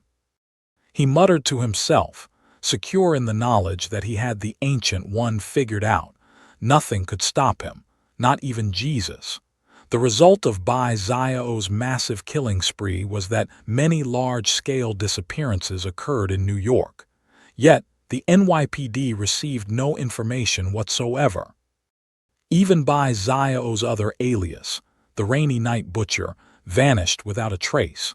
No cases of gang massacres have been reported in Queens since then, nor in other parts of New York. Primarily, Zio's initial targets shifted from gangs to vampires. After all, one would naturally grind where the experience points are plentiful. The tiny bit of life essence from ordinary people no longer caught his eye. So, without his intervention as the Rainy Night Butcher, wouldn't the number of massacres decrease? Although he killed many vampires this month, the vampires he found barely had the capacity to resist, which brings us to the use of psychic powers. Zio's process was straightforward. Locate a vampire gathering. Use psychic powers to take control of the scene. If there were innocent people, he'd use mental suggestions to make them leave and manipulate the vampires to wait for their doom. Once the civilians left, his several waves of magic would turn the vampires to ash, and he'd take the opportunity to remove the surveillance tapes as usual. There were no witnesses, no gunshots, and his efficiency in killing was exceptionally high, causing hardly any uproar. So it didn't stir up even a ripple. One must admit, psychic power is extremely useful, whether against ordinary people or slightly stronger-willed vampires. It's a powerful tool for controlling the scene. Once he settled down, the NYPD was at a loss. Because 2 months ago, when the murderer ceased his activities, they conducted a massive search and found absolutely no clues. The few suspicious individuals they found were ex-military, but they all had solid alibis and were physically impaired. Such people couldn't possibly have slaughtered over 200 gunmen. Moreover, Simon, the precinct chief of Queens, found it more troubling that the FBI Joint Investigation Team had withdrawn, leaving only 2 agents behind. Although they continued to investigate earnestly, he felt they had already given up on this case. Simon felt his career as precinct chief was over. Regardless of the butcher's rising popularity nationwide, with many followers, it was irrelevant to him. At least in this super serial killing case, Simon had not demonstrated satisfactory capability, and though his resignation was not imminent due to the FBI involvement, the stain of being criticized for incompetence remained. Compared to resignation, this was much better. Yet Simon was still somewhat infuriated, leading him to increase his visits to the Joint Investigation Team's meeting room. However, the pressure on the members of the Joint Investigation Team, though considerable, was virtually non-existent compared to Simon's. They had gathered the elite detectives from all over New York State. If everyone couldn't find any leads, they bore little responsibility. As long as the butcher ceased his crimes, they could just treat it as a cold case and file it away. After all, hasn't New York filed away many such unsolved cases over the years? The officers involved in the original investigations were not to blame. Those off duty would leave work. However, some members of the investigation team noticed that Chief George seemed busy with something lately. He appeared distracted and absent-minded every day at work. His colleagues had asked him about it, but Chief George brushed it off, mentioning some family issues. His colleagues realized and offered some comfort, not prying further as it was a personal matter. That day, as George was about to leave work in the evening with a determined look, ready to get into his car, he happened to encounter FBI agent Coulson, whom he hadn't seen for a long time, chatting with two other FBI agents. George had a good impression of the mild-mannered Coulson, who was very professional and didn't meddle unnecessarily. But then he remembered something else, his gaze flickering. He didn't rush to get into his car but waited until Coulson finished briefing the two agents before approaching to greet him. "Hey, Coulson." "Hey, George, long time no see." Coulson, noticing George's worn-out look, said, "George, you look much more worn out than before. You might need to be careful." "Yeah, I've been a bit overheated lately." George didn't elaborate further but looked at Coulson, casually asking, "Have you and Agent Natasha withdrawn from the joint investigation team recently?" "We have other assignments and with you capable elites here. Missing us too isn't a problem, but we must follow our superiors' orders, right?" Coulson's expression remained gentle, but his eyes were observing George. "Indeed, it's good to see you again, Coulson." "See you next time." "Same here, goodbye, George." Coulson stood still, watching as George turned to get into his car and drove away from the police station, furrowing his brow slightly. Did he notice something? How did he find out? After pondering, Coulson also got into his car and drove toward Long Island. The drive was long, and it took a while before he reached a building on Long Island. After parking the car, he entered the building. The building was bustling with many people, including colleagues who recognized Coulson and nodded in greeting without much conversation. The atmosphere was very disciplined. Coulson passed through several card swipes and verifications to reach the elevator, which took him up to the floor he had in mind. The elevator doors opened, and he followed the clean, high-tech corridor to an office, knocking on the door. A deep voice came from inside. "Come in." Coulson opened the door to see a spacious office with floor-to-ceiling windows at the far end, where his direct superior, Director Nick Fury, sat in an office chair. "Sir, someone at the NYPD has discovered the target's identity." Nick Fury, a bald African-American man who prefers wearing a black leather trench coat and sports an eye patch over his left eye, was deeply engrossed in paperwork when he heard Coulson's words and looked up in surprise, setting aside his work. "Explain the situation." "Our agents discovered a month ago that George, the police chief of the Queens precinct, was acting unusually. They learned that George had been inquiring about me and Natasha from Simon. Following up, they found that George had been near the target's home and had asked the neighbors about the target. He's also gathering this information. After they reported to me, I went to the police station today and bumped into George. After a brief conversation, I confirmed that he was suspicious of me and Natasha. How did he determine the target's identity? That is currently unknown, but it seems to be just an accident and he is likely still just suspicious," Coulson replied. "If that's the case, I'd assume he would submit these clues to the joint investigation team and then start a comprehensive investigation of the target, wouldn't he?" Nick Fury, with his hands crossed under his chin, pointed out the doubts. After pondering for a moment, Coulson answered, "Perhaps he doesn't trust it after all. The way the target has been raised is still untraceable to us. If Natasha hadn't observed him firsthand, we probably wouldn't believe it either. Or maybe deep down he doesn't want the boy to be caught.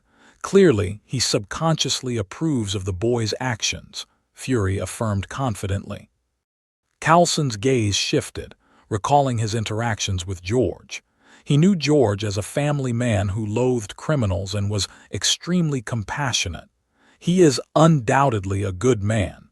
Such a person would behave irrationally as the chief had described.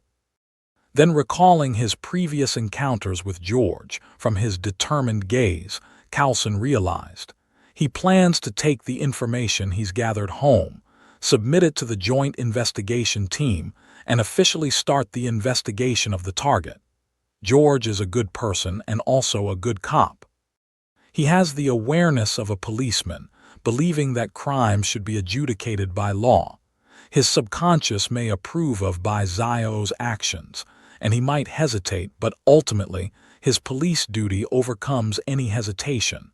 Trust your own judgment, Coulson. Go do your work, and Natasha will cooperate with you. We need the target to remain stable enough to continue observing him, analyzing the logic and thinking behind all his actions. I want to get the most accurate assessment of his character, Fury replied without hesitation. Do you want to recruit him? Coulson hesitated but finally asked. Although this action contradicts the principles of an agent, he was still concerned.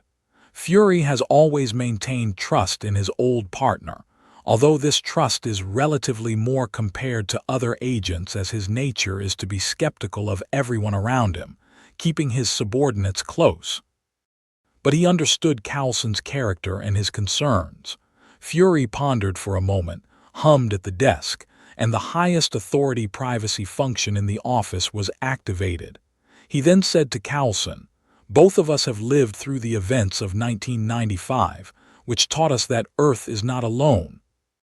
There are civilizations, technologies, and races far beyond our era in the universe. This also means that crises have never left us, Coulson. We need more support. We need a last line of defense when a crisis hits." The document you once submitted to the Security Council, Coulson realized. 2 years after that incident erupted, Nick Fury had submitted a document to the United Nations Security Council named the Avengers, detailing the Avengers' situation and the need for a powerful force to counteract future massive crises or wars. That is, the Avengers. But it was rejected, and despite Fury's repeated submissions, it never gained support, so the document was archived and Coulson had since forgotten it. Now, the words Fury was speaking to him were clearly preparations for establishing the Avengers. Its establishment requires the right candidates, but all these years I've been searching and haven't found anyone. Nick Fury said meaningfully, then stopped. But Coulson clearly knew what was to follow. The Rainy Night Butcher had been on the chief's watch list from the beginning, initially considered for recruitment into the department. But after Natasha's observation and contact, the chief's thinking had clearly changed. The power demonstrated by the target was not within the ordinary human scope. Someone with such abilities had already been quietly included in the Avengers candidate list by the chief, which is why the chief had decided to use resources and power to keep everything about that boy hidden. This was also to prepare for continued observation and recruitment. In fact, many agents followed this process. But Coulson had never thought the chief would plan to restart the Avengers, much less that he would tell him so. Nick Fury did not elaborate further but turned off the device and let Coulson leave. After Coulson left, Nick Fury stood up and walked to the floor-to-ceiling windows, overlooking the night scene below, a deep glint in his one eye. He could speak these words to Coulson because Coulson would also be part of this plan, not as a member of the Avengers, but as a liaison with the department. Fury was unsure whether the Avengers could be successfully established, but once established, he could not let the Avengers be under government control, nor could he let them run free. He needed a trusted person to participate fully in the establishment of the Avengers, to replace him in overseeing and fulfilling other duties. "John Shaw," Fury murmured, and after a while there was a knock at the door. As the door opened, a woman in a Kevlar agent uniform with wine-red hair and a fine physique, the unmistakable features of Natasha, walked in. "Sir, any results?" Fury turned to look at this top agent who had only joined the department a few years ago, his tone as usual. "The mission with Hawkeye has been resolved and he's wrapping things up over there." Natasha stood erect like a soldier, her robust demeanor unmistakable. "Well done, Natasha. You have 10 days off." Fury nodded in satisfaction. Though initially he was bent on eliminating this woman, during Hawkeye's mission, he discovered this once notorious Russian spy's slightly tragic past and experiences, and gave her a test mission, which she completed excellently. Over the years, she had executed many difficult missions perfectly. Thus, she also became one of the top agents in the department. Fury was also satisfied with his decision. Generously, Fury gave her 10 days off, but Natasha was not so happy, and Fury immediately discerned her thoughts. Natasha. Sir, I have a question. About John Shaw. Fury quietly looked at Natasha, who nodded. Also about vampires. I've been monitoring his movements and the recent events in New York after my departure. That strange death scene might involve a creature I never believed existed. Vampires. Fury provided the answer. Natasha frowned slightly. Has the director always known? Records of vampires have always been kept, just sealed off for some reasons, inaccessible with your clearance. Fury did not deny but confirmed it. Vampires and werewolves could even be traced back to the Middle Ages. Although these species are deeply hidden, it does not mean that the Strategic Homeland Intervention, Enforcement and Logistics Division could not detect them. However, the behind-the-scenes involve a series of trade and resource swaps.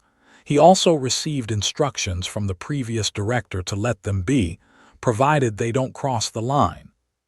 He was reluctant and even conducted quite a few targeted studies behind the scenes, but ultimately he could not take action openly.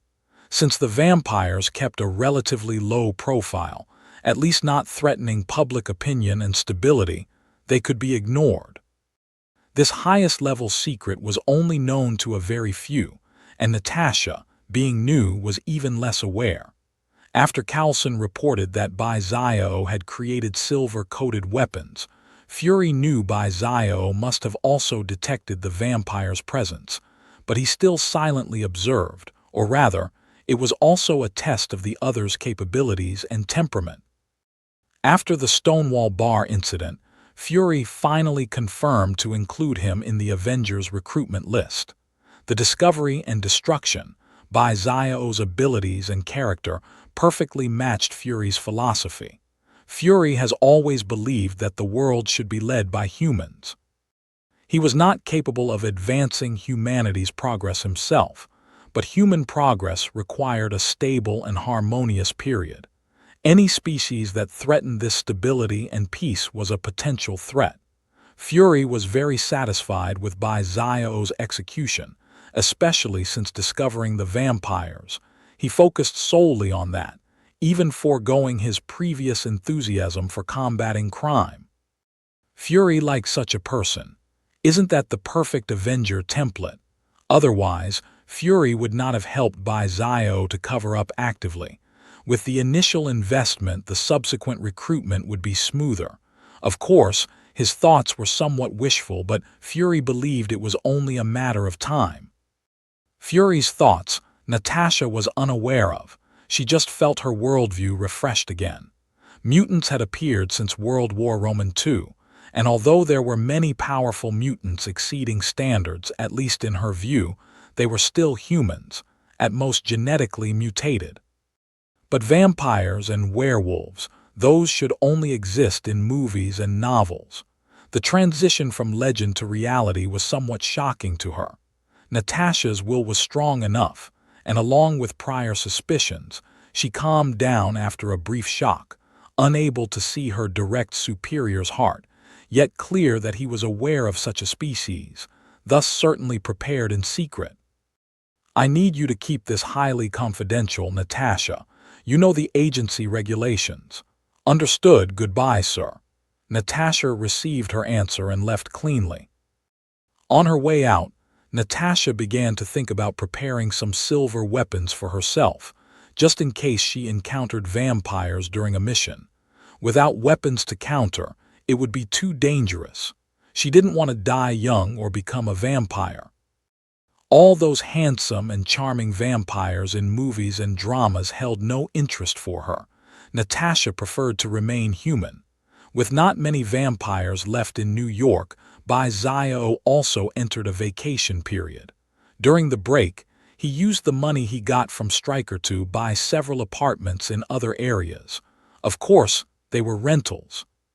He also bought a single apartment in Queens, totaling no more than $1.5 million, including the purchase tax, to temporarily enhance his quality of life. As for mansions, he simply didn't have enough money for villas and estates. Living alone in such luxury and without a mistress, he was even less interested. A single apartment was already sufficient. Located on Forest Hill's 75th Street in Queens, it wasn't far from his original apartment, with a subway station within a 10-minute walk. Although he hardly used it, the apartment environment was very nice. A 2-bedroom, 2-bathroom, 1 living room, 1 kitchen apartment. While not luxuriously decorated, it was clean and cozy. Modern decor, bright walls, and fully furnished. The spacious living room and sofa arrangement also had a minimalist style. Additionally, the surrounding environment was excellent, true to the literal meaning of Forest Hills, with plenty of vegetation, broad driveways, and paths flanked by trees. Even the houses were surrounded by vegetation, giving a natural feel of living in a primeval forest. Because the neighborhood was predominantly upper-middle class, cleaners maintained and trimmed the vegetation daily. The setting is quite pleasant, a quiet place with few people around. Even for an ordinary American citizen, living here would be considered above average, with a happy family life. This house will accompany him for a long time. After paying off the new house, Zio has no plans to do anything with the old house. He just leaves it there, too lazy to sell it. After moving into the new home, Zio felt quite pleased. The second floor of the apartment has a balcony with a table and chairs. Wearing a white wool sweater, sweatpants, and slippers, he made himself a glass of orange juice and sat down to enjoy the view of towering trees in front and the occasional passerby on the street below, feeling content. Here, you rarely hear the noisy honking of car horns. All you hear are birds and other animal sounds. Enjoying this moment of peace, time swiftly passed, a week in which Zio did nothing but continue to accumulate the knowledge he was supposed to learn. He knows that the knowledge left by human civilization is never worthless. Humans are the same. In terms of accumulating knowledge, one can never have too much. During this time, he did not buy groceries as often as before because his need for food was not as great. Initially, he needed to consume a lot of nutrients due to a significant deficiency. Besides, the stronger the physical constitution and the higher the level of life, the more food is needed just to maintain bodily and brain functions, purely from a human anatomical perspective. This was always the case for Zio. Several comprehensive enhancements improved his physical condition and developed his brain function, which also required a lot of nutrients to maintain. After the birth of magic, this versatile magical force could substitute for nutrients to sustain his movement and brain energy needs. The higher the level of life, the more this is the case. For example, beings like Odin and the Ancient One, in their level of battles that last not just hours but days or even months. How could they survive such lengthy battles without eating or drinking?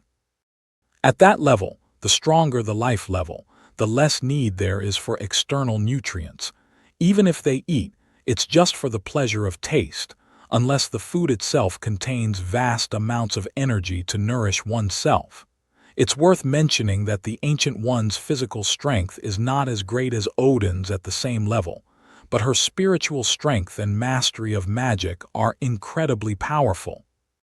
A strong soul can influence the body, reaching the same level as a celestial being. Not to mention these two, even Thor has begun to be able to fight for long periods without eating, also due to his lineage and divine power, but hunger will still follow, which is not contradictory. Zio also took this path. He would still eat as usual to satisfy his normal culinary desires, enjoying the momentary impact on his taste buds from cooked food, which is also a wonderful experience. Humans always cherish such delightful moments. Within a week, Bai also received a message from two vampire elders under his control, saying that a vampire with a very pure bloodline had learned of the Bible's content, and along with other vampires and members of the New York Vampire Elder Council, planned to build a summoning altar to prepare for summoning the blood god. The real reason is to reclaim their lost stronghold.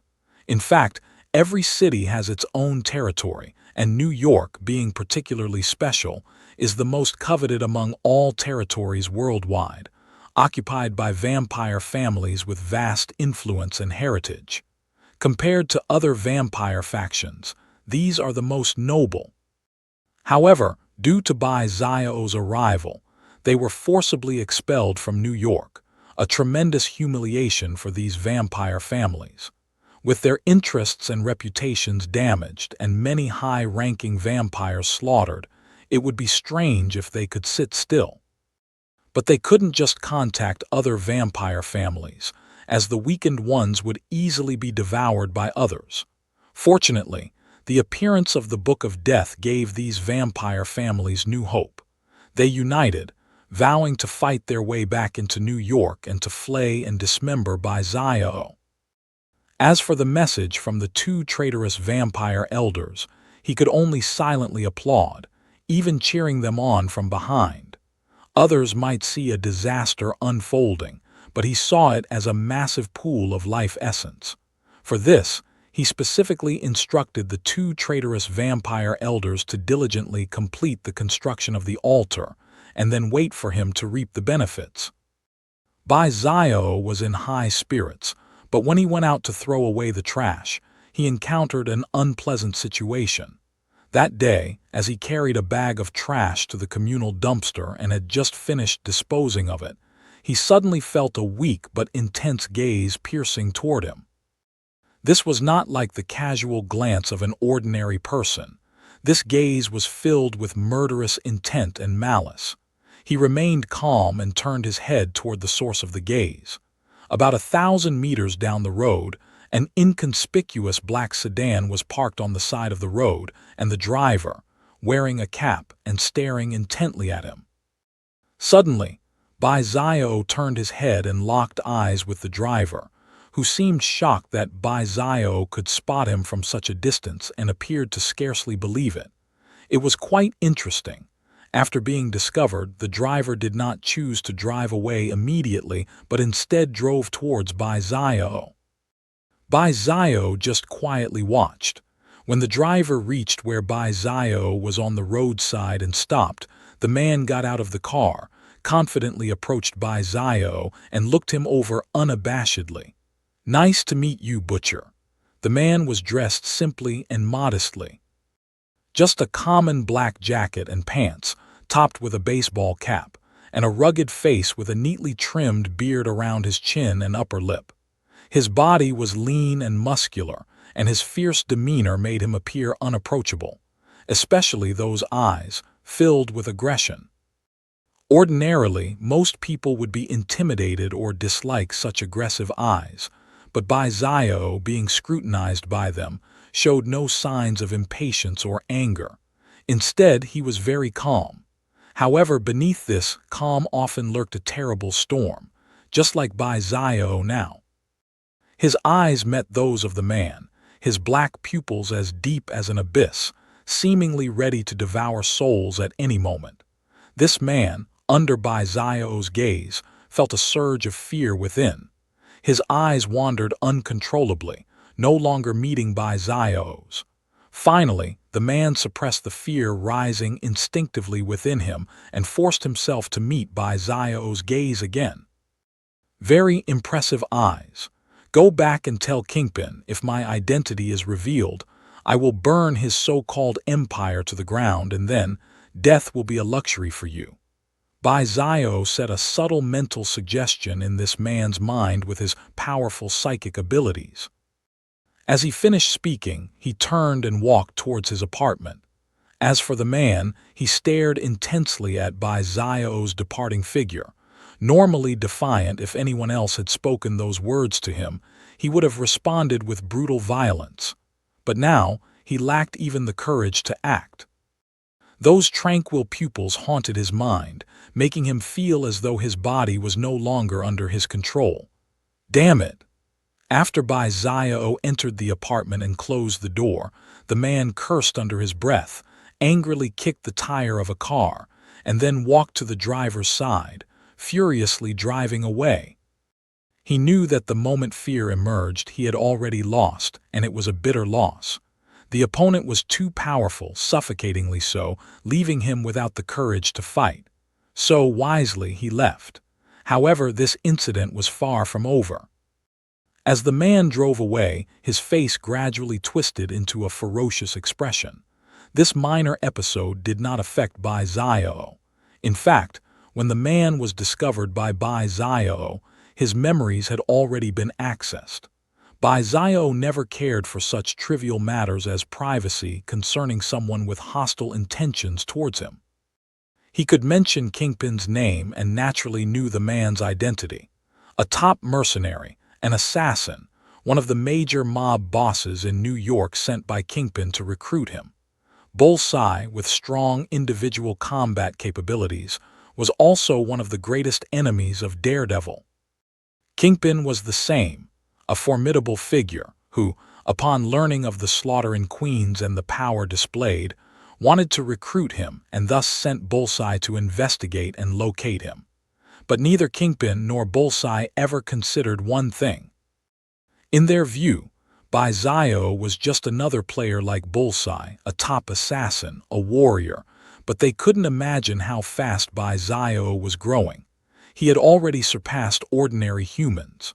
The so-called business empire, the mob career, in Zio's eyes were now like child's play, of no interest, making Kingpin merely a piggy bank to him.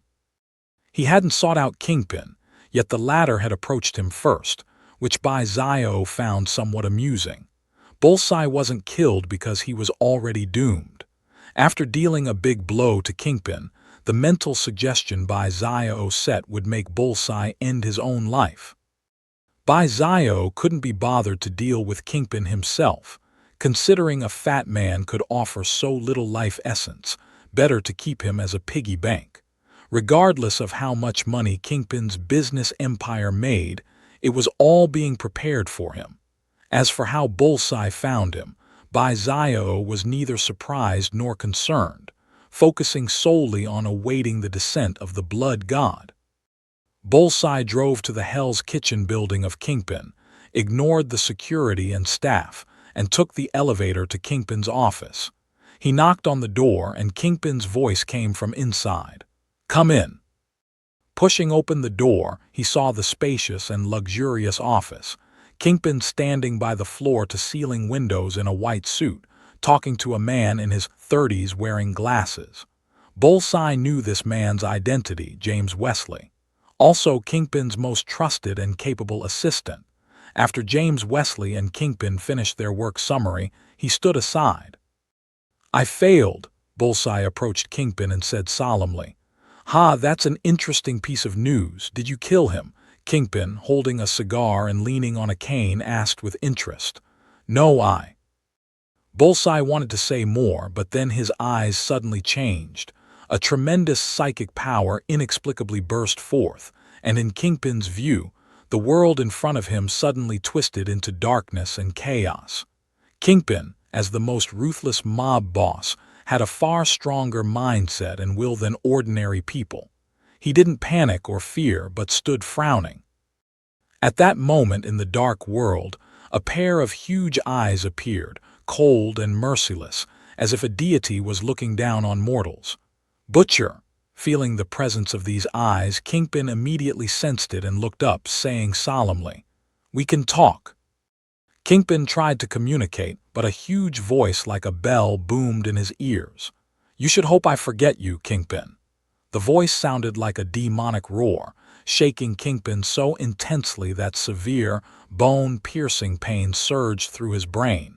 It was unclear how much time had passed before the pain slowly dissipated.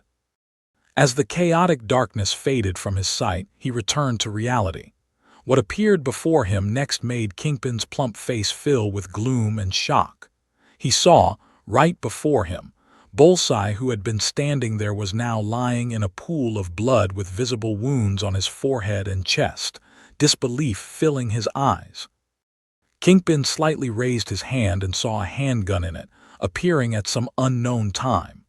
Beside him, James Wesley staggered back a few steps, his eyes filled with horror, seemingly clueless as to why Kingpin would suddenly go mad and kill Bullseye he had personally recruited.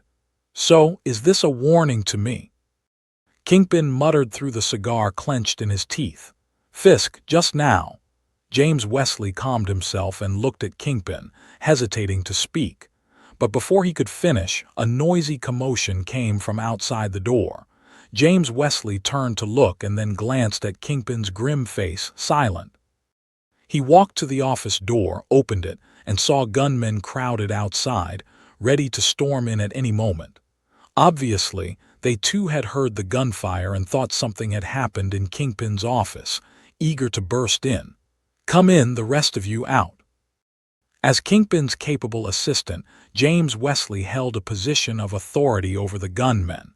With a few words, he quelled the disturbance, signaling 2 gunmen to enter the office.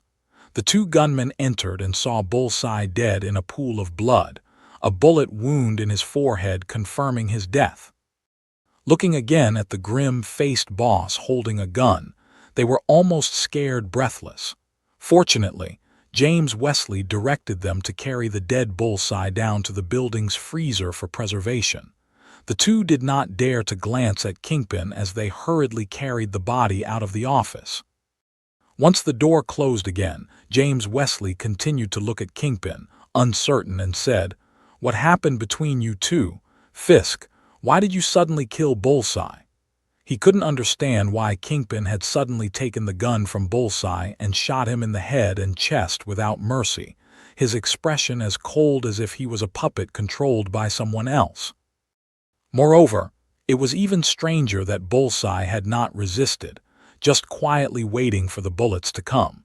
And with Bullseye's personality, he was just a mercenary recruited by Kingpin, completing missions for a bounty as Kingpin commanded. They had worked closely over the years, and Kingpin had often said that Bullseye would be one of his most capable assistants. However, today Bullseye had come to the office, said something to Kingpin, who responded with a gunshot, a development that baffled him. "Butcher." Kingpin turned and walked to his desk, casually placing the gun on it and crushing his cigar in the ashtray, before looking at James Wesley and uttering a word. "Butcher, the butcher from Queens?" James Wesley asked, puzzled. Bullseye's mission this time was to find the butcher, recruit him, or kill him if that failed. James Wesley suddenly understood. Everything that had happened between Kingpin and Bullseye made sense, but then he became even more puzzled as all of this was normal then. "That butcher somehow took control of me and Bullseye. This is his warning to me, James." Kingpin's plump face grew more fierce, and the anger in his eyes seemed to burn everything in sight. "He's provoking me." Especially as he kept recalling that phrase. "You should hope I forget you, Kingpin." That phrase was like daggers piercing his heart, making it bleed, a tremendous insult. How could Kingpin, now one of New York's biggest mob bosses, not be furious? He had always controlled the fates of others. Never had anyone dared to mock him as the butcher had, his disdainful and cold words like a deity regarding an ant that could be crushed at any moment. The anger nearly drove Kingpin to madness. "Fisk." After James Wesley clarified everything, he looked at Kingpin, his expression serious and earnest. "Should I remind you? Anger is the beginning of the descent into the abyss." Kingpin's rage was cooled by James Wesley's words, like a bucket of cold water dousing his fury, allowing reason to regain control. His heaving chest calmed down and he slowly sat in his office chair, closing his eyes while James Wesley stood by, watching until a minute later, Kingpin reopened his eyes. Anger is the beginning of a man's march towards death. He repeated the phrase, then burst out laughing, his robust laughter echoing through the entire spacious office. James Wesley finally sighed in relief, understanding both his employer and friend. He knew that Kingpin had regained his composure. "Thank you for your reminder, my friend. I'm glad you've always stood by my side," Kingpin said earnestly to James Wesley. The latter shook his head. "You know I never like to get involved in these things, but the business empire needs a calm you to support it. If you lose yourself to anger, then as per our agreement from the past, I will leave you." Kingpin nodded, looking towards the bloodstain on the carpet in front of him, and spoke in a low voice. "I never lack patience, James. Time will prove everything, and no one can humiliate me in this way, not even a godlike figure like the butcher. Our game has just begun. I'm looking forward to the moment he kneels before me." "I'm also waiting to see it," James Wesley said with a smile, recognizing the calm, bloodthirsty, and patient Kingpin he knew. "I need someone who can clear up my doubts. I want to know how he managed to control me and Bullseye." Kingpin's eyes were filled with seriousness. "It just so happens I can put you in touch with someone," James Wesley replied. "A farm is located a dozen kilometers outside of New York. The farm spans a vast area, encircled by forests and embracing an ancient yet sizable manor surrounded by extensive fields. However, the area appears somewhat eerie and desolate, as it has been long abandoned. Inside the dark, spooky manor, furniture is overturned, and numerous bullet holes are visible, with the smell of gunpowder narrating a recent fierce battle. Piles of unidentifiable ashes accumulate on the wooden floor. Blade, wearing his unchanged outfit of years, a black trench coat, tight-fitting inner lining, and leather pants with sunglasses over his eyes, holds a sharp sword in his hand. Expressionless, he pierces the last vampire in front of him. This young and handsome vampire screams tragically as he self-immolates into ashes, leaving behind only his final curse. When the blood god descends, you and those hunters will be torn apart. You will become a sacrifice, Blade. I look forward to your ultimate demise." Blade flicks his sword in a flourish, sheathing it behind his back, and turns to look at the white-haired old man entering from behind, carrying a specially made short-barreled shotgun and fully armed. "Did you hear that?" he shouted so loudly. "Although my hearing is impaired, it doesn't mean I can't hear, Blade." "Do you think what he said is true, Whistler?" A sharp glint flashes in Blade's eyes behind his sunglasses. The old man shakes his head. "I'm reluctant to believe such things, but we have already destroyed 4 of these bastards' gathering places, and their statements have been consistent. I think it's very likely true. It's really haunting. I thought I was going to be laid off, but now such things are still happening. The Book of Death mentioned in the records attracts these struggling vampires. They are indeed building altars for the summoning ritual." Blade remains silent, and the old man glances at him, sensing his unease. "What do you feel?" "A deep unease," Blade speaks gravely. "They are delaying our steps, Whistler." The old man frowns. "Do you think these gathering places were intentionally found by us?" "Previously, they avoided me at all costs and hid actively. But now, having been driven out, not only have they not left the vicinity of New York, but they have also created several gathering places nearby, actively attracting us to their door, Whistler. I don't think they would be so foolish."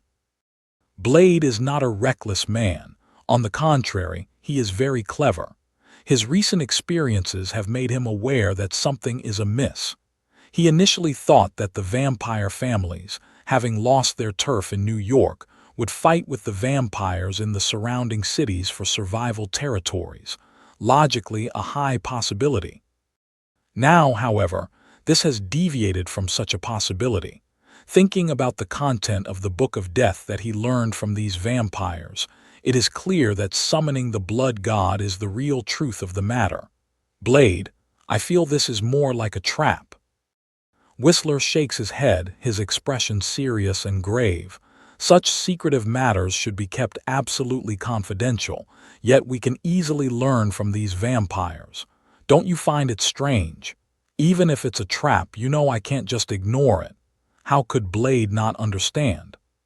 But this is clearly a blatant scheme. The opponent is openly telling Blade, I'm going to summon the blood god. Come and stop me if you dare. I've definitely set a bunch of traps for you. Will you come? If he doesn't come, the blood god will descend, bringing disaster and calamity to humanity. If he does, Blade knows the chances of his own demise are high. Blade despises vampires. He didn't have a choice in these two options, not even a second of hesitation. You really are like your father, Whistler says helplessly. Blade was his old friend's child, also a vampire hunter, but an accident turned Blade's mother into a vampire, and he later received news of her death. Blade's father, driven mad by revenge for his wife, knew it was a trap but still charged in regardless with Whistler as a friend, fighting alongside him, ultimately dying to save Whistler from danger. He then took Blade in and raised him. Blade also knew his own background, and since then he has hated vampires and embarked on the path of a hunter. But now, such events are happening again. Whistler does not stop him, but noticing Blade's looking over, he immediately raises his shotgun. I was hunting vampires when you were still in your mother's womb, you little brat. I'm a top-tier vampire hunter. The meaning of my life is to die on the path of hunting vampires. If you want to stop me, then prepare for me to kick your ass. Whistler curses and swears. His temperament has always been a gentleman, explosive, which is the character of a top-tier vampire hunter. Even though he is quite old, it remains the same. Then let us boldly embark on the path of death together, Blade says, a corner of his mouth lifting. A resignedly heroic spirit spreads. Maybe we can find another helper, Blade. Whistler suddenly breaks the somber mood thoughtfully. Are you talking about that guy in New York driving out vampires? Blade raises an eyebrow. Since he has the ability to massacre vampires on a large scale, his capabilities are undoubtedly strong. But doesn't he know about the Book of Death? Whistler is puzzled. Could it be he is waiting for the summoning ritual to succeed? Whistler is shocked by this bold idea. How is that possible? The positions of the two parties are completely different. The other party has no reason to let the blood god descend. Otherwise, the person retaliated against would definitely be the first. Do you have any news of him? He keeps a low profile. My well-informed friends can't find any clues. Maybe he can surprise us. I'm truly surprised. Located about 30 kilometers outside New York in a highly secluded suburb, Baizio stands atop a towering cliff several kilometers away from this area, overlooking what appears to be an uninhabited region below. The surrounding environment here is quite unique. Deep within the dense forest surrounded by hills, ordinary people would certainly get lost here. However, there are many such places on the outskirts of New York. About 1 kilometer away, there is a road leading to New York. Drivers don't pay much attention to this place. If one truly couldn't resist the urge to explore, it would be a case of using kerosene to put out a fire, a journey with no return. Baizio could distinctly sense that right beneath that area, there were thousands of unique vampire presences, with exceptionally pure bloodlines. A wave of experience points, much to Baizio's surprise. It can only be said that these vampire families have a commendable heritage. Even in escape, they took many blood slaves and blood bags with them, supplying their own needs for consumption. Master, the leader constructing the summoning ritual, was chosen by the New York Vampire Elders Council, Deacon Frost. He is now the vampire leader and is also in charge of building the summoning altar. Behind him, a vampire elder dressed in a black tailcoat, looking very proper, spoke respectfully, his eyes filled with admiration for Bai. He is one of the insiders manipulated by Bai's psychic powers. He also holds a position in the Vampire Council. Driven by him and another insider elder, the summoning ritual proceeded so smoothly, and they also facilitated the gathering of many vampire families here, waiting for their great master to reap the harvest. Of course, they too were part of the harvest, but they possessed a spirit of sacrifice, believing that risking their own lives was the greatest and most noble act, including other vampires, who should also offer their lives to their master. Bai was very pleased. He decided that after all other vampires and the blood god were dead, he would finally eliminate these two elders. Life and money dedicated to himself. How grand! He was almost moved to shed crocodile tears. But before a tear could fall, he suddenly turned his head, glancing through the dense forest to a highway about 3 kilometers away, where a modified Ford muscle car was speeding along, carrying a distinctly different vampire presence and an old human man. Through the car window, he saw the two individuals' appearances and clothing, especially the black man driving the muscle car, dressed too classically. Bai recognized him at a glance. Blade. Deacon Frost needs a sacrifice to summon the blood god. The Daywalker's blood is very special, so he decided to make him one of the sacrifices. He set up 5 vampire gathering sites on the periphery to disclose the matter of the blood god, attracting the Daywalker to find this place. The insider elder, lacking Bai's super senses, revealed everything he knew upon mentioning Blade. Bai immediately clutched his heart, feeling a pang. This Deacon Frost had a way to die, sending so many heads to Blade. Was this all part of his experience? He looked at Blade with a somewhat unusual gaze, wondering whether to give Blade a good beating. Thinking that this guy was only half vampire, half human, hard to define in identity, and all his actions were aimed at exterminating vampires, such a broad-minded person, he decided to let this guy go. So, are those traps prepared underground all for this guy? Yes, great master. Not a bad idea. Bai was satisfied with the vampires wanting to smash him and needing his blood to summon the blood god, so he prepared to watch coldly from the sidelines. It wasn't his indifference, rather it was essential for the blood god to descend properly. A win-win situation. Go, inform that guy called Deacon that Blade is here. Let your people die less, preferably not at all, they are all mine. Oh, and if that human comes, just lock him up.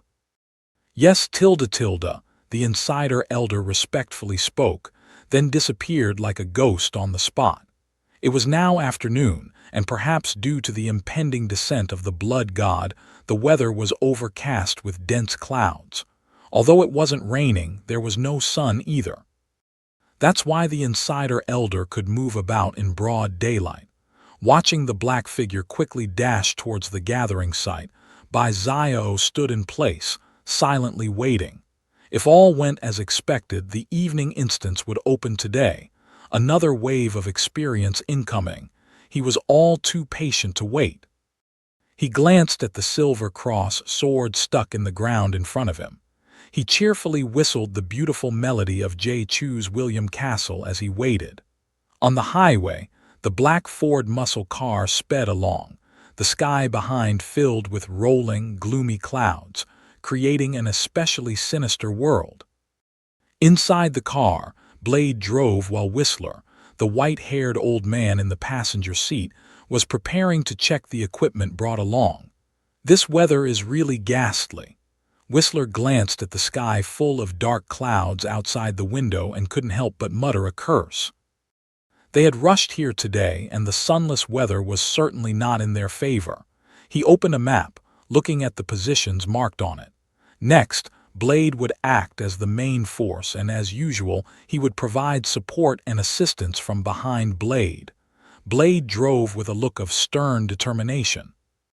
After driving for several minutes, he stepped on the brakes, and the car stopped by the roadside, looking out through the side window at the dense forest in the distance. "I really love this environment. It reminds me of the time I hunted a vampire elder with your father in the forest." Seeing such a scene, Whistler exclaimed, "Ready to go meet your end, Whistler. Of course, just don't die before me, Blade." Whistler pulled out an old-fashioned sniper rifle, his body already laden with equipment. "Then let's go." The car door opened and Blade and Whistler crossed the barrier, advancing into the depths of the distant forest until the foliage swallowed their figures. Beneath the earth, a colossal primordial space was constructed. Covering tens of thousands of square meters, it reached depths of hundreds of meters. Various stone columns supporting it were engraved with mysterious patterns, forming an intricate network of passages. The few thousand remaining vampires in New York all resided here, along with many imprisoned blood food and special refrigeration rooms for storing blood bags. The vampires, with their astounding heritage, spent a great deal of money and manpower to trade for time efficiency. It was almost as if a miraculous underground cavern was constructed in a short amount of time. The walls of the passages were adorned with oil lamps, their dim yellow light illuminating the dark underground, shedding some brightness on the chilly depths.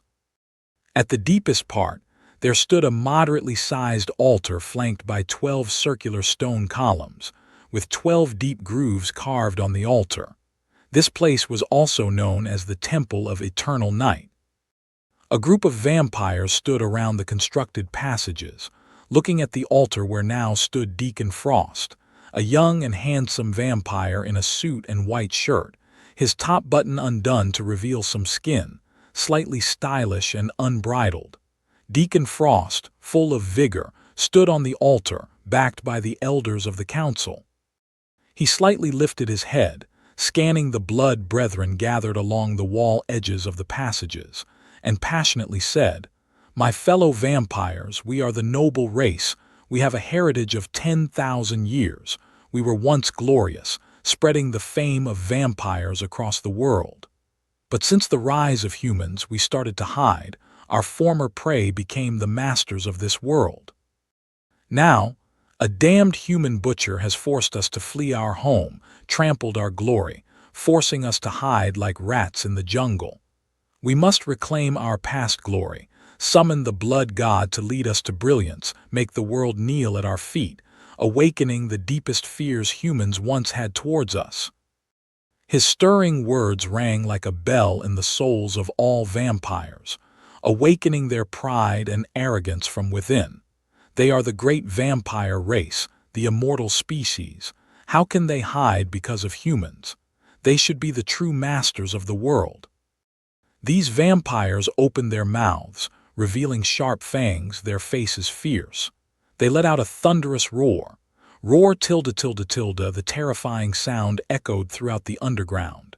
Deacon Frost slightly tilted his head back, closed his eyes and spread his arms, enjoying the moment, unknowing that tonight he would become divine.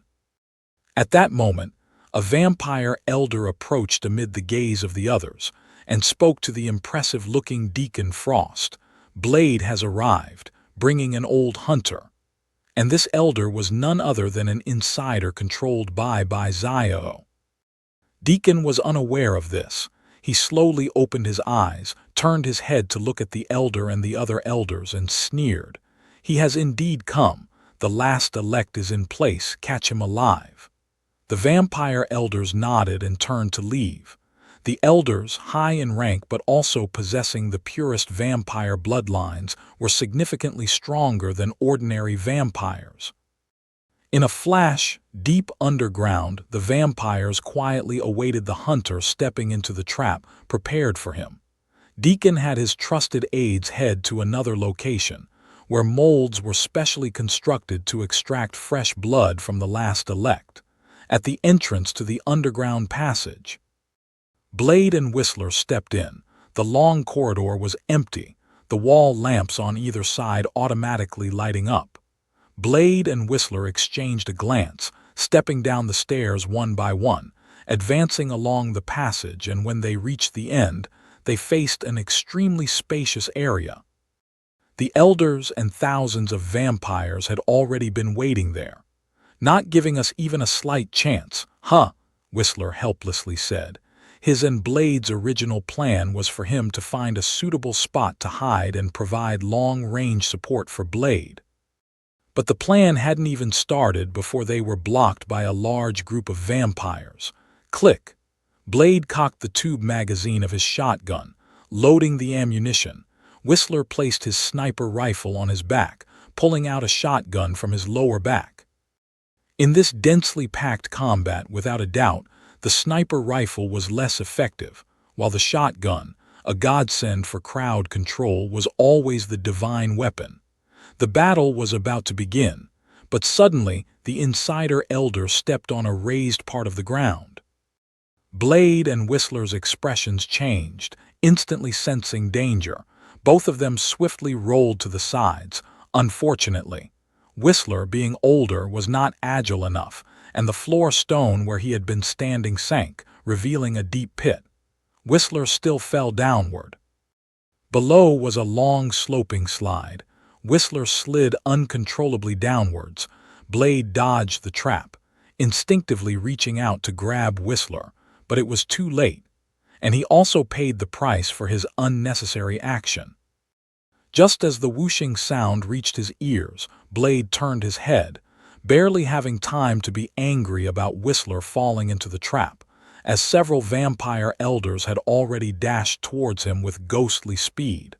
Blade's extensive combat experience came into play instantly. He changed his stance full of vulnerabilities, leaned back, and half laying in midair, he was about to pull the trigger of his shotgun. However, inexplicably, at the moment he was about to fire, his body seemed uncontrollable, and at this critical moment he did not pull the trigger. This instant gave two insider elders the chance to rush forward, one disarming Blade of his shotgun and the other grabbing Blade's neck, lifting a knee towards his lower back. Crack! A crisp sound echoed. Blade's lower back was severely injured and fractured. His face immediately contorted in pain. He still wanted to counterattack, but the other vampire elders did not give him a chance. They swarmed him, twisting Blade's hands and breaking his leg bones. Blade was captured alive. Blade's eyes behind his sunglasses involuntarily closed. His and Whistler's noble sacrifice at this moment seemed like a joke. "Wow, look who it is! The renowned daywalker, Blade, caught in such a sorry state." In the blood-grinding chamber, one of Deacon's minions, a male vampire with golden hair, dramatically gazes at Blade, who is stripped to the waist, revealing his muscular torso. Blade's limbs have been severed, and he is half embedded in the grinding device, his gaze icy and disdainful as he stares at the vampire with contempt and indifference. The sight ignites fury in the male vampire. He reaches out, his sharp nails poised in front of Blade's chest, gently pressing and sliding down, leaving 5 bloody marks on the strong, dark muscles. Blade remains expressionless, quietly watching. This bores the vampire, who loses interest in tormenting him and leaves only with the words, "I look forward to the sight of you dying in agony." After these words, he exits the stone chamber. Blade closes his eyes, knowing all his efforts have been in vain, now uncertain whether the old man Whistler is still alive. Meanwhile, in the underground passages, Zio carries a cross sword down the stairs into the depths. With the memory of an insider elder, he navigates the labyrinthine corridors as if they were nothing, boldly heading towards the Temple of Eternal Night. On his way, he encounters no vampires. They had all gone to the Temple of Eternal Night for the crucial moment of the Blood God's descent. Upon reaching the Temple of Eternal Night and seeing the dense crowd of vampires, Zio simply walks through them. Without even pushing, his mental power controls the scene, parting the vampires before him, allowing him to stand at the forefront. He casually thrusts his sword into the ground, standing out like a lion among sheep, eagerly watching the main event or prey on the altar below. His presence, an anomaly among the keenly blood-scented vampires, would typically be detected immediately. Given his life force and the potent energy within his blood, it's akin to a starved wolf spotting fresh, bleeding meat. However, by Zio's group mental suggestion makes everyone, including Deacon Frost awaiting on the altar, unconsciously treat him as one of their own, ignoring him. This is how he manipulates the nervous system through mental power, forcefully suppressing his own capabilities. This ability, by Zio thinks, is too useful not to develop further. The wolf in sheep's clothing almost grabs a stool and some sunflower seeds. From his vantage point, he glances towards the wall behind which, in a specially constructed stone chamber, Blade resides, presumably brooding over his capture. The enemy is still unaware of how easily he was captured. Zio won't tell him that, at the moment he met Blade, he had already infused him with a mental suggestion, which should have allowed Blade to remain calm and composed in crisis, delaying the inevitable. But ultimately, under Zio's influence, Blade becomes a mere jest. He won't apologize. After all, as long as he keeps silent, no one will know. As night falls and the commotion subsides, the grinding device finally covers the last half of Blade's body.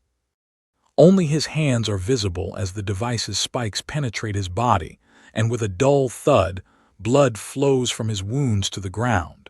Daywalker's special blood contains tremendous power, something other vampires do not possess. Because he has qualities only the ancestral vampires possess, he is unafraid of sunlight. Alone on the altar, Deacon stands as the sealing patterns gather Blade's blood, compressing it into a drop of purest essence. Suddenly, terrifying thunder and lightning strike. Above ground, under a shrouded night sky, ominous clouds swirl and lightning explodes, signaling impending disaster. Inside the Temple of Eternal Night, the drop of blood slowly falls as Deacon tilts his head back and opens his mouth. The moment the blood hits his palate, the mysterious patterns on the altar floor emit a fierce glow. The patterns on the 12 stone pillars around the walls do the same. Lightning strikes from the sky, penetrating the earth and striking the 12 pureblood vampires standing at the pillars. Their bodies explode under the lightning, their blood transforming into bats that flutter excitedly into Deacon's body. Boom! Under Zio's increasingly excited gaze, he feels the terrifying energy erupting from Deacon's body, sweeping through the Temple of Eternal Night like a storm. The overwhelming presence, like the rebirth of an ancient vampire ancestor, compels all vampires to kneel submissively, their faces filled with reverence. Zio's eyes brighten, his joy increasing. Meanwhile, in the stone chamber, the terrible storm also reaches Blade, filling his eyes with bitterness. He feels powerless, hating his own weakness. Now trapped and losing much blood, his life is slowly ebbing away. Is this where his fate ends? No. Outside the chamber, Blade suddenly hears clear footsteps. Although slow, they approach the chamber. After so many years together, though invisible, Blade immediately recognizes the footsteps as belonging to Whistler. As the sounds grow louder, with a dull thud, the grinding device opens automatically.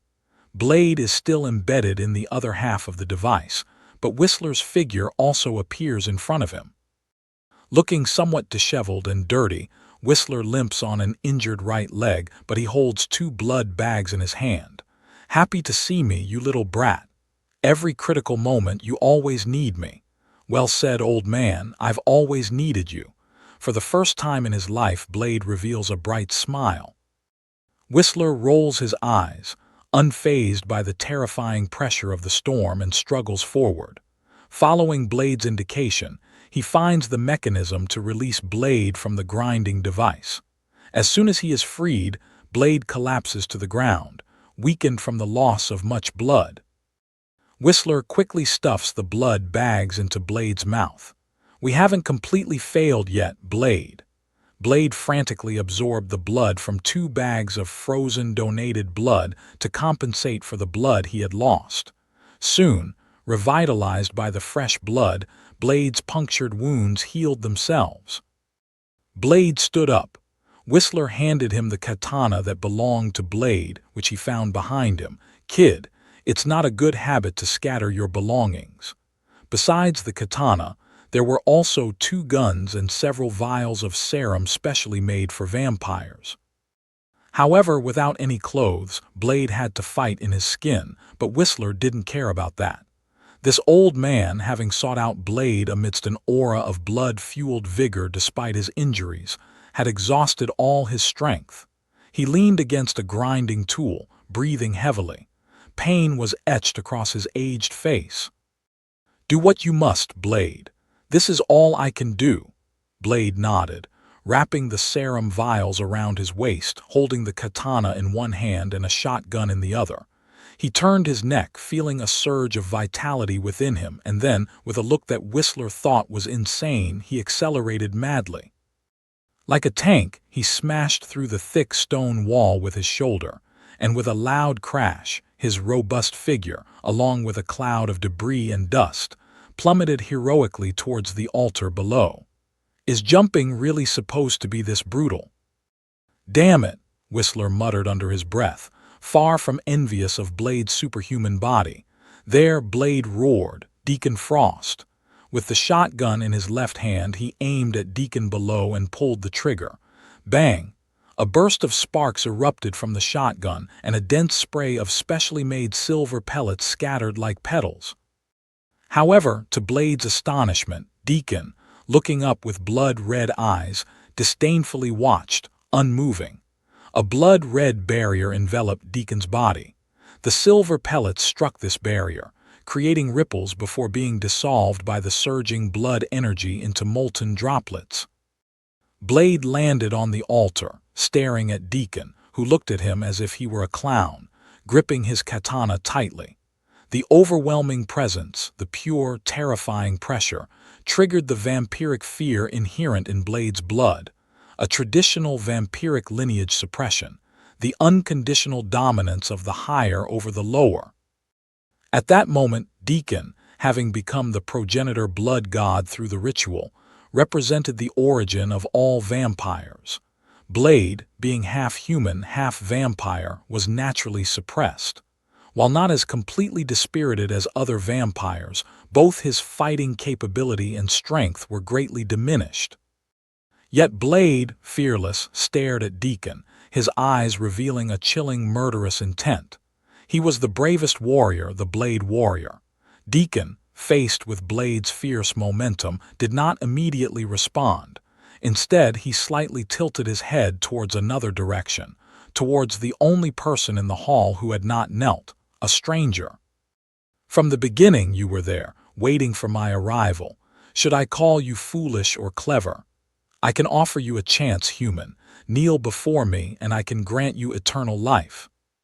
Deacon, or rather the blood god, had taken over this body, inheriting Deacon's memories and the formidable power and will of the blood god, shattering the latent mental power of a human who had quietly infiltrated the temple of eternal night. And he had been watching all along as the blood god descended.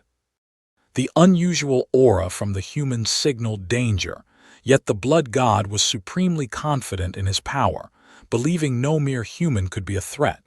Thus, he maintained the blood god's pride. Blade heard all of Deacon's words and realized that Deacon had been possessed by the blood god. He turned following the blood god's gaze, only to see all the vampires on the upper passageway shivering and prostrating, while he, dressed in a black coat and hat, a sharp silver cross sword planted in the ground, his dark eyes quietly overseeing the scene below, locked eyes with the blood god. A very young Asian man, extremely handsome even from his perspective. Facing the powerful aura of the blood god, he showed not a trace of fear, but a unique confidence. The look in his eyes conveyed a message that Blade recognized, reminiscent of his own when he hunted vampires. The look of a hunter eyeing his prey. A thought involuntarily crossed Blade's mind, shocking him as he looked at the Asian man, stirring a tumult of emotions within him. He was the one who had suddenly appeared in New York, relentlessly hunting vampires, forcing all vampires living there to flee. Blade and Whistler had speculated that Deacon and the other vampires were planning to summon the blood god, and this man would surely be watching. They guessed he would intervene at the critical moment. Their guess was correct, but the process and outcome were wrong. He had infiltrated the Temple of Eternal Night early on, simply watching the blood god's descent. Was the one he intended to hunt from the start the blood god himself? Damn it, the kid has such confidence, Blade cursed inwardly, knowing his own nature would never allow such risky actions, but now the blood god had descended, and nothing could change that. He just hoped the boy was not a mere arrogant fool with power. The boy, of course, was by Zio. He looked down at the blood god who spoke as if bestowing a favor, a smile curving his lips. Eternal life. What does a prey say about eternal life? As his words fell, he extended his hand, a dazzling golden light blossoming in his palm, then forcefully slammed it towards the ground. Boom! A torrent of golden energy instantly swept through the entire Temple of Eternal Night, engulfing the 3 circular passageways and all the vampires cowering there, instantly turning them to ash. The Temple of Eternal Night shook violently, with ceiling and wall debris continuously falling amidst clouds of dust. The candlelight was blown swiftly by the fierce wind, as majestic golden spirals raced through the 3 ring-shaped passages on the walls of the Temple of Eternal Night, blooming like golden whirlpools. At the altar, the blood god Deacon and Blade, even without direct contact with the majestic golden energy, were essentially at the center of the golden vortex, burning their skin and blood like the sun. Both possessed traits that made them fearless of solar energy radiation. However, that was merely the solar radiation from the sun, which is about 149.5 million kilometers away, the golden magic unleashed by Zio, and their proximity was less than 50 meters. It wasn't enough to cause injuries, but the surface of their skin was already scorched with burn marks. Blade couldn't help but raise his hand in front of his eyes to shield against the blinding light, while blood god Deacon's body was covered with a thin film of blood, protecting himself. The disdain and arrogance that had been on his face were gone. He surveyed the disappearing figures in the swirling golden energy, his expression turning ugly. Although he didn't care about the weak vampires, after all, he had come to the human world and needed manpower. Transforming a vampire took time, especially a pureblood. Moreover, he had just told his opponent to kneel before him, promising them eternal life. But then, with a powerful move, he annihilated thousands of the vampire. This was no ordinary humiliation. The golden energy vortex did not last long and gradually settled down. The candle flames racing on the lamps by the walls calmed, and faint golden stars could be seen floating in the air, a beautiful sight. Zio stood up, adopting Deacon's previous posture, arms spread wide and head tilted slightly upwards, as if embracing the world. Most here were pureblood vampires, whose level of life was much higher than that of mixed-blood vampires, including many elders. From his perspective, he could see the large and small blood essence orbs gathering, forming a blood river that surged into his body. In just a few seconds, his level of life leaped once again. Blood surged, and the raging magic surged like a tide, revitalizing his body with new vitality. Muscles, bones, organs, cells, brain, nerves, all were significantly enhanced. Zio was exhilarated, but blood god Deacon was utterly confused. Bai Zio's comprehensive leap in life level resulted in a remarkably rapid increase in his already formidable aura. He didn't understand the cause and effect involved. He wasn't aware that Bai Zio could grow stronger by killing. He thought he had instantly killed thousands of vampires, triggering an excited state, causing his aura to uncontrollably surge. Was this person a berserker madman? Whether in battle or killing, both could excite him. Blood God was genuinely worried now. Bai Zio had initially kept a low profile, suddenly displaying power to kill thousands of vampires, and he had managed to maintain his composure since aura and physical strength and will are closely related. He estimated that he had the upper hand. As an ancestral blood god who had seen many ancient gods, Bai Zio seemed trivial. But then, the aura surged irrationally, possibly reversing the situation. In battle, differences in strength can be managed unless too vast, through tactics and combat intelligence. But the real fear is facing an opponent with berserker, madman traits. It was perfect to press the attack, but fearsome if the opponent became frantic from the pounding, their power irrationally surging, or if hitting a specific spot triggered a drastic power increase. Such irrationality is unbearable. On Blood God Deacon's side, things were unreasonable before the fight even started, so why bother continuing? Blood God wanted to flee. Bai Zio was not willing. Those thousands of vampires were just a dessert. Blood God was the main course. Bai Zio reached for the adamantine cross sword planted in the ground, his explosive force cracking the ground and tearing through the air, causing Blood God and Blade's pupils to shrink. Bai Zio had already appeared before them, just a meter above Blood God, raising the cross sword, its blade swirling with golden light, transforming into a magnificent golden long sword. Damn!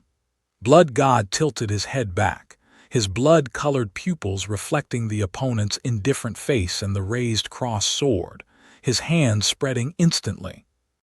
The blood magic unique to the ancestral blood god reappeared in the human world. Boom!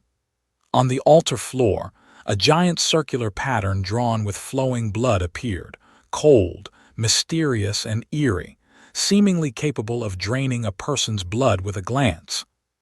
Immediately, a torrential surge of blood erupted like a fountain from the magic circle. Blade felt the terrifying threat. The moment the magic circle lit up, he immediately tried to flee the altar, but it was too late. The surging blood, as if from the deepest hell, filled with filth, terror, and darkness, continuously washed over his body. His katana and shotgun corroded in the blood wash. His skin felt as if it had been slashed by thousands of knives, covered with countless wounds, blood flowing, which was then drawn and transformed by the magic circle, relentlessly attacking Blade. Roar tilde tilde the skin, muscles, bones, organs, and the torment of being washed with filthy blood. The extreme pain made this tough man unbearable, causing him to roar, his eyes bloodshot.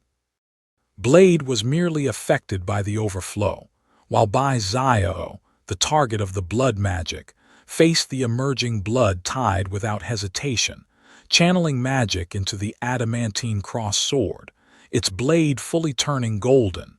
The splendid golden light illuminated the temple of eternal night.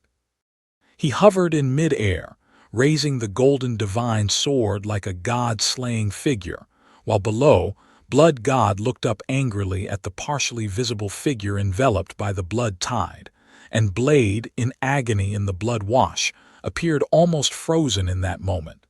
Boom!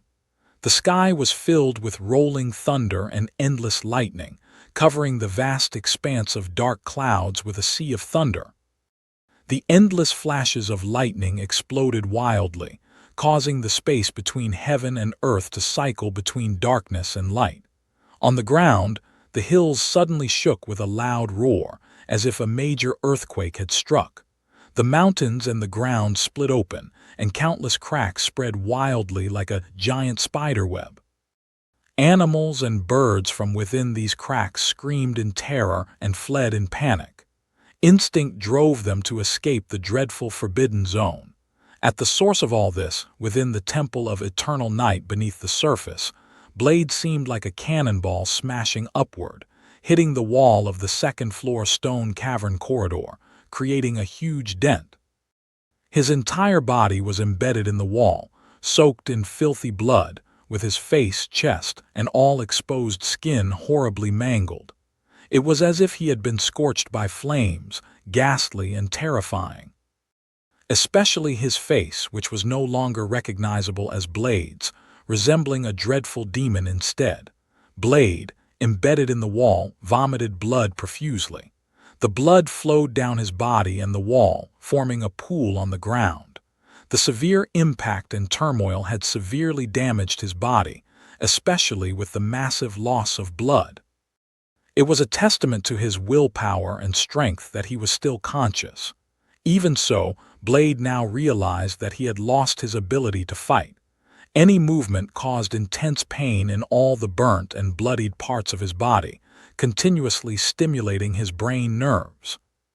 Blade finally realized what kind of monster those two were. He also understood why the Book of Death recorded the descent of the Blood God as a great disaster for humanity, with blood drowning the world. An ancestral blood god was simply beyond his ability to contend with. He had confidently thought that, although the blood god was powerful, he could still fight it, even at the cost of his own life, to inflict heavy damage on the enemy.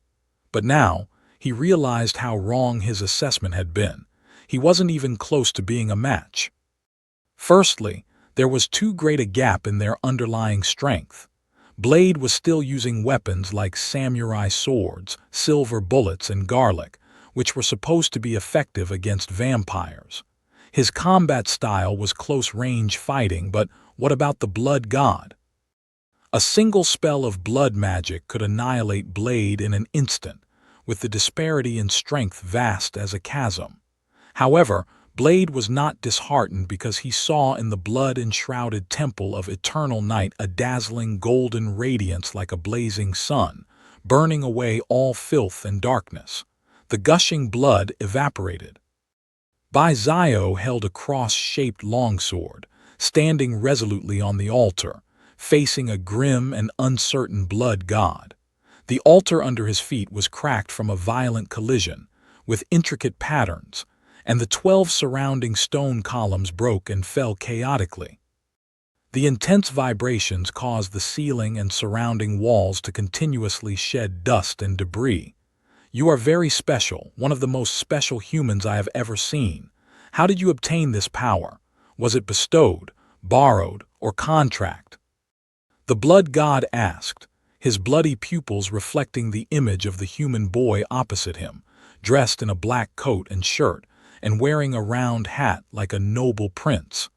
As an ancestral blood god with a long life tracing back to Earth's ancient times, he was a true old monster, having witnessed the splendor and twilight of the gods. Of course, he was just a minor figure in the ancient times, nothing compared to the mighty ancient underworld gods, but surviving until now meant his experience was unmatched by ordinary people. Originally summoned by his descendants, the blood god arrived on Earth with enthusiasm, not to rule but to stir things up. But right away, he encountered a monster he had never seen before. Outwardly just a human, the blood god could tell that Zio was a pure human but far too powerful, especially with the golden energy that countered his own. He had never seen such power among the gods. He did not sense any lineage, soul, or divinity associated with those gods in Zio. This meant that this person had no connection with the gods he knew. But what did it matter if he had no powerful backers? Compared to the gods of ancient times, Zio was clearly weaker, but he was very young, and that was his advantage. The blood god also doubted whether he could kill this young monster unless he could cross dimensions and descend to Earth in his true form, which was utterly unrealistic. He could not violate the ancient gods' pact made on Earth. Even if he did, he probably wouldn't have encountered this human boy. Then he would have been killed by other ancient gods crossing dimensions. Now, he was just a wisp of consciousness occupying this body, similar to how demons and angels possess the bodies of believers to descend to earth. His true strength was severely suppressed. With this level of power, he had to consider not just whether he could kill his opponent, but how he might escape from him. As for the blood god's doubts, Bai-Zio completely ignored them. He leaned forward, his feet staggered slightly as he squatted, his gaze intently fixed on the blood god. He had only one thought: to kill the blood god. "It's really absurd who created this monster," the blood god muttered to himself, his headache intensifying. He was certain this human boy wasn't a natural occurrence. Humans couldn't naturally possess such power. Their lineage was too weak, the weakest among all civilizations. It couldn't have been a natural birth. It had to be some god he had never seen, or beyond his imagination, who had handcrafted this spokesperson. So the blood god balked. He really didn't want to continue the fight. The cost and benefit were entirely disproportionate. He wasn't senseless. A fight with no benefits was a losing battle. If he lost, he would lose the body he had taken over. And if he won, if he accidentally killed this human child, there might be a god standing behind this boy who could cross time and dimensions to kill him. Killing a spokesperson would be like slapping the face of their master. Not going mad would be strange. He couldn't afford it, so he chose to avoid it. With a snort, the blood god prepared to cast blood magic to make a quick escape. But just then, a radiant burst of brilliance flashed in by Zio's eyes, and a tempest of psychic power swept through like a storm, unabashedly assaulting the blood god's mind and will.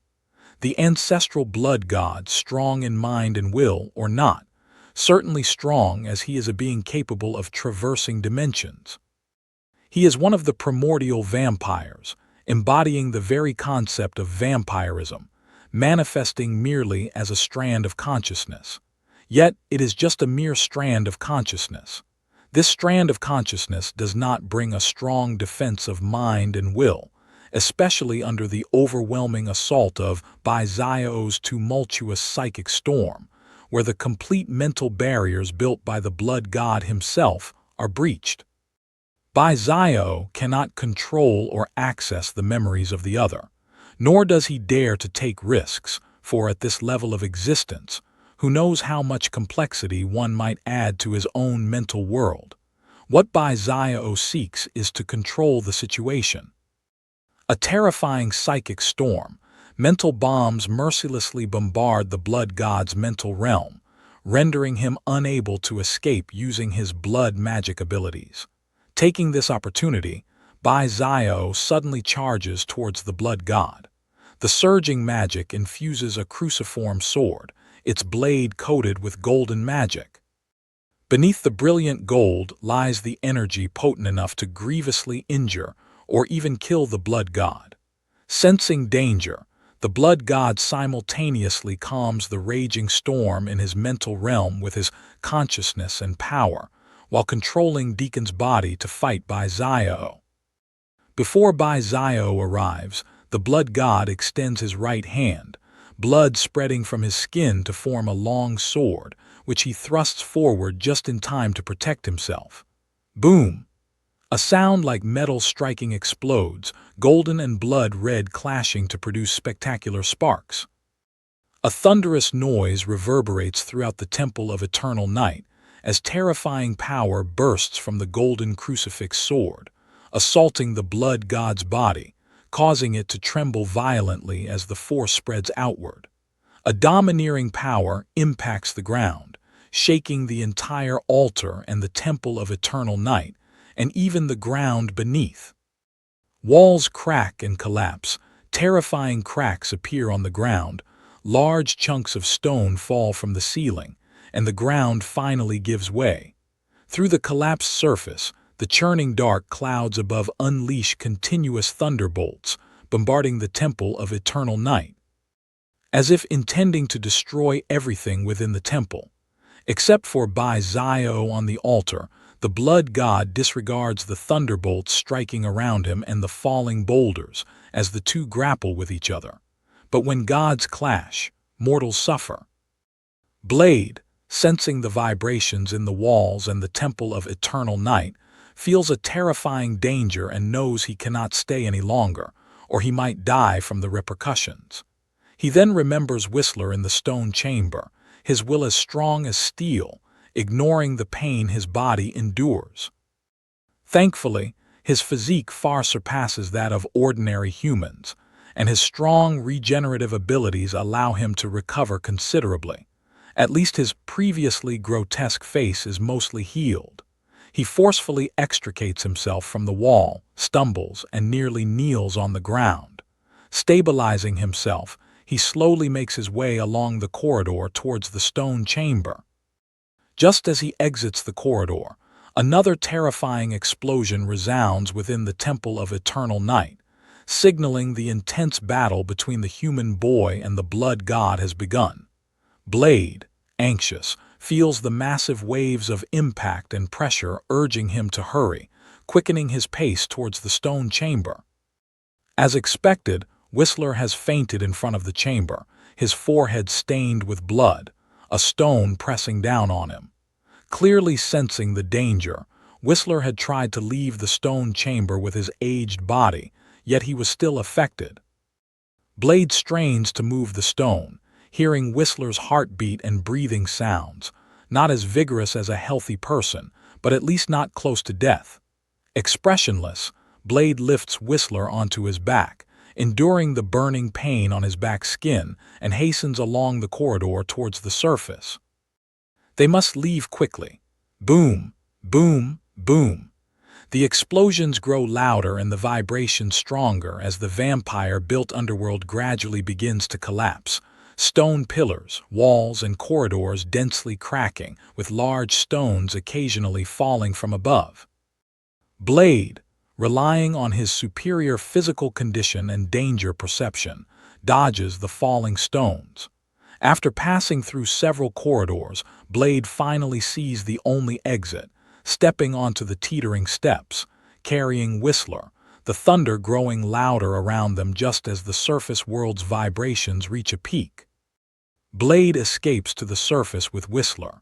He turns back to see a large depression formed in the surface, especially at the center where a 1,000-meter deep hole is visible, with thunderbolts falling like heavy rain, a sight terrifying to behold.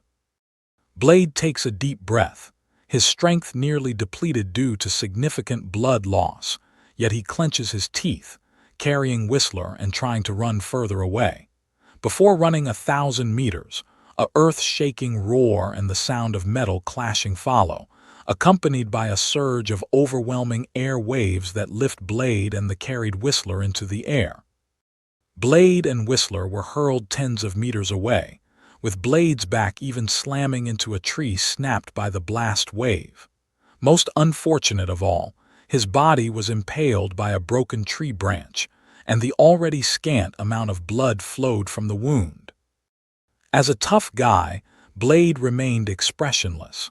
However, the twitching at the corner of his eye indicated a torrent of American profanity was ready to burst forth from within him. Whistler was somewhat luckier, landing on the nearby ground which was somewhat loose and cushioned with weeds, so he received minimal damage. The severe jolt brought him back to consciousness. After a pained groan, he held his forehead, with the sounds of thunder, metal clashing, and roaring voices mixing into a cacophonous symphony in his ears, nearly shattering his eardrums.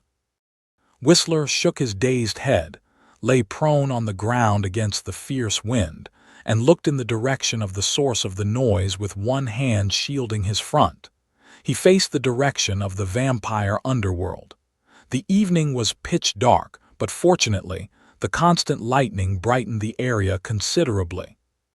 He saw two figures colliding at a speed incomprehensible to ordinary humans in the distance. Each clash produced a burst of metal sounds and brilliant sparks. Each impact cracked the ground, shook the earth, and stirred up surging air waves. A groggy Whistler finally came to his senses in the basement. His last memory was of seeing a brilliant golden vortex engulfing thousands of vampires through the wall shattered by Blade, and then the blood god unleashed a torrent of blood magic, flinging Whistler away. He almost didn't make it. Realizing the danger, Whistler supported his injured body and struggled to escape. Just as he reached the doorway of the stone chamber, he was knocked unconscious by falling rocks due to the intense vibrations. "What a crazy world!" Whistler exclaimed weakly, then turned his head as if he felt someone watching him, and his eyes widened in surprise. "Good Lord, Blade! Are you all right?" Seeing Blade's miserable condition, Whistler was concerned. Blade's face was expressionless, and the fierce wind mercilessly battered his body, making it impossible for him to extricate himself from the tree branch. Fortunately, his vitality was robust, and he was not going to die anytime soon, just terribly injured. Severe burns, organ and muscle tissue necrosis, and extensive blood loss were merely minor fatal injuries to him. Once the turmoil subsided, he could simply grab a couple of blood bags to drink, and he would still be the vigorous, notorious daywalker, Blade. Seeing that Blade was miserable but not dead, Whistler was somewhat relieved. They looked forward together, their hearts a bit bitter, hoping that the human boy would quickly eliminate the detestable blood god. Otherwise, they both might end up buried here. In front, Bai-Zio and the blood god fought fiercely and freely. Bai-Zio was in a profoundly contradictory state, both rational and excited. Rational because he naturally possessed this rational thinking, handling any crisis with clear thoughts. Excited because the blood god offered him an equal fight. Indeed, an equal fight. Since his traversal, and stepping onto the path of killing to grow stronger, Bai-Zio's combat abilities had increased terrifyingly fast. For this reason, he quickly shifted from hunting humans to vampires. Bai-Zio had always had an imprecise sense of his own strength, measuring it only from some estimated data. Especially after developing psychic and magical powers, his strength could no longer be measured by basic physical data alone. He was like a cloned Tyrannosaurus Rex placed in a primordial jungle, a top predator, unaware of his exact place in the food chain, only knowing he was strong enough, but unclear just how strong. He had never encountered an equal opponent. To stay under the radar, he had never fully exerted his strength. This had been accumulating a destructive urge deep within him. Like a gun enthusiast who constantly buys guns and loves shooting but has often been unable to fire for various reasons, there is an impulse inside that wants to grab a gun, pull that damn trigger, hear the delightful sound of gunfire, see the flames burst from the muzzle, and see bullets penetrate any material, especially flesh. Bai-Zio was somewhat like this. So the appearance of the blood god not only served to enhance him with life essence, but also provided him an outlet for release. From being an ordinary person capable of destroying cities but never venting out, a dissatisfaction naturally grew, and if not rational enough, it could even distort his psyche. He needed to release the power he had acquired. He wanted to gauge what he could truly achieve. So his excitement grew increasingly intense. The blood god was not beyond his expectations. As the progenitor of vampires, even if just a strand of consciousness descended to occupy the body of Deacon, he still possessed a combat strength equal to Bai-Zio's. Immense power, speed, and the unique blood magic of the vampire race, coupled with his proficiency in close combat, even initially, despite being at a disadvantage, Bai-Zio was not overwhelmed. Relying on faster thinking, reflexes, speed, and explosive power, he managed not to be suppressed. He voraciously absorbed experience and honed his skills amidst the fight. He was exhilarated by his own growth. The heavens roared with thunderous explosions that masked the terrifying scene unfolding below. A fearsome and thick bolt of lightning struck the altar of the Temple of Eternal Night, reducing the already damaged temple to complete ruins. In a flash of light in the distance, Baizio wielded a cross-shaped sword tinted with gold as it swept through his enemies. Boom! Sparks flew as the approaching blood god, intent on attacking, was flung away by a tremendous force. The blood god tumbled awkwardly through the air, hurtling back hundreds of meters before he could stabilize. Seeing the blood-soaked sword in his hand damaged by that detestable energy, the blood god once again activated his blood magic to repair the blade. It was infuriating. The physical frame and internal organs of the blood god, Deacon, were shattered by repeated collisions of force. He had no choice but to repeatedly repair himself with blood magic. This was trivial compared to his most troubling issue, the growth in the enemy's strength during the battle, transitioning from being overpowered to being the oppressor. Moreover, his mental realm was ravaged by the enemy's psychic storms and bombs, disrupting his thoughts and spirit, preventing him from using any blood magic or abilities beyond the most basic. He wanted to flee, using blood magic. As a member of the vampire race, he could transform into a bat and escape by flying. However, his opponent was constantly vigilant against this tactic.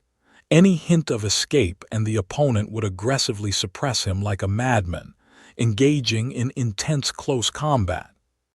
He had no choice but to retaliate. Any opening would lead to his decapitation. The blood god knew how the opponent's energy could counteract vampires, and being beheaded was akin to death for him. Escape was not an option. It was frustrating. Who was the wretched creator of such a flawlessly formidable monster? Cursing under his breath, the blood god swore never to return to Earth. The stakes were too high here, with ancient gods from various realms all eyeing this tiny world, beyond his control. As he pondered, Baizio charged at him once more. Boom! The ground split open. Below was the surface world, causing the surrounding area to completely collapse. Baizio burst forth with terrifying speed and even more formidable momentum than before. His speed was unexpectedly faster. Caught off guard, the blood god changed his expression, wanting to counterattack, but his opponent was already upon him. With a body twist and a forceful swing, the gold-tinted blade sliced through the air, tracing a beautiful arc. Golden traces streaked through the sky, aiming directly at the head of the blood god Deacon. The blood god reluctantly raised his blood-drenched sword in defense. Boom! To his astonishment, the blood sword, supposedly harder than any metal, shattered instantly upon impact. The heated, coagulated blood turned into a skyfall of crimson fragments as the blade relentlessly swept through the blood god's head. His head, now severed, tumbled through the air. The cleanly cut neck was smooth as it rotated mid-air. Baizio did not pause. His golden sword fluttered up and down, slashing the head into pieces within a second. The scene was horrific. Despite the head being destroyed, the headless corpse still managed to retaliate, stabbing the broken blood sword towards Baizio's neck. Baizio grabbed the attacker by the chest and pushed down forcefully. Boom! The headless body was crushed by overwhelming energy, heavily slamming into the ground. The earth within 100 meters caved in, but Baizio, overpowering the chest of the still resistant headless corpse, let a glint of golden light flash from his eyes. His left hand, infused with immense magic, exerted force again. With a loud boom, the surface collapsed, and he, along with the headless body, plunged toward the Earth's core amid collapsing debris and dust. As he descended with the headless body, terrifying golden magic erupted like a fountain. A pillar of golden light shot from the depths of the earth through the clouds, piercing the sky, surrounded by a whirlwind of clouds and thunder. The entire scene appeared miraculous, stunning the onlookers, Blade and Whistler, their eyes wide in shock. "He is the Son of God. I have witnessed a miracle descend." Whistler, a traditional Westerner from an older generation with some devotion to God, was greatly influenced by God in the Western world. He wasn't the most devout follower, but having witnessed this unbelievable spectacle, he could only associate it with the Son of God. For only the Son of God could possess such power, capable of rivaling, even defeating, an evil progenitor like the Blood God. Moreover, the surge of golden magic felt warm, as if healing his severely damaged body. Whistler wasn't sure if it was just an illusion, but he didn't care, his expression filled with excitement. Blade, on the other hand, hadn't thought so much about it. He only felt unbearable discomfort, extremely so. The pillar of golden energy, merely 1,000 meters away, made the sparse blood in his body feel as though it was burning. He knew that if he were a pure-blooded vampire, the effect would be no different from direct exposure to the sun. Both scenarios would lead to his utter annihilation. "What a crazy world," Blade murmured, his face illuminated by the golden light. Despite his agony, he managed a smile, akin to a believer about to ascend to heaven and become an angel.